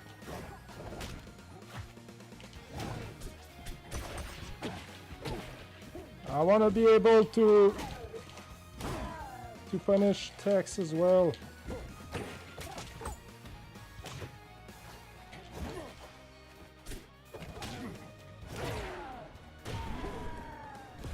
That was a drop zone and a half. Ah! Let me go! Please don't kill me! Oh, I gave him all the time in the world to charge that. I'm gonna hop on ranked for a bit. Might see you on there? Alright. GG's, Rays. I hope it goes well for you. Alright. So lots of moving around. They're really using the platforms to their advantage there. I like moving up and down. I think I go here.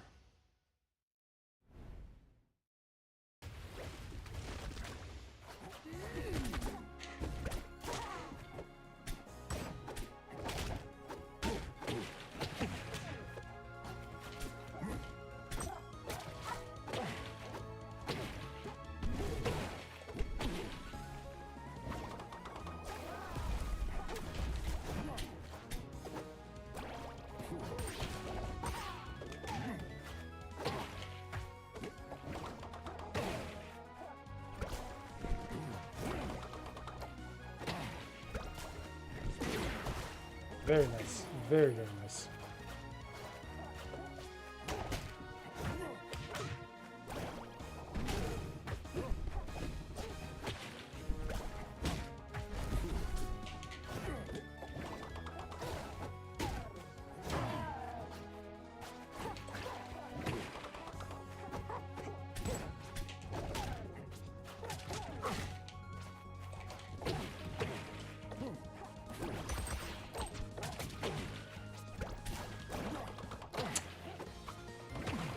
Oh my god, man.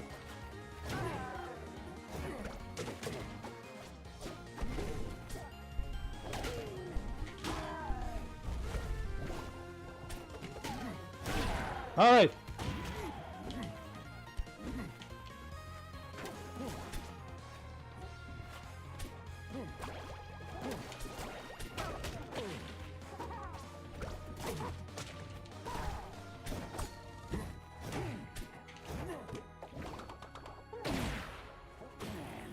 Wow, I did not think it would reach without the puddle.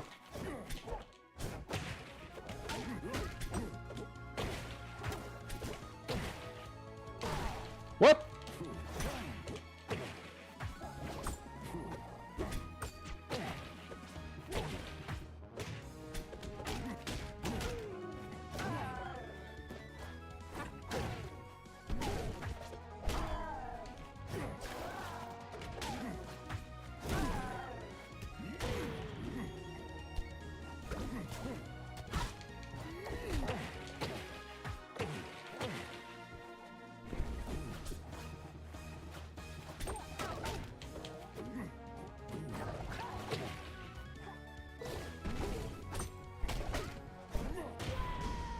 Oh, what the hell?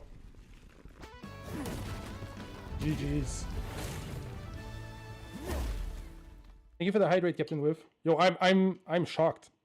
I'm legit in a state of shock right now. Was not expecting this game to finish that way.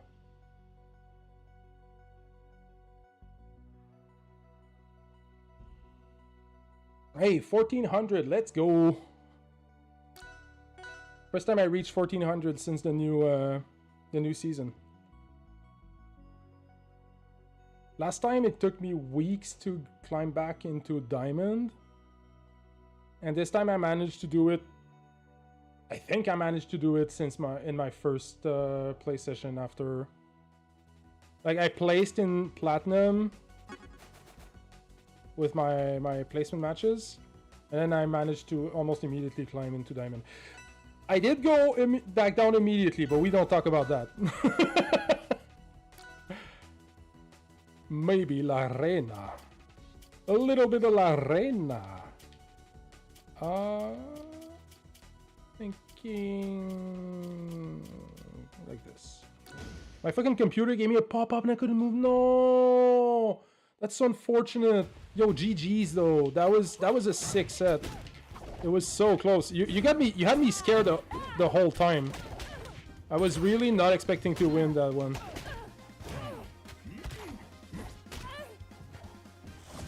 Oh, we got the ant. It was a really fun set. I love the way you play Arcane. Like you use your tools well. Like you were very slippery, but you were also not like camping or anything.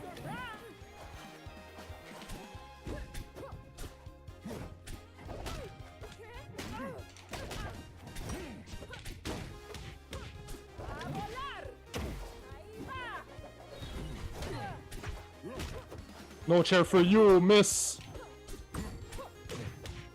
Oh, what an air! Yeah.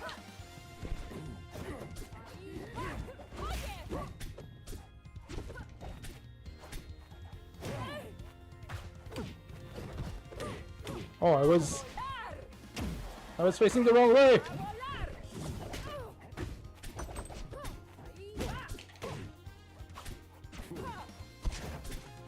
No, that's not what I wanted. Like this is good.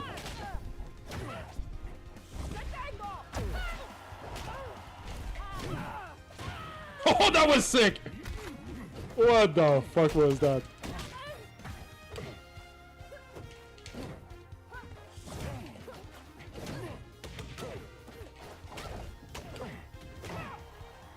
I am today discovering Crag's double aerials. I didn't realize before that I could do full hop, like that I could full hop and do 2 aerials before landing. Uh-oh. And also that edge guard against this La Reina.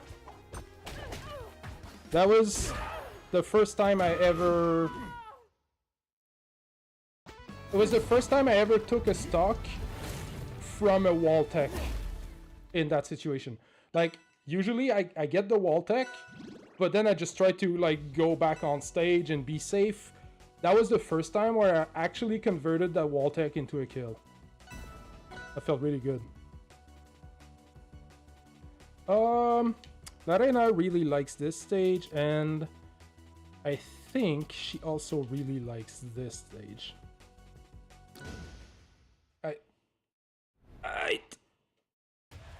Bring it on, Miss Ant.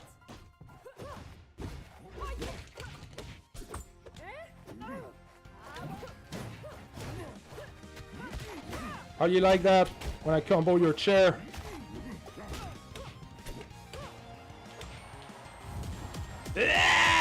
Oh, I took that.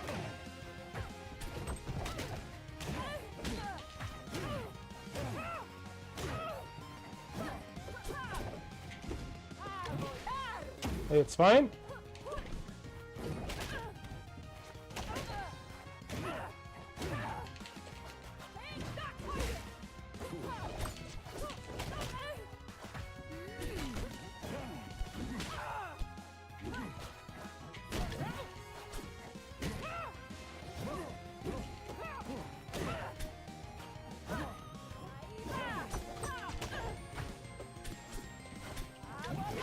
Oh, I wanted to trade. Oh, no, no, no, I gave it up. Oh, it's fine. Should have went for the up B. Oh, okay, I gave it that though.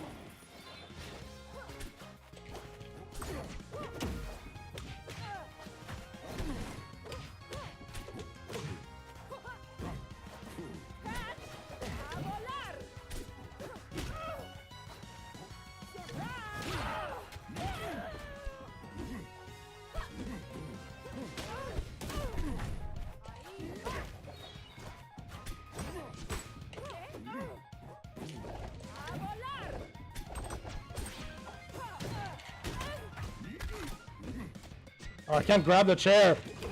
I always forget I can't grab the chair.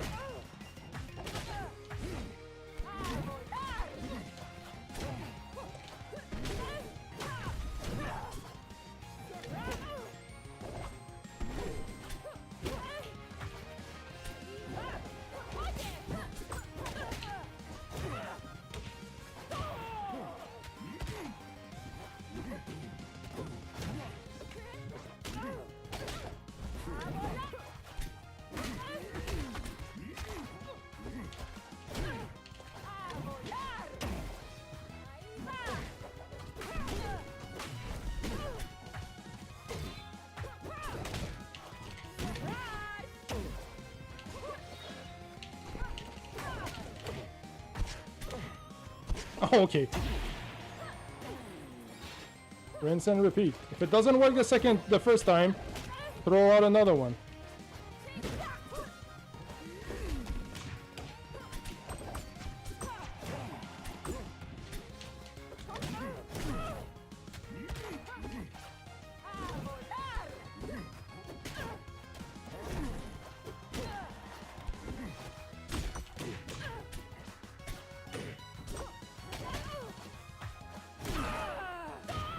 GG's.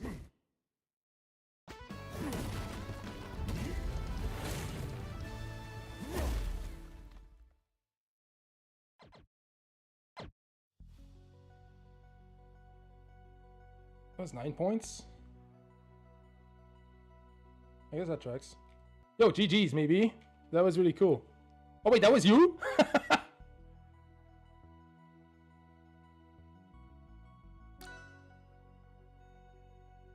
Maybe Serpico. I like that. Nice name.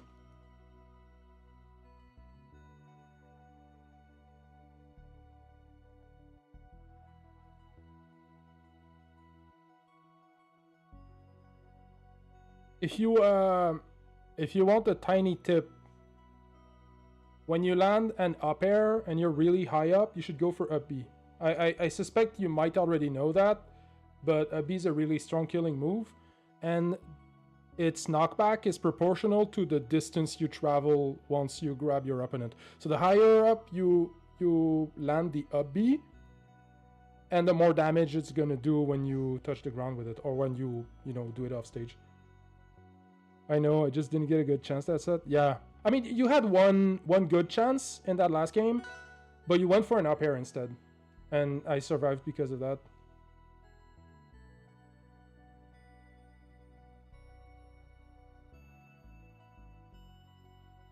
Yeah, on the left, I think it was my second stock. You landed 2 up airs in a row instead of going for the up B at the end. But still, GG's nonetheless. That was really cool. That was a really fun set. Oh, another La Reina. More ants. Ants, ants, ants, ants. I really want to see, like, I would love to go at a Rivals tournament or like a convention or something and just see a bunch of people dressed as La Reina just like walking in a line like ants do. I would love to see the community just meme this character to death. Well, to life, I guess. I don't want to see this character die, but...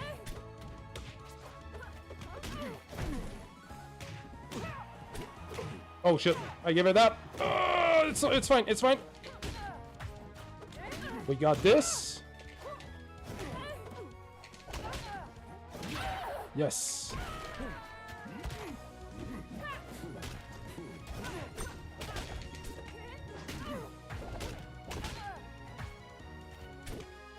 Let me grab the chair. I want to use the chair.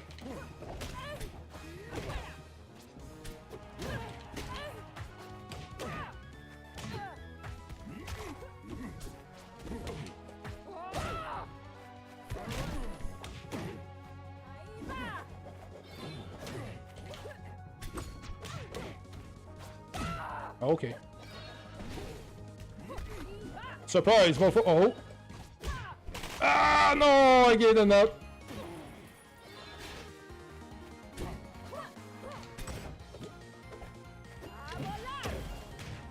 We're fine.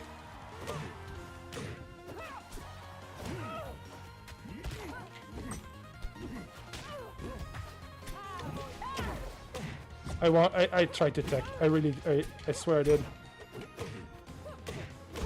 Holy shit.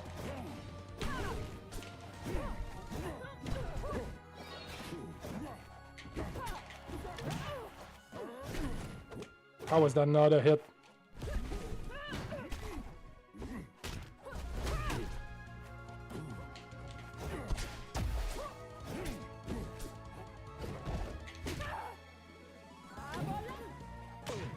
Uh-oh. Check this out. Oh, what? Rollback? Really? Did you guys see that? For a single frame, I saw the hit land.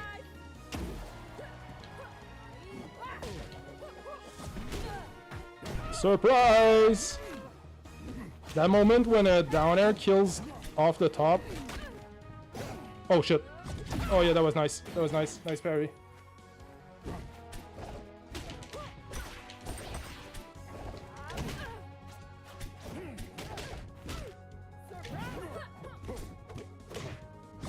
Yep. Oh, I did all of that wrong. Ah!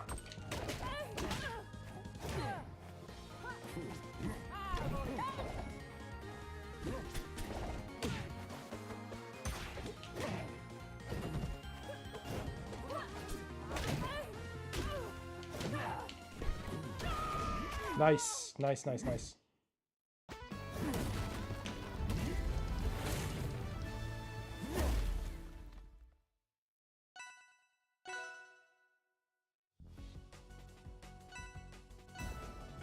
Okay, so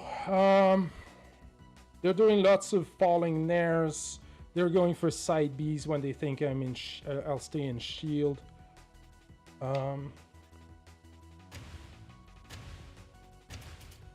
I want these stages. Alright, same stage. Gotcha.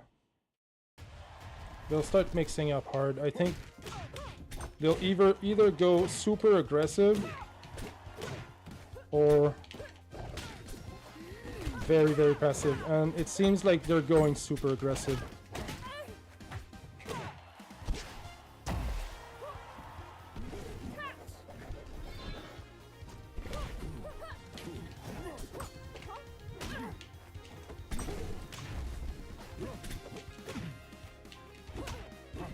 Oh wow, that hitfall, holy shit, that hitfall just killed me.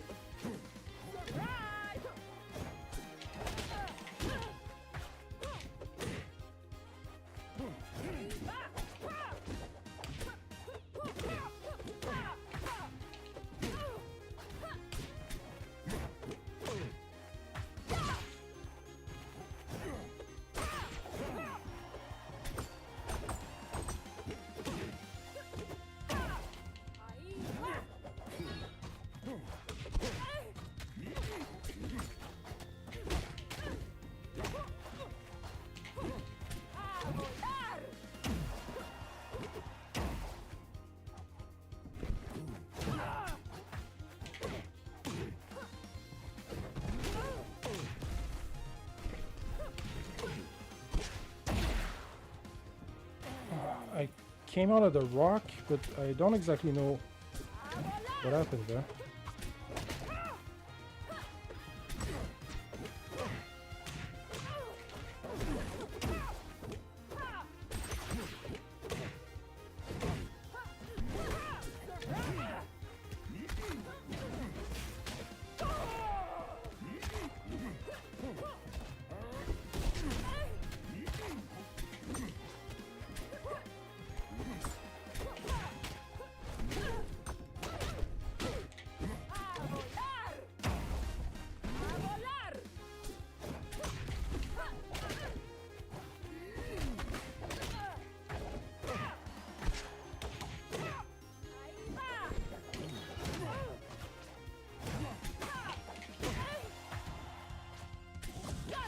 Oh, that reach. Yep. A B into a B. That's a thing.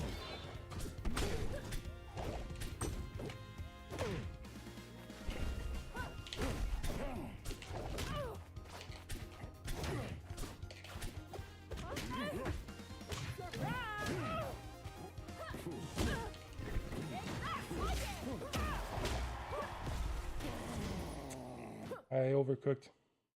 Levántense. Another victory for my people. It just went back on stage. Reset the edge guard there. Okay, so basically what they did, they just started being way more aggressive and they started throwing out moves out of tech. So they take it in place and then they go down tilt, jab, or forward tilt. So what I can do instead is I can run to them and parry the hit they do out of tech in place. Food smells so good. You're right, Moon. I'm getting hungry.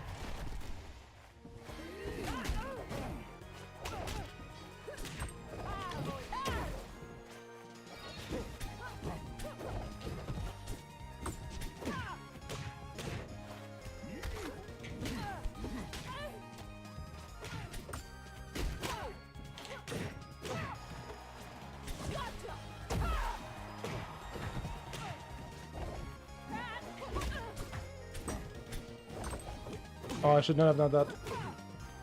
I took a risk by hitting their shield on the platform.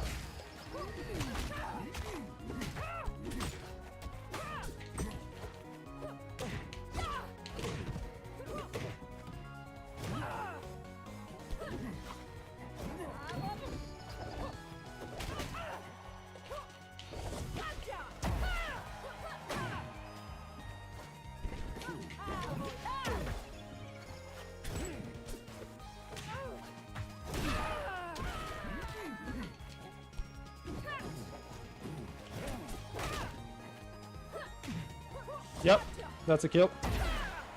Alright.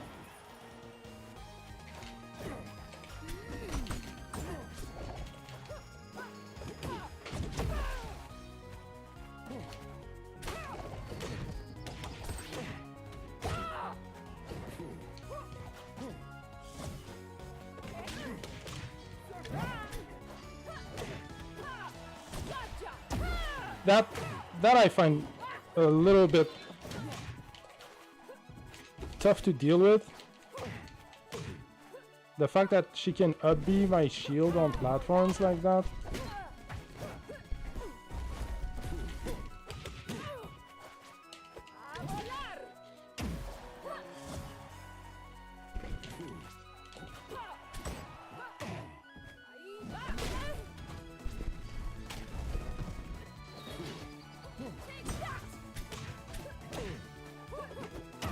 Oh well.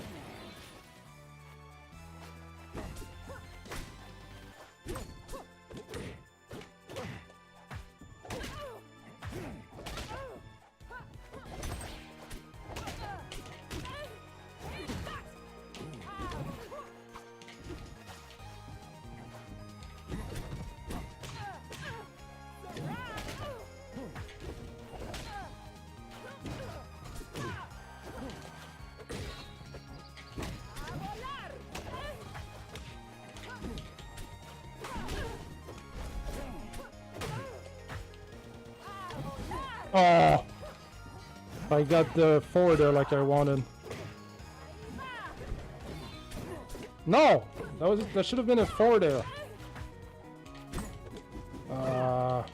Bad DI there.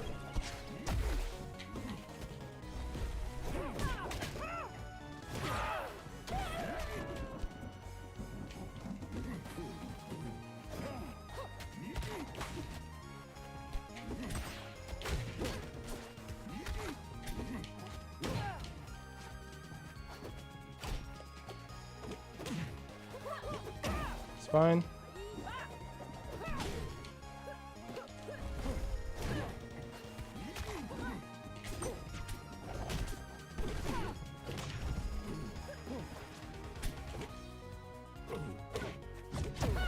What?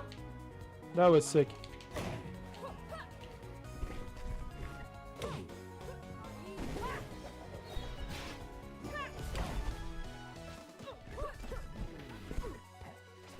Wow. Nice edge guard at the end. Dumb. ¡Levántense! Sigo siendo la reina. La Reina's weird. Like, you think you're ahead, and suddenly you're one step behind. Like you would think that it's hard for her to get in due to her short range and the fact that like most of her hits aren't that fast. Her fast hits are pretty short in range, and so you would think that like you can efficiently keep her out, but it's a little bit like we were talking like earlier when we were talking about Loxodon. Like, she just hit so hard. All of her set, like all of her kit leads into everything else. You stay on a platform, you get a beat. You try to act out a shield, and if you're not precise, you get thrown into the air. Like, she can use her throws the same way Galvin does, and one missed DI just gets you into so much trouble.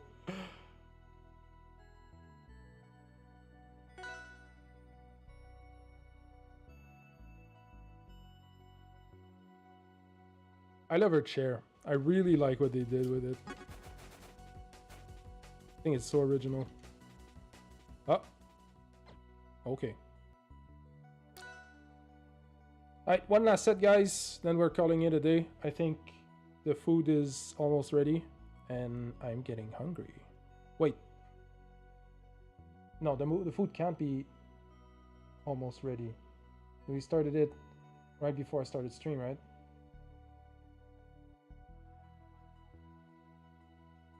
Oh, okay, yeah. Alright. Alright, one last set.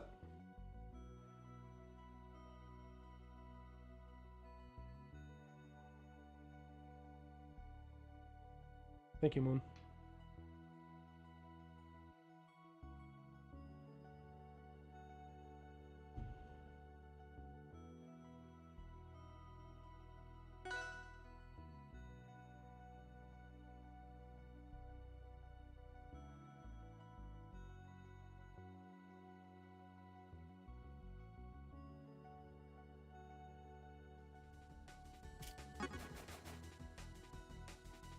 Dude. Oh, see, it's Strays! Let's go! We end the day against Strays.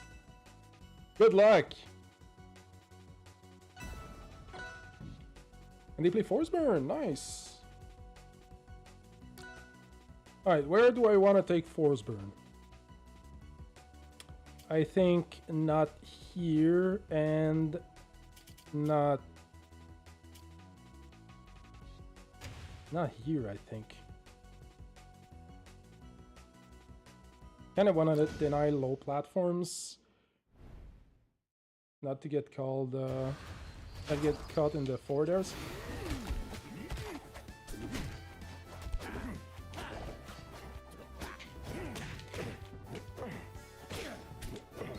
Oh wow. Nice call out on my BI there. Oh, they're fast. Draze is a fast player. Alright, you like pressing buttons. Let's press buttons.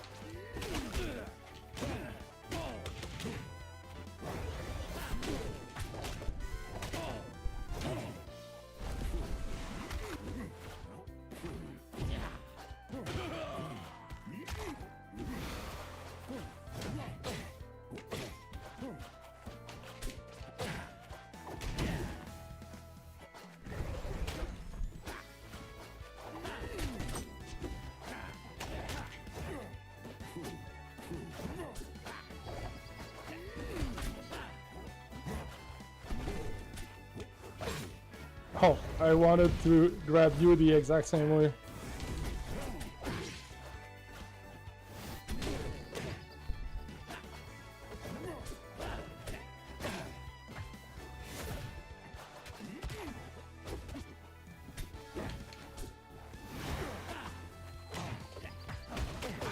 Oh, what?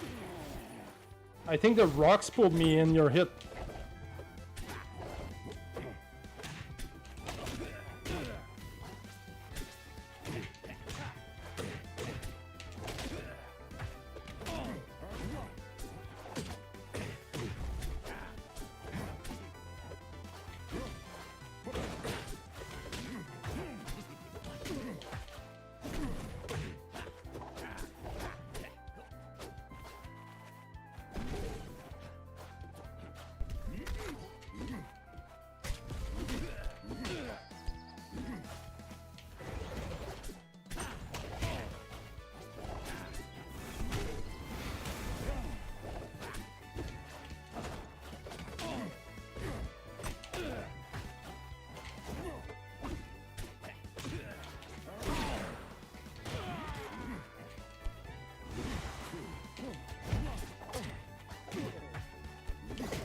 Oh! What a parry.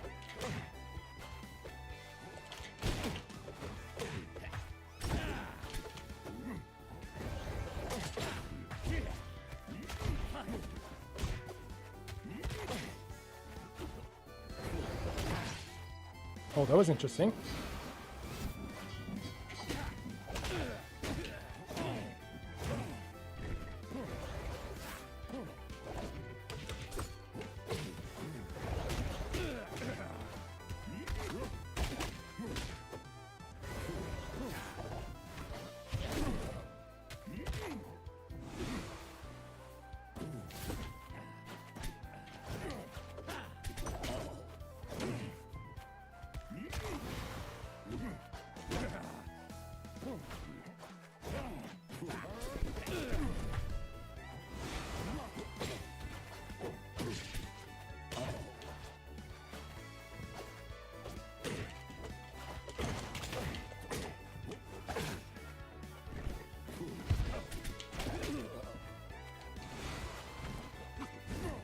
Oh my god. Oh, unfortunate. I'm guessing you wanted to go towards the wall and then wall tag, wall jump. That was, wow, what a sick game. That was really cool.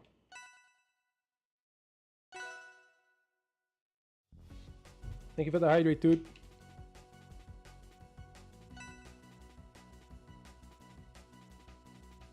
Okay, so they're really fast. They like to abuse the forward there.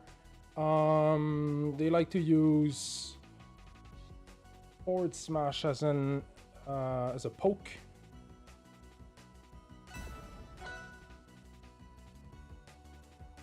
They also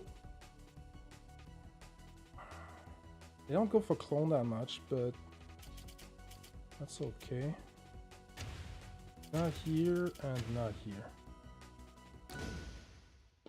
Okay.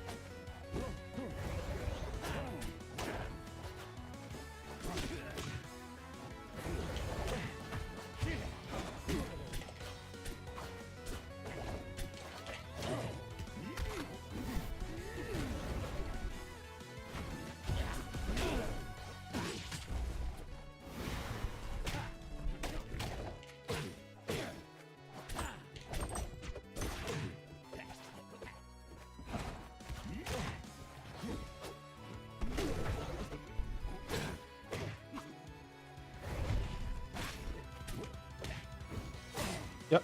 Okay, that's fine.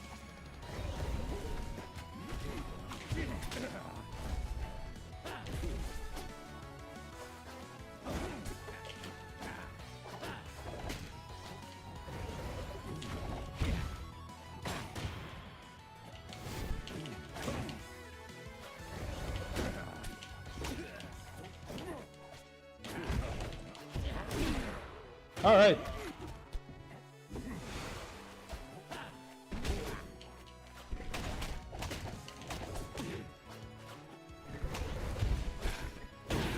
Hi, Rat God. How are you doing?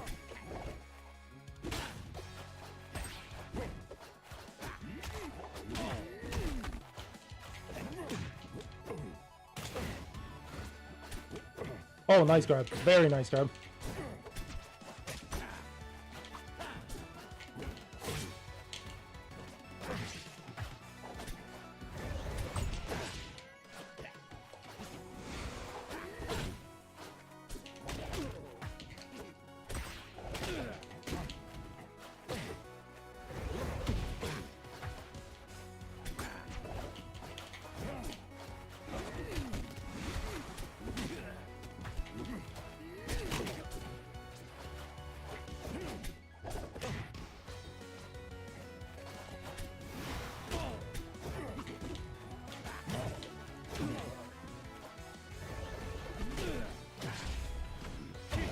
Shit.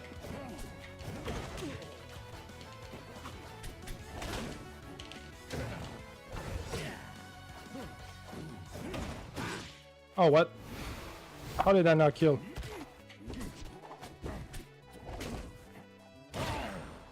Sick.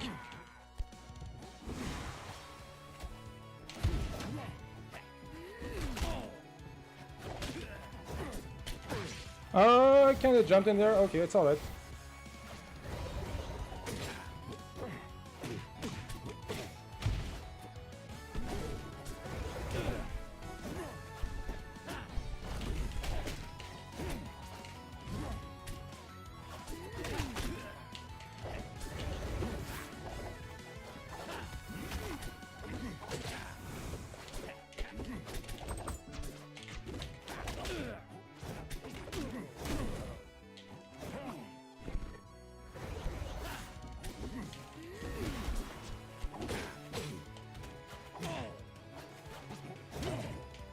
Oh, they missed the ledge there. GG, god damn. You're strong, Draze. You're really fast. That was a very nice set.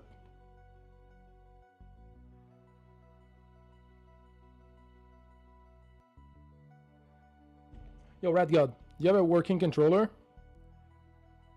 I guess you do, because you started streaming, right? Yo, GG's Draze, thank you for the games. Okay. Come on, hop in here. Let's do, because I was about to close chat, to close stream.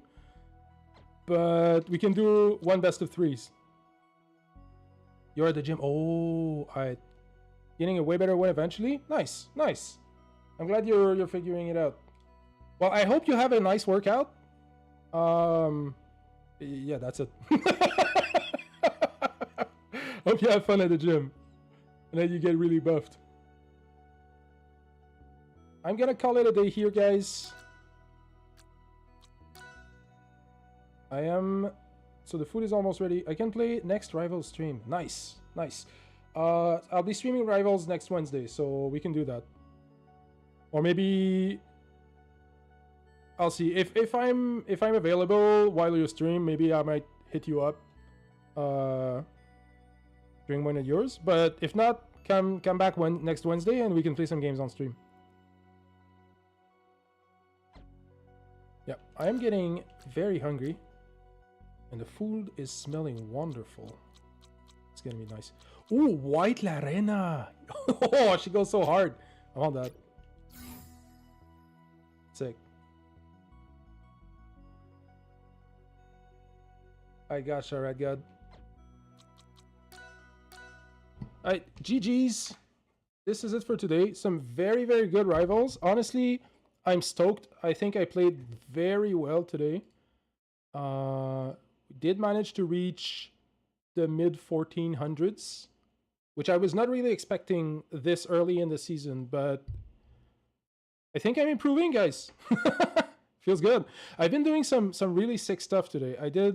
There was that edge guard on the right against La Reina where I attacked her up B and then immediately wall jumped into up air to get a kill. there was that game that set against the Zetterburn, where I ended the game with like one of the clutchest reverse forward airs I ever landed. Yeah, very stoked with how it went today, and I want to do more of that frame data study I did at the start. So from now on, every rival stream, I'll start by going into training mode with one of the characters, studying the frame data a little bit, checking, looking at their range and everything, trying to learn more of the game, and we'll see if it helps. Hopefully I can learn some stuff from that. I definitely did learn some stuff from doing that with Claren today. I honestly was not expecting her jab to be like as unsafe as it was. It really feels shorter than that in game. Feels like it's very difficult to punish that jab, but turns out she's actually vulnerable for quite a while after that. So yeah, that's how we learn, I guess. We learn new stuff every day. All right, I'll link the Discord server here for the people interested. Go hit me up in there if I'm available. I'm always down for some rivals. This Friday at 8 o'clock Eastern time, we're having a friendlies night in that very server. So make sure to join it if you wanna keep updated concerning that, and if you want to come play with us. Everybody's welcome. The more people we have, the more fun. If we have enough people, I'm down for doubles. I'm down for crew battles. Anything really. I'll be there at least until 11 o'clock at night. So should last a minimum of 3 hours. Depending if we have enough people. If people want to stay longer, I'll be playing for a couple hours for sure. So yeah, come join us. It's gonna be fun. Let's find someone to raid out to. There are 2 raid messages here. First one is for subscribers. The other one is if you're not. And I guess we can hit up Waffy Bear maybe. Who's online? Oops.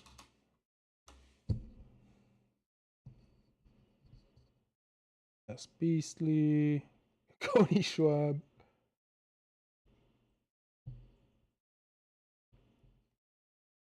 Holy shit, Smallland has 4,000 viewers right now. They're in just chatting category. How do you chat with 4,000 people?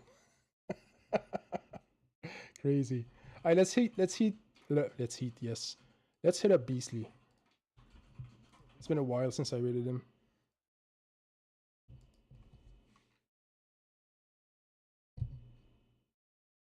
Oops.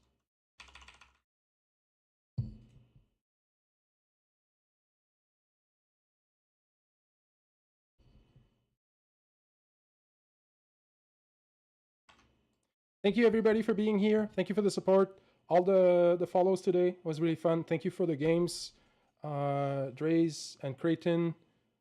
I'll see you guys on tomorrow actually for some speedrunners. We're playing speedrunners with Captain Whiff, Jack Sixama, and his David Alex. It's gonna be some real fun.